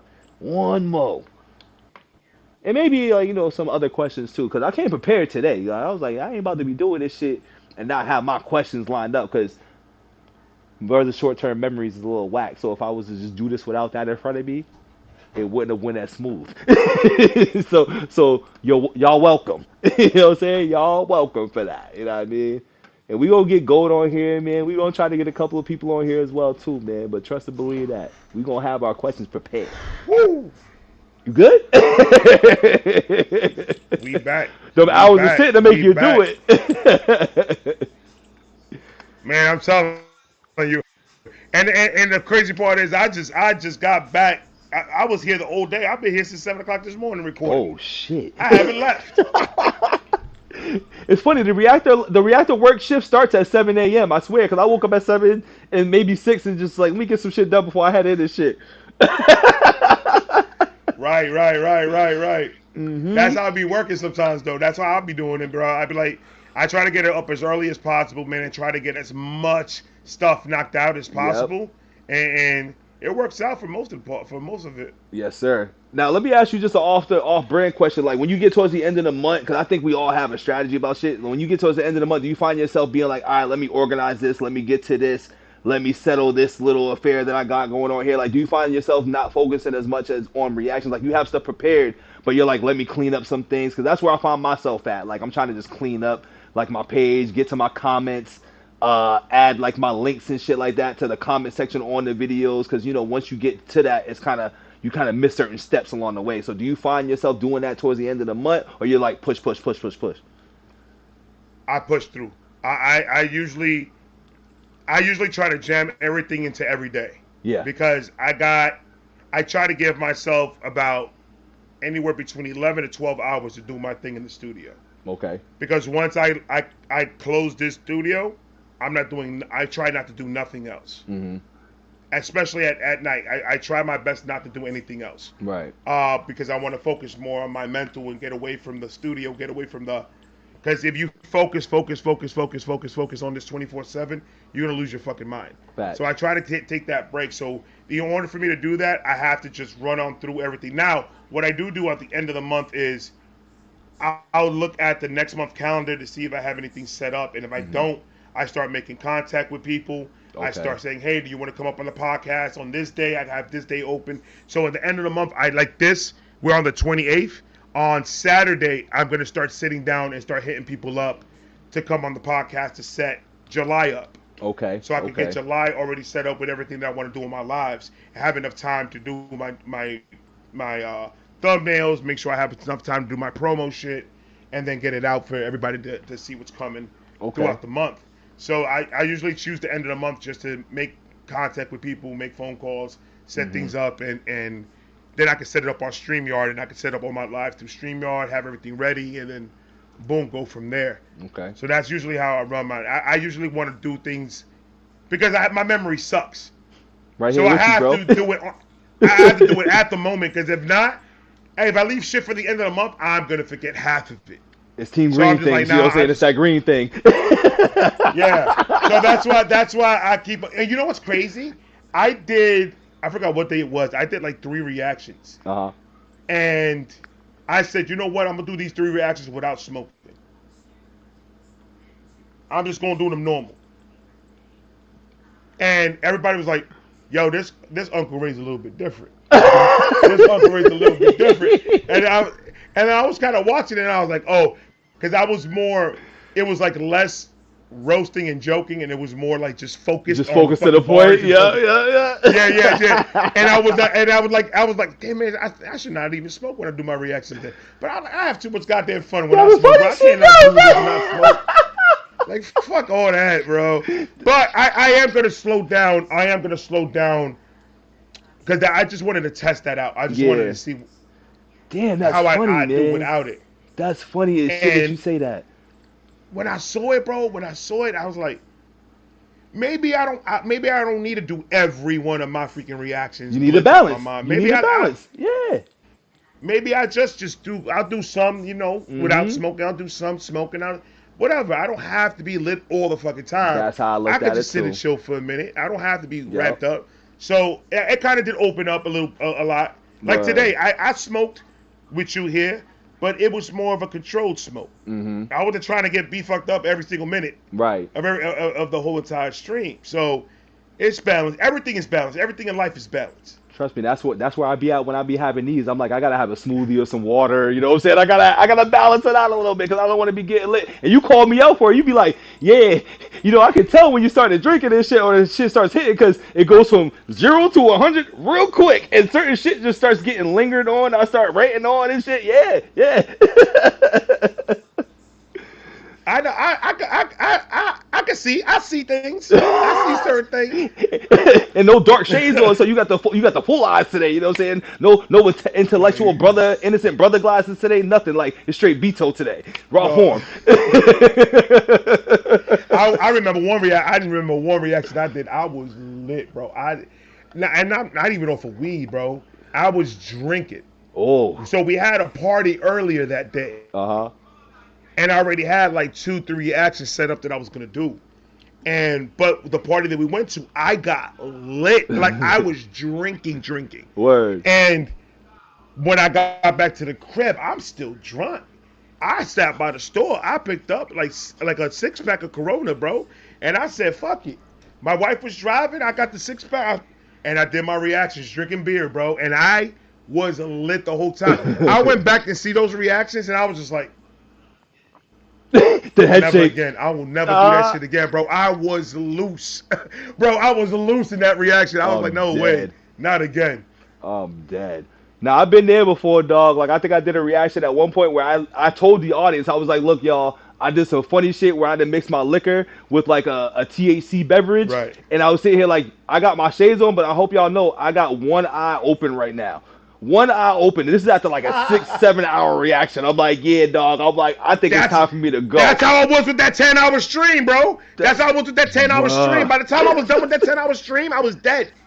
I was Social battery dead. at 0, straight up. And you know what? I told you. Did I tell you when we went live the last time on IG? Did I tell you what I did on that after the live? Nah, Bro, what happened? I didn't do till the live ended at 6:30 in the morning. Oh shit. I started at 8. I think I started at 8. You did a nurse shift. I think the live. I think the live started at 8. 6:30 in the morning. I was opening the studio door and walking out. The sun was coming up. I stood up the whole time until 1 o'clock in the afternoon. Oh, you were standing? Oh, you're wilding. No, I was literally working in the yard. Wow. I came out, I ate something, I took a shit, and then I went out to the yard and started cleaning shit up, and I was working in the yard until 1 o'clock in the afternoon. And that's when I laid down until the next day, brother. My wife, nobody talked to me until the next day. I was Rightfully out. so. Bro, oh my God. And then when I hit a mill, I want to do 24 hours. I want to do a 24-hour live. Okay. That would be fire, too. That would be fire. And that one, I was talking to Cyberscope Media, their reaction channel, too. I was talking to them, and I was saying, I want to rent something like in Atlanta. Mm-hmm. I want to rent like an Airbnb. And when I do the 24-hour live stream, invite a whole bunch of the reactors down to like do spots on the live stream that I'm doing. Right. And like just to come through and just bullshit with me, and you know, I'll have food and we'll have weed and liquor and we'll drink and we'll just wild out, play some games for the people on the stream and stuff like that. So I want to do it like, I want to do like a party and like get a whole bunch of people over here, reactors, and just wild out. Hey, whenever you do that, let me know. I'll be a part of that, man. I'll bring the famous mac and cheese. You know, my people's over in Beantown know about my mac and cheese. So, you know what I'm saying? I'll bring down that bait mac, you know what I'm saying? I'll bring it down, me. Hell yeah. Dude, like, it's like brother. Everybody and anybody that wants to come, bro. It's going to be the open invitation. I ain't going to have a lot of rooms. Ain't nobody going to sleep over in that shit, but there's a few heads that I'm going to bring with me from Florida that are reactors that I'm going to see if we go half, like on Airbnb, and then we'll be able to, they get their own rooms, they get their own spots if they want to chill and just get some rest and everything. They'll have their own spot to do that in. But then everybody else that is just visiting and coming through, we're going to be lit. Going to be 24 hours, no sleep, none of that, bro. It's just party. That's why I'm gonna be sleeping 2 days before that. Makes sense. you gonna need it. Much as possible, bro. You gonna need it. Because it's gonna be a tough one, bro. It's gonna be a tough live stream, but that's why I said I'm gonna try to. I mean, it's a long way from here. 10 though, you know what I'm saying? 1 million subscribers. Huh? I said you did 10 hours already though, so I mean, what's another right. 14? You feel me? Ain't nothing. It ain't nothing. 14, buddy. But that's easy money, bro. Word. But now, yeah, that's the way I see it is as long as I schedule it that every hour or every 2 hours we're doing something. Yeah. That could be a good strategy for it. It'll go by real quick. So that's why I know it's a long way away from here. Word. I know it is because it's a million. I'm only at 154. So which by the way, how long did that take you to get to that 100 million? I know you was amped as fuck. I mean, 100 million. Sorry, 100,000. And I know you was amped as fuck. But how long was you grinding to get to 100K? 2 years. Okay. To get to 100. That's a great milestone, by the way, too, man. That's nothing to fret over, Hell bro. Yeah, bro. You know what I'm saying? That's amazing. That shit. When I got that plaque, bro, when I hit that 100K, bro, I was like, oh my God, I actually fucking did it. I didn't think that nothing like this was gonna happen with this page, bro. I really didn't commit to it thinking that way. I just wanted to do something to have fun. Throw shit at the wall until it sticks, right? You know what I'm saying? Yeah, and that's it, bro. Facts. Just be me and have as much fun as possible in this motherfucker, but I mean, it grew. It grew. I'm at 154 now, and it's growing. Because once you hit still, I'm almost at 100K, your shit 155. grew. Your shit was growing. I seen 1K, and I'm like, damn, you already at 150? I was like, what the fuck going on? You know what I'm saying? So that's fire, man. Like, listen, I Yeah, respect it's your dope. craft. I respect your grind, man. I respect your energy. I just respect you being Appreciate that. you.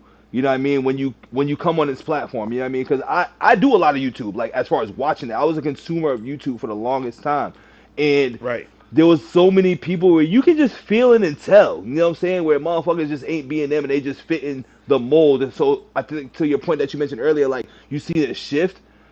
You felt the same way you felt that shift. The same way I can feel authenticity and like people being genuine about what they're doing and what they're talking about. And I think you Right. Go, you know what I'm saying? I always say this, like, and even in my reactions and channels, like, you, Go, and Stevie Knight are really the main dudes that I felt relatable to when I was watching and listening to y'all stuff. I'm like, these I dudes feel appreciate like I that, can bro. really chop it up with them versus like, oh, I can see what they're saying, and I'm gonna yell at the screen. Like, I can visually see that I can chop it up with you, I can chop it with Steve, I can chop it up with Go. You know what I'm saying? Like, that's the vibe that y'all give, and like, that's the lane that I was like, this makes me comfortable doing this because I'm not a gimmick motherfucker. You know what I'm saying? I'm not a gimmick Right. dude. I'm not doing anything extra. Like if you see something extra, it's because that's me.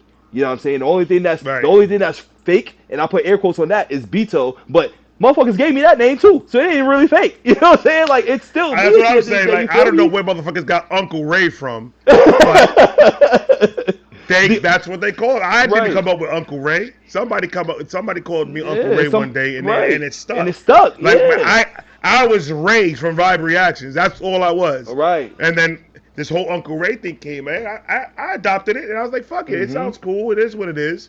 I am 40 years old, so I mean, We are at that that's a stage pro- in life, so it yeah, makes sense. we That's are why I at was that like, age where I'll throw the when we uncle on there.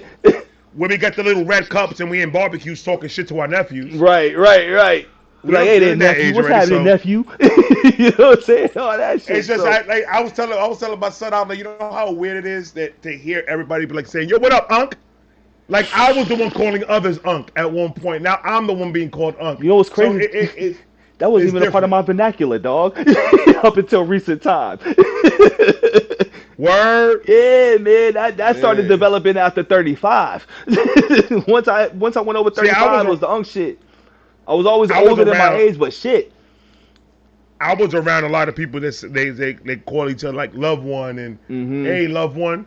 Hey, Oh, well, they that's that always New use York that term shit. What's up, ridiculous. King? What's up, God? Yo, y'all What always up, kind of King? talk like that. You What know what up, I'm saying? King? Yeah, I know. What up, boss? What Lingo, up, boss? lingo a You little always different bossing out up. there. little different out there in the Big The Apple, swag man. a little different. Yeah, The swag a yeah. little different. Yeah, man. Yeah, that I was around all that, man. People ask me like, when you like, cause my father-in-law, he's from Detroit. Okay. My wife is from Detroit, and he's always interested in just how I talk, like just. And he was like, "Where the fuck y'all learn how to do that?" I was like, "The OGs from New York, man. The OGs Facts. from New York teach you game, bro. Yes, sir. That's where I learned how to get my quick talk and my roasting and my. Oh yeah, you quick with That's the where I learned roastings, it from, dog. bro. Like, You quick with the roast, but that's New York shit. I'm like, I ain't and quick you enough for see, that. and a lot of people don't get it. A lot of people don't understand it. Like, I don't mean anything by anything I say about anybody. Mm-hmm. When I'm roasting, when I'm in the roast mode, it's different. I know how to turn that shit off and on too. Right. I can sit here and talk about your blunt couch that you got. I can sit here 3 hours and talk about your blunt couch, but I'm not gonna do that. So, because there's a time and a place for roasting a nigga for 20 minutes. For the reactions, you know what I'm saying? But it's fun. It's just a way of showing, yo, you my boy, yo, we cool. I'm gonna roast you a little bit. Don't Yeah. take it personal. Because if you're gonna come at me and talk about me, I'm not gonna take it personal. I'm gonna take it as you're joking around, and I'm gonna joke around with you.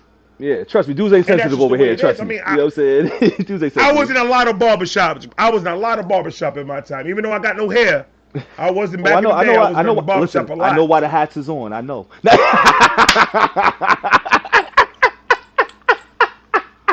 You see, and it's not really because I'm trying to hide the baldness. I'm not trying to hide it because I could really just shave my head and I'll be fine. I don't got a weird shaped head like that. Is the hairline I can shave running my head and away? get away with it. Is the hairline Oh, my running away? hairline, my hairline is like this. Like He in said that he movie, pointed back. he was back. My hairline took a trip and never came back from that motherfucker. Like it's Oh back. shit! But I shave normally. I Right. never let my shit grow. I usually Okay. got a baldy, so I could not wear hats and just rock the baldy with the headphones. Mm-hmm. I've been rocking fitted caps The since I hat's a was part of the 16. swag. So, I Yeah, mean, that's what I'm saying. Yeah, you can't. that's not, part of me no Word. matter what, bro. Like I it doesn't dig go away. it. I love my fitted cap. I got enough of them. I got at least 400. Whew. I used to collect a lot of snapbacks and fitteds back in my day, but I think now I'm just like, I got all this hair, which they're real dreads, by the way, nigga. They real dreads, nigga. I never doubted them, bro. I never doubted them, bro. We I ain't never Jimmy. doubted them, bro. We not Jimmy Butler out here, man. We ain't seeing you with a fade in June and then popping up at training camp with the dreads. Nah. It's a real journey that happened over here, brother. Brother, I told that to one of my boys that I work with when I worked at Walmart. I told that boy, I was like, yo, your dreads are stapled to your hat, brother. That's why you're always wearing that shit. And he's just like, man, you need to stop talking. He really got pissed. But he was one of these, like, Florida, Tampa dudes, like street dudes. Yeah. Like gold teeth in the bottom grill. All the niggas is different down there. Yeah. Dark spots under the eyes. That he was angry because I was like, I told him, I was like, different. yo, Jamal. Yeah. I told him, I was like, yo, Jamal. I was like, them dreads are stapled to your hat. That's why you keep on wearing the same hat every day, motherfucker. And he's like, oh, you gonna try me like that in front of fucking people, bro? He got tight. And you know the country anger is different too. Yeah, bro. I was like, you can't get mad at this humidity, bro. Mm-hmm. Like, getting mad in this humidity is crazy. Mad and sweating, that's it. That's a fact. I told him, oh, yo, you didn't back the fuck up. I was just joking, bro. Like, don't take it. Like, I know that your hat is not stapled to your dreads, bro. I know that it's a joke. It's me roasting, bro. No, we don't play around like that shit around here, bro. Yeah, them country boys. We don't play around like that around here. We don't play like that, folks. He got pissed, and I was like, all right, bet. I was like, all right, I'll stop playing around. I'll leave you alone. Stop roasting? Fuck no. What are you gonna do? Right. You know niggas are sensitive. You ain't gonna do nothing to me. What, you gonna fight me over a roast, bro? We're not kids no more, bro. We're grown as adults. Right. You gonna fight me over a roast? That's crazy. It's like pull your skirt down, nigga. There goes my guy right there. There goes my man right there, though. There goes my man right there, Larry Belafonte. What's up, Larry? Appreciate you. That's the real one. Yeah, this is one for the ages right here, man. Thank you so much. This is a great I'm having a great time, bro. I'm having a wonderful time, bro. I appreciate you having me up here, bro. Listen, I appreciate you accepting the invite, dog. Because listen, some people can be bigger than what it is, you know what I'm saying, to have that ego going, but you ain't got that, you know what I'm saying? That's why I respect it. Like, you don't have the, I got 150K subs, like, nah, nigga, I'm bigger than the program. Like, you connecting, bro. I respect that. You know why? Because you know why? Because that 150K doesn't bring me the paycheck like that. So I got nothing. You like them ends ain't adding up. So yeah, I'm still here. I'm still chilling. I know, but not even that. I just jokes, ladies and gentlemen. It's just a joke. But even if I did have the bank account to back it, bro, I still be doing this shit with you. It don't matter to me. That number shit is just a number shit. I don't care about none of that. What I care about, are you a real nigga? Mm-hmm. That's it. Mm-hmm. If you real, then I'll fuck with you. I don't give a fuck how much subscribers you got. That don't mean nothing. That's a fact. And my subscriber count shouldn't mean anything either. That is beautiful. I love all my subscribers and everything, but if you really want to keep it 100 out of 154,000, there's only probably like 2,000 that are really like my family. They really work with me on the page, that really support the page 100%. Mm-hmm. So I mean, I rock with real, and as long as you real, then we got no problem. Yes, sir. There's never gonna be a problem. I cannot go on live, and I can't ever work with somebody that I feel is not being 100% with me. Not even with me. That is not being 100%. Period. Mm-hmm. In general, I can't sit here.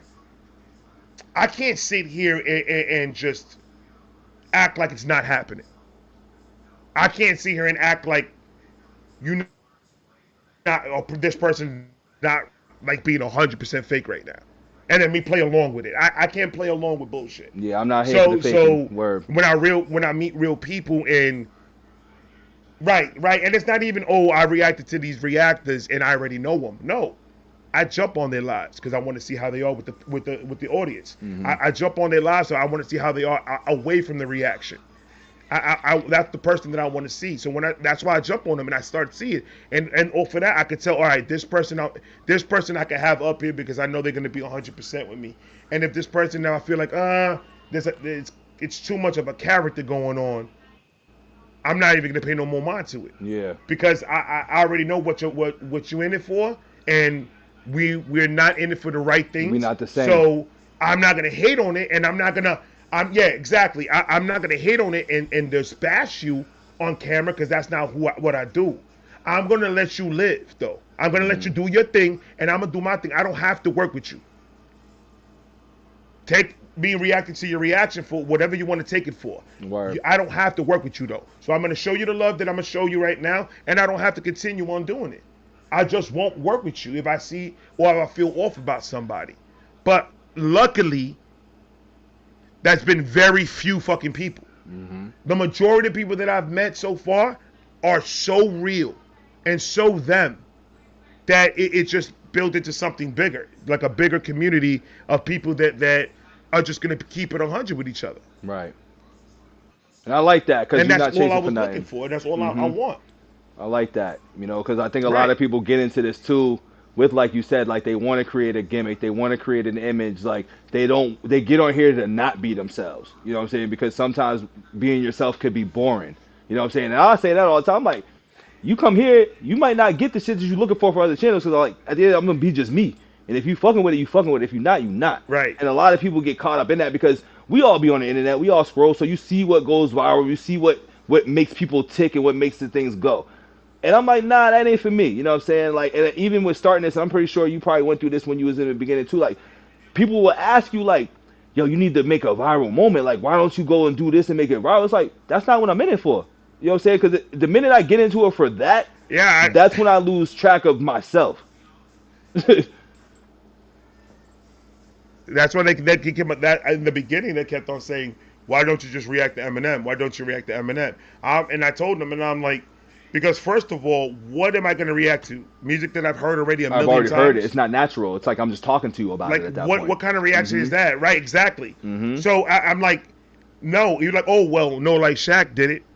This person did it. This person did it. Look how they grew. And I was like, because they sold the illusion. They sold the illusion. Some of them, not saying that no like Shaq did it, but a lot of those people that jumped on the Eminem bandwagon to grow their channel weren't really Eminem sold fans. the illusion that they didn't know what Eminem was. Yep. They sold that illusion to the people. Oh, I've never heard of an Eminem song. You're trying to tell me you're 35 fucking years old and you've never heard of an Eminem song? You're lying. They're just plainly lying right now. So those people that come out there and start saying, oh no, I've never did it, just to get the because they know the stands are looking for the new. They're looking for the new people. The stands are looking for the people that know nothing of Eminem. I never liked that. So like that, they go ambush them and say, oh, well, Eminem was born in November 17, 1970 something. Give him his whole bio and shit. And give you his whole bio. That's what the stands want. The stands want that. So how does it look me going up there, me having a tattoo that says "Rotten Pieces," me being the biggest Eminem stan in my family, and I'm gonna come over and be like, well, I've never heard of this white rapper, so tonight this Negro is gonna react to this white rapper for you guys, and then play the song like I don't know what the fuck is about to happen. I know exactly what the fuck is about to happen. I know the whole word. I know the words, motherfucker. Like, yo, facts, dog. Facts. Like, come on, bro. Like that. So I said I just didn't feel right doing that. I didn't feel right trying to portray something that I wasn't, bro. I'm an Eminem stan. I've been that since I was 15. I can't lie about that. So it's just like I see people moving and move how you want to move, boo boo. Get your bread. Do what you got to do to get the bag. Get the bag. Because the bag is not promised, and I hear you on that. I hear them. The bag is not promised. You got to get your bag. You got to, because at the end of the day, when shit hits the fan, not everybody's gonna come to save you.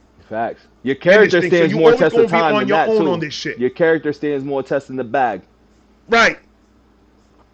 So go ahead, and if you need to go and sell your shit to get the bag, I'm never gonna knock the hustle. I was a hustler for many years.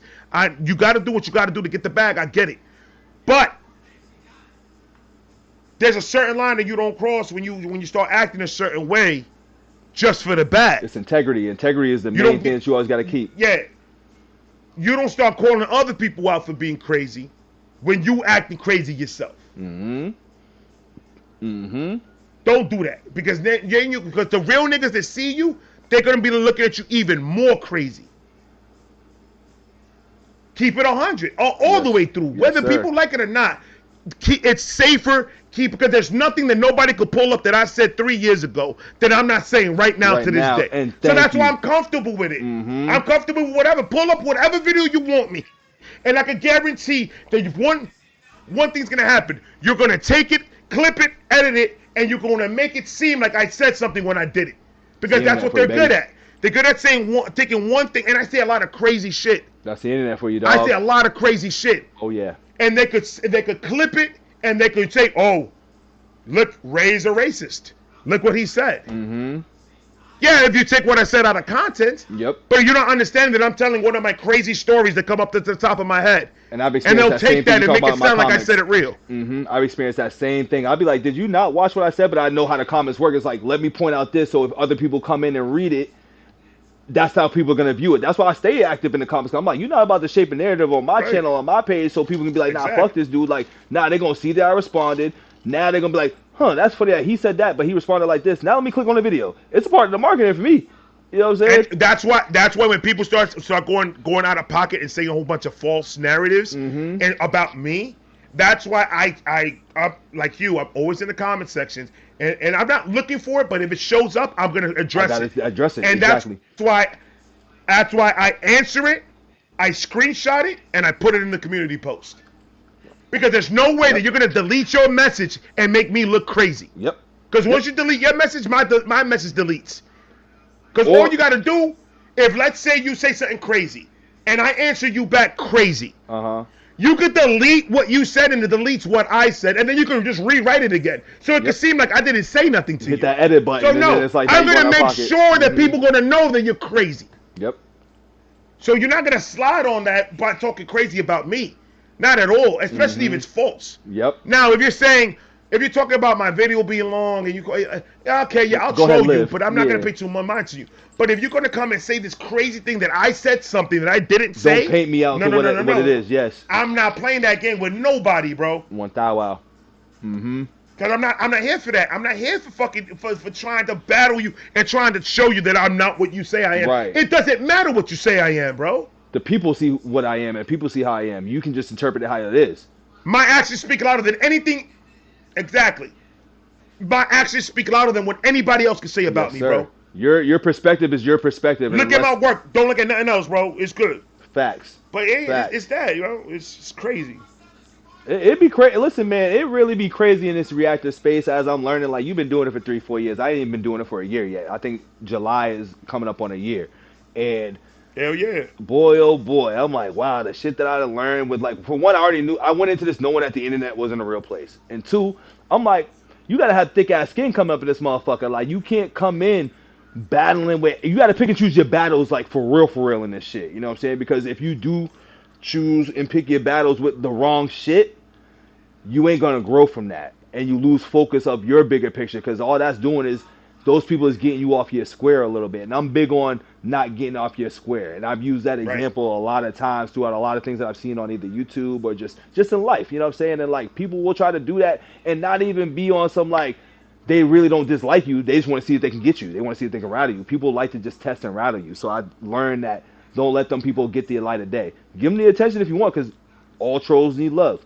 But never let them take you off your square. And the best moment I can say is, you know what I'm saying, is like, you know, this is going left a little bit again, but as you know, we go left over here, dog. But like, you know, when King Dada and Goatworthy's battle, you know what I'm saying, for rap, I'm like, Goatworthy stayed in the square because as a battle MC, Dada tried to bait him and get him off of what was working for Goat.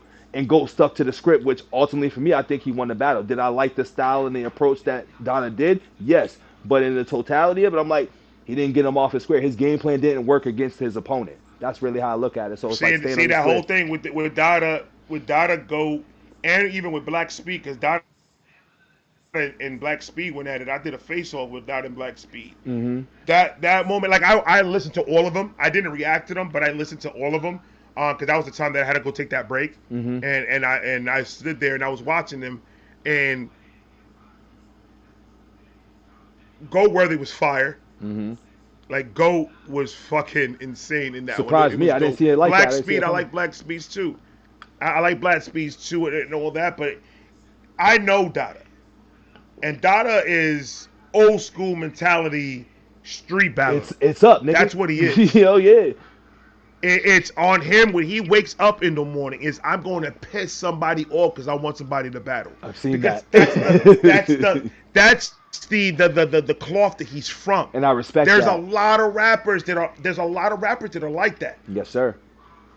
That they're good. They just gonna wake up, and it's not on no hate shit. People may think, and the things that he say, he talks crazy. He's MCing, bro. He's MCing. But it's just I see it differently. Like a lot of people's like, I don't know how the hell you watch. You cool with King Dada. King Dada's a mean person. He's an asshole. And I was like, yeah, but I understand where he's coming from. Exactly. Like it's an MC thing. It's a rapper thing. He's personal. So passionate about it. It doesn't matter who it is. And he's competitive. He's gonna go at anybody for anything. Yes, sir. And don't let and for the other rappers, just don't slip up on shit you say because he is paying attention. Because the minute that you slip up, he's gonna make sure he tells you when he slipped up. When you slipped up, you can tell he's from that battle cloth. He'll rebuttal you with that same shit. But that's from that cloth. Yes, sir. It's from the cloth, bro. Yes, sir. He just wants to go at it. I don't understand. I've seen Dada in better battles than what he did with Goat and what he did with Black Speed. What about Ren? I've seen him. I like Ren's. I like Ren and his shit. Okay. Ren took it to me. But I like Ren and his shit. And the only reason why Ren took it to me is because Ren did something that I didn't see anybody else do it. Acapella that shit? And not only acapella, but the way he did it, the way he ended that. I've seen polite battles before. That was a very polite but it was always polite, jokey battles. Yeah. Like he went at Dada, but at the same time he slowed it down and showed him the amount of love that I've never seen no one show somebody in a battle. Mm-hmm. So that's why I was like, out of respect, he won that shit. But I don't know. I don't know why. I don't know if Dada was not really focused on these other battles that he dropped, but the other like Black Speed and Goat, they really went in on it. Yeah. On their battles, they really went in on it. But I don't know. I think Dada's an amazing fucking rapper. Mm-hmm. I think he's phenomenal. He's up there when I say these independent rappers. Yeah. That they just need to be heard. He's got skill, bro. And a lot of people, I would like for a lot of people to see the side of King Dada that I see, that he doesn't let not a lot of people see. And that's why it worked, because they a lot of people paint a picture about him that is not true. I know Dada like away from this YouTube shit, and he's not what people think he is. Right. It's just that's his rap persona coming out. That's his rap MC persona coming out when he acts and talks the way he talks. Mm-hmm. And when you're in front of a camera, you are in constant promotion as a rapper. Whenever you're on that camera, you are promoting yourself every single time. So he's gonna be a dick. He's gonna talk his shit. He's gonna piss people off. He's gonna say things that's gonna start. But that's just the MC in him doing that. And a lot of people don't peep that, dog. That's a fact. That's the only thing that I kind of am about it, is just like, I know Dada, man, and Dada is not what a lot of people think he is. And it just hurts sometimes seeing it. And it's funny that you say that, because for me, as a person who got put on the Dada through like the Goat and Dada battle, like, you know, you get people that try to influence your opinion on shit, and like, I ain't let it seep in, but you know, trying to just gather shit in between. I'm like, he's an MC, but I'm like, what is he getting at? So I'm glad that you said like, it's the MC in him where people think he's an asshole and shit. Because I'm like, I don't know if he just don't like niggas or it's like he's just trying to, do a battle and he's just being competitive because it's always just rap. He's never No, don't dissing get these it. people as a Don't get it battle. twisted. Yeah.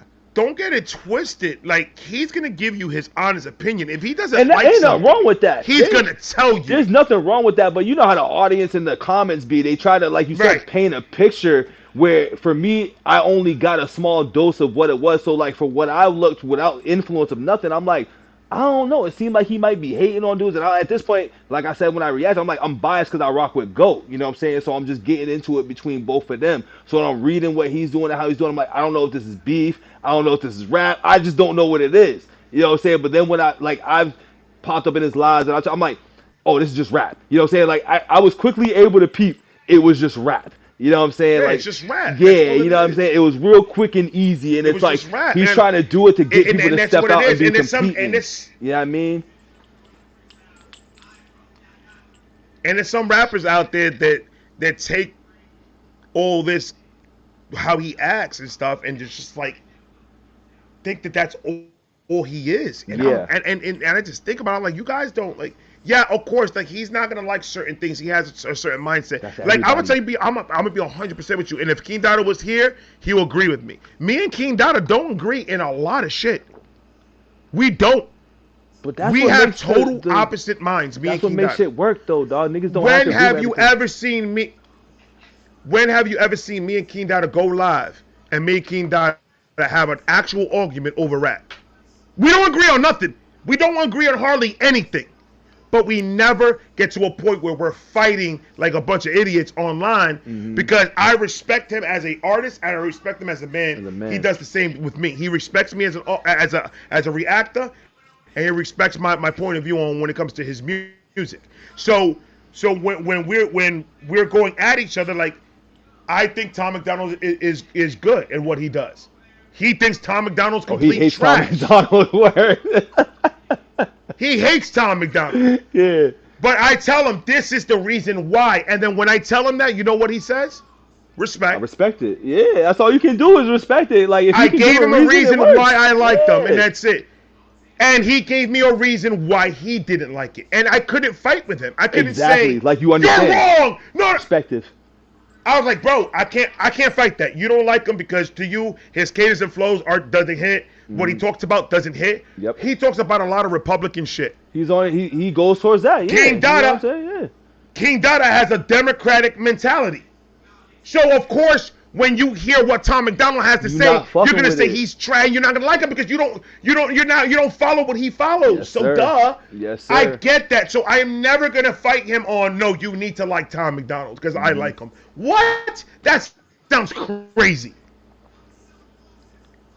Like what you're gonna like, bro. Like whatever, and this like. But we always have healthy discussions You can about it. That's the respectfully key point. disagree. That's We the always point. have healthy confront. That's it, bro. That's a fact. And that's why I always know everybody they could hate Dada all they want. People could not like him all they want, bro. I know the real King. I know King Dada, and King Dada has always been 100% with me. Nah, that's real shit, man. Yes, That's real shit. yes, Malik. Yes, Malik, yeah. Yes, you You can disagree? You can disagree and still get along. Yes, that's how the world should work. But society don't work like that all the time, man. Society does not work Not like all the that time, right. man. But I love when it does work like that, and I've learned that through the community and everything as well too. Now I got a few more things to wrap it up. I don't got too much things left. Like I think we done covered Yeah. a lot of the questions and we done covered a lot of things. So I don't know if you got time to do the OT the real reaction as a joint one, but I don't know how to make that work because as you can see, I got it set up a little differently, so it would be us just listening to the audio, but there's a video for it. So I don't know if like how that works and if you're for that. But as well, I do have my one last A and W, because we didn't cover a lot. Uh-oh. We good? We good, right?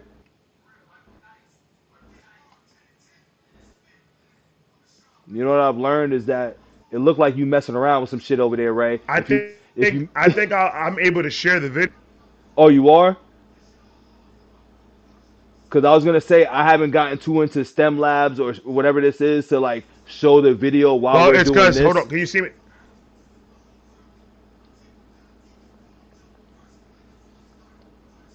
Well, what I was gonna say is, can you hear me? Am I Oh, I can good? hear you. I can see you. It's just tripping out because what I've I don't know noticed if I'm good or with not. this right here is when you start fucking around with other links and other apps, it starts freezing and doing weird shit. So like, do what you doing over there. But I definitely peeped that like that's what's going on because they have it on my end as well too. So it looks like you're trying to pull up the video and then try to have it shared so people can see it as well too. And Yeah, if you I'm can trying make to. that happen, Yeah, usually with StreamYard, I use StreamYard all the time. So word. usually with StreamYard, that shit happens all the fucking time. It starts freaking out and shit because I've noticed that. I'm like, damn, when you start messing around with other shit, like it starts just tweaking out. Like that's kind of crazy. All right, I got it up. So if you want to pull it up, All right, so on my end, what do I gotta do? My fault. This is me learning. Y'all witnessing Vito learning in real time because I only know this part just to get the screens collabed. So do I gotta do like the present shit or something? so in the bottom, you don't gotta do nothing. If you look at the bottom, do you see me in the bottom row where the big screen is at? There should be a bottom row of me, my face, your face, Oh, and like some links. let me get out the full screen. Hold on. That's when it's gonna start acting up. All right, so Yeah, yeah, get out the full screen. yeah. So I see right now I got two windows opened up. I got my joint right here, your joint, um, another third screen, and then present or invite. But I don't see nothing with the links though.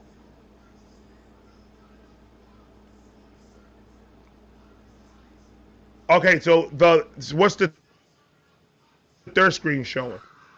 The third screen is You showing said it was actually, my yeah, it's mine, yours, and screen, then there's your actually screen, and there another was a one of yours. You know what I'm saying? third That screen. It says, should. Yeah, so that's the one that you need to pull up.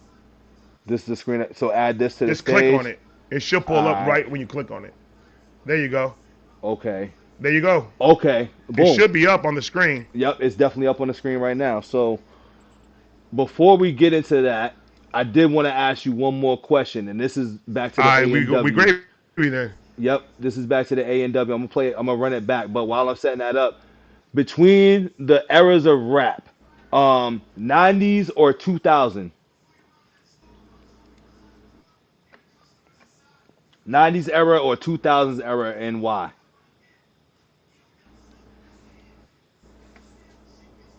I don't know if you heard me or whatever. 90s era or 2000 era. So 2000. So 90s era. What we talking about? We talking about Nas, Biggie, Nas, Biggie, I mean Pac, Jay Z, Pop, Easy E. You can throw rap groups in there, like the golden age. You know what I'm saying? The golden age of Easy rap. E, And then you can say Golden Age, 2000s, Golden Age. Okay, and so 2000s could be like Eminem, 90s. 50 Cent, and on and shit like that. I can pretty much say. You know what I mean? Even though he was 99 or 98, but still.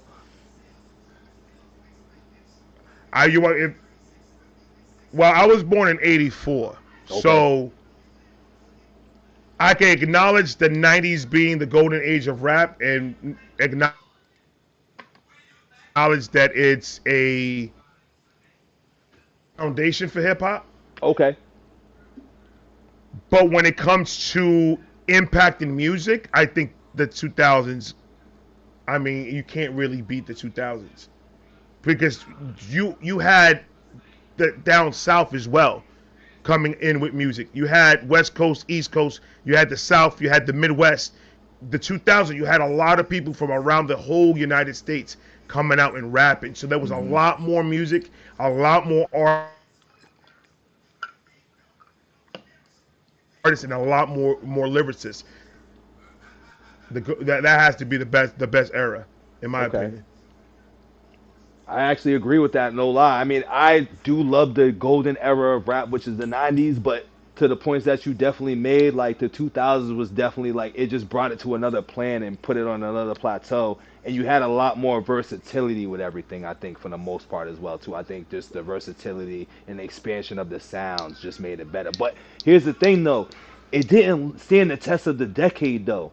You know what I'm saying? I think that's really where I'd be like, I might lean a little bit more towards the 90s because the 90s brought you into a smooth transition.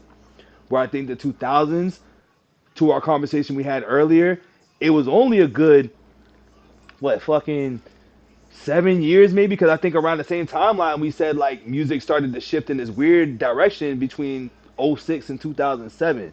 So yes, 2000 did Right. all that, but I think it opened up because now you had the internet involved, and I think that's what changes Right. the landscape of the rap a little bit, because now you had the Soldier Boys, and and it's funny that we had this conversation. We knocking Soldier Boy, but we rocking with independent artists that are from YouTube.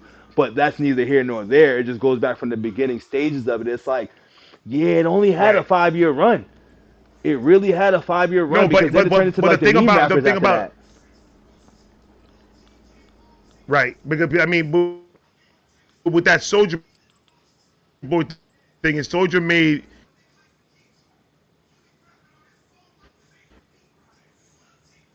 everything trendy. He created the trend at that, so that kind of made it crazy after a while because people started going and running with that shit. Facts. I would say 99 2000s. That those 2 years right. Well, I wouldn't even say those 2 years. I would say anywhere from like 96 to like 2003 2005. That right there was a sweet spot. That right there was everything that was dropping was heat. Everything From like the that yays to the 50s and was shit like playing that. was. So I would say around that time frame right there, that's when hip hop was the shit. Okay, I agree And with that. it's just created. I mean, not they made the blueprint. They're the ones that everyone followed. All right, we're gonna go off of what these guys created, and we're gonna make it our own, and then everybody ran with it. I just think when you're talking about the way the music was being made, 99 around that time frame, 97 to 2005. That I mean, music started sounding a lot.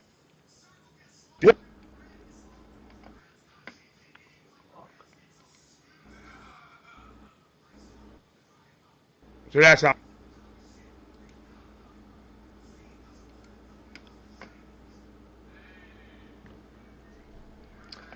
Yeah, Can you Streamlabs. hear me? Nah, I heard you, but you was going in and out because Oh, he out. I think Streamlabs is All out right, here so I'm taking tripping. over the stream. Uncle Pito said that he's done with this shit. I'm all set with Rayvons for the night, dog. I'm good. I think I ran my window out, dog. I'm good. Yeah, what's funny, dog, is I really wish we can do this reaction too. I don't know if you're hearing me or catching up to what I'm saying right now, but I don't think we're gonna do the reaction, a joint reaction, because this shit acting Quick. crazy. I don't think we're gonna do OT justice with that one. Doing this shit right Yeah, I here. see it, bro. It's going all over Yeah, it's wilding right the now. So I fucking don't place. I don't think we're gonna do that part. I mean, we Nah, continue our bro. Like, conversation, but I don't want to do a reaction like this, like that. So I think I'm gonna X out of that part. I'm gonna remove this part from the screen so we can just kind of conclude and get that part yeah, out. no, it's gonna This part, it's this part wilding. it's not gonna be good. Nah, it's not. It wouldn't be worth it. You know what I'm saying? So I'm gonna probably do that on my own, lonely on that one, because that shit got my shit acting all out of whack. I'm like, I'm why seeing this the shit live stream jumping? right now, and this is loading. This shit jumping. So I just removed that. Let me let it catch up real quick. She said I'm out of high speed data. Yep, you damn right. We wasn't able to support all this shit. We wasn't expecting that. We was not expecting that. But I think we about to be Yeah. right in a good spot though. Once I kind of let things get back synced up though. I exited out of that. My bad, OT dog. We tried, bro. We tried, but we gonna give What you I that think is reaction on going that. on, to be honest with you, because it happened to me. We good? Kinda, sorta. Oh man, this is going all over the. Yeah, it's because I had to do too much clicking over here, so now it should sync itself up in like the next 30 seconds or so. This is I'm an IT guy, so this is part of my troubleshooting and shit. So I'm used to this. I'm used to the funny shit with this, man. There ain't nothing to be. But I think we Okay, should be good now. I think we should okay, be good. okay. Yeah. I was gonna say, but you're an IT guy, so I was gonna tell you because sometimes what worked for me is why I found out what was going on was that I was using a wrong browser. What are you using for your browser? And the browser that I was, well, when I use StreamYard, I only use Chrome. Because if you use anything else but I'm Chrome, using it Edge. starts. No, that's Okay. what it is. Bet. Edge is fucking you up. Okay. Chrome is the only thing that StreamYard is able to compatible with handle and shit. when you use it as browser. It's compatible with it. That's good to know. Never use anything else but that. Cause honestly, I was doing I hopped on I don't know if you're familiar with them, but Two Girls One Pod. I hopped on them like a couple of weeks ago, and I didn't like. Once again, I'm new to all this, so when I'm sitting here like, damn, this shit bugging, and I had to just leave. Cause I'm like, yo, I can't be in here with y'all, and this shit's just fucking up completely, like the whole entire time. We was on for like 2 hours, and this shit was doing what we experienced, and now I was like, nah, I can't do this to y'all. So they might have thought I was mad at first. I had to message them like, yo, it really wasn't me. It's the vibe of like this connection with the StreamYard shit. So thank you for letting me know that Chrome is the way to go. I gotta install that on my laptop. Absolutely. Definitely, because like this shit be getting me tight. It fucked me up bad because I was using Firefox. Which is Firefox, even worse. when I was doing that shit, it was doing it like crazy, and then I changed it to Chrome. Yep. And smooth. Every time I put on a song, it was smooth as hell. Cause trust me, I got the best internet. Like I know my connections is good. That's why I be like, yo, what the fuck? It's gotta be this Microsoft Edge shit that I'm using. So bet next time you see me, we smooth and we gonna be on the Chrome shit. Fuck that. Cause I wanted to do a joint reaction. I was really looking forward to doing a joint reaction with that too. But if the connection ain't connected, we can't do that. Cause then I want to push it out. You know what I'm saying? Yeah. Yeah, it's not gonna do justice with his track if we do it like that, bro. Nah, not at all. I've done a couple reactions with the shit acting up like that, and I was like, man, no, it's not gonna. People get pissed too. People don't fuck with it too. Like they're like, yeah. yo, what are you doing? And I'm like, well, I tried to just get a reaction out there. Like you see, I was live, right? But like, nah, people just ain't trying to hear that shit. They ain't trying to hear that. No, we got it. We got OT. We go OT on the next one. Yeah, for sure. Cause this ain't the first one. You know what I'm saying? This ain't the first one. I'll see you soon. Oh yeah, absolutely. You know what I mean? Well, my brother, if you want to cut it, we can cut it because I literally need to eat. I'm getting. Oh, bro, I was about to be like, yo, I gotta take my little breaks and shit, my damn self. I'm like, we did about 4 hours of politicking, bro. I wasn't even thinking that we was gonna get 4 hours in. So this is more than enough, dog. Oh yeah, bro. I had a blast, man. It was a great fucking conversation. Hell yeah, man. We always say even when we have messed up internet connection, we still have a good. We still make it work, bro. dog. We make that shit work because it's the uncles in us, bro. It's that old age and wisdom in us, bro. To be like, yo, we gonna see through the shit. You know what I mean? That's a fact, man. Hey, man, listen, dog. I will not hold you much longer. I definitely appreciate you coming on, man. I appreciate doing this, and we gonna chop it up a lot more after this, man. And once again, I think we on the same mindset with a lot of things, so I will love to continue to collab with you, man. Link up, chop it up, and all that. I mean, we're gonna be doing our things on the side, but I'm looking forward to this relationship that we're building. No pause, you know what I'm saying? Because we don't play the pause games over here. You know what I'm saying? So yeah. No, absolutely. This ain't gonna be the last time, bro. Like I said, if I hit that milli, you hitting it. You getting the milli, bro. I would love to have you to, if you can stop on through and just be part of it, man, because you as much as part as everybody else, bro. All of us work together as a team to build this page of mine. So it belongs. I mean, the plaque, the celebrations, all that belongs to everybody. I'm gonna keep the check, but everything else belongs to everybody. you ain't trying to share some of that? Let me hold a little something. Let me hold a little something, dog. When I'm able, okay. So when I'm able to, I got you. When I'm able to, I gotta take care of me and mine first. I gotta take care of me and mine first, and then I can take care of everybody else. But that's why we're here, bro. We're here to grow. Absolutely, and I'm with it, bro. I said 2025, I ain't playing, bro. Same here, I'm trying to do as much as possible. Facts, man. Yeah, Ashley, we're doing a 24-hour live when I hear a milli. It's coming sooner than y'all think, cause he's on the rise, dog. He's on the rise. He's building, bro. I see you growing every single day, dog. Like, and I just love seeing it, bro. I really love seeing it, and it's like you're doing it off of, like I said earlier, off of authenticity and being you. You know what I'm saying? Like you've stuck to your script. Like I always say, it takes longer for like the real to prevail, bro. It always takes longer. You know what I'm saying? And like, you just gotta stick to your script and just be about it, bro. Like never change up who you are, dog. It's tough sometimes. I appreciate you, man. It is tough sometimes, bro. But Mm-hmm. I mean, I'm never gonna jeopardize. I'm never gonna jeopardize my morals or anything for a check. It Yes, is sir. never gonna happen. I Mm-hmm. mean, yeah, is it right now a little struggle? Right now, it's a struggle, but I'm doing it with a. I'm dealing with the struggle with a smile on my There face. you go. I'm not letting it beat me because the reality is, yeah, it sucks. I need to go get a second job. The reality, Mm-hmm. but this is my everything. So me It's your taking baby. time away to go work a 9 to 5 is gonna make me stop doing what I love to do. It's Mm-hmm. gonna take the energy away that I should use for this than that. So it's about keeping my head down, keeping your head down. We Mm-hmm. work, we work, we work, we work, we work, we work, and this down in the future it shouldn't be a problem. But we Right. gotta right now we're putting in the work. Right now this is what we Mm-hmm. call the It's the putting in the work groundwork. stage. The groundwork, man. Yeah, we're putting in all the groundwork. We're putting in all our hearts into what we're doing to build something. Mm-hmm. Now the problem is stopping. Once life says no, sit your ass down, and you just give up, all this work that we put into is gonna go to what? It's gonna be a waste of time. You It'll should have wither never done away. it. Mm-hmm.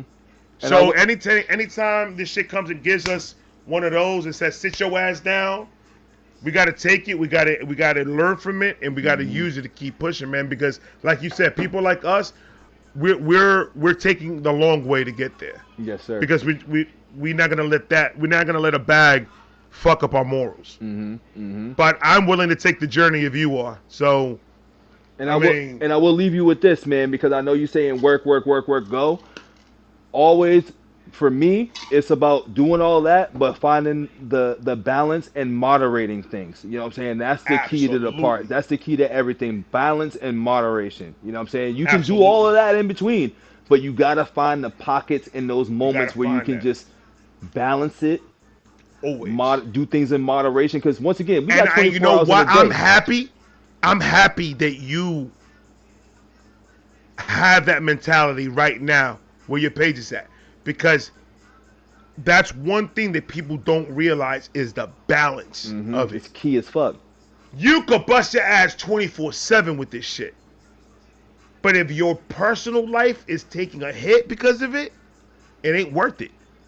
It ain't worth it at Cause now all. you're filling up other people's wells at that point, and you're not filling your well. Your well becomes super empty and shit, dog. And it's like Exactly. you gotta be able to put back into yourself and your well, whatever you want to say, however you want to view it, and then give back. Cause the more you keep giving, giving, giving, you're gonna get in those pockets where you don't want to give no more. And Exactly. that's never the place you want to be at. You want to be able to place where you give to yourself and give back to the people. And like as a society, we got to find that balance. You know what I'm saying? That's why big for me, be and me. You know what I'm saying? BNM. You know what I'm saying? Balance and moderation. You know what I mean? Absolutely. I live off of that. You know what I mean? Especially while just Facts. consuming a lot of things that I consume. I always got to remember that key thing because we consume a lot of things in our lives. So if we don't balance it and moderate it, we're gonna fuck ourselves over. That's a fact. You know? That is a fact. That was a great point to end it on. I was really about to be like, I think that's a great point to end it. Like, I That's a think that's great where we point got to end ended, it on. dog. I A think that's where it beautiful point is. to end it on. Yeah, man. Listen, I know I be laughing and hee hee and ha ha, but I got some real shit to say too. Facts. Facts.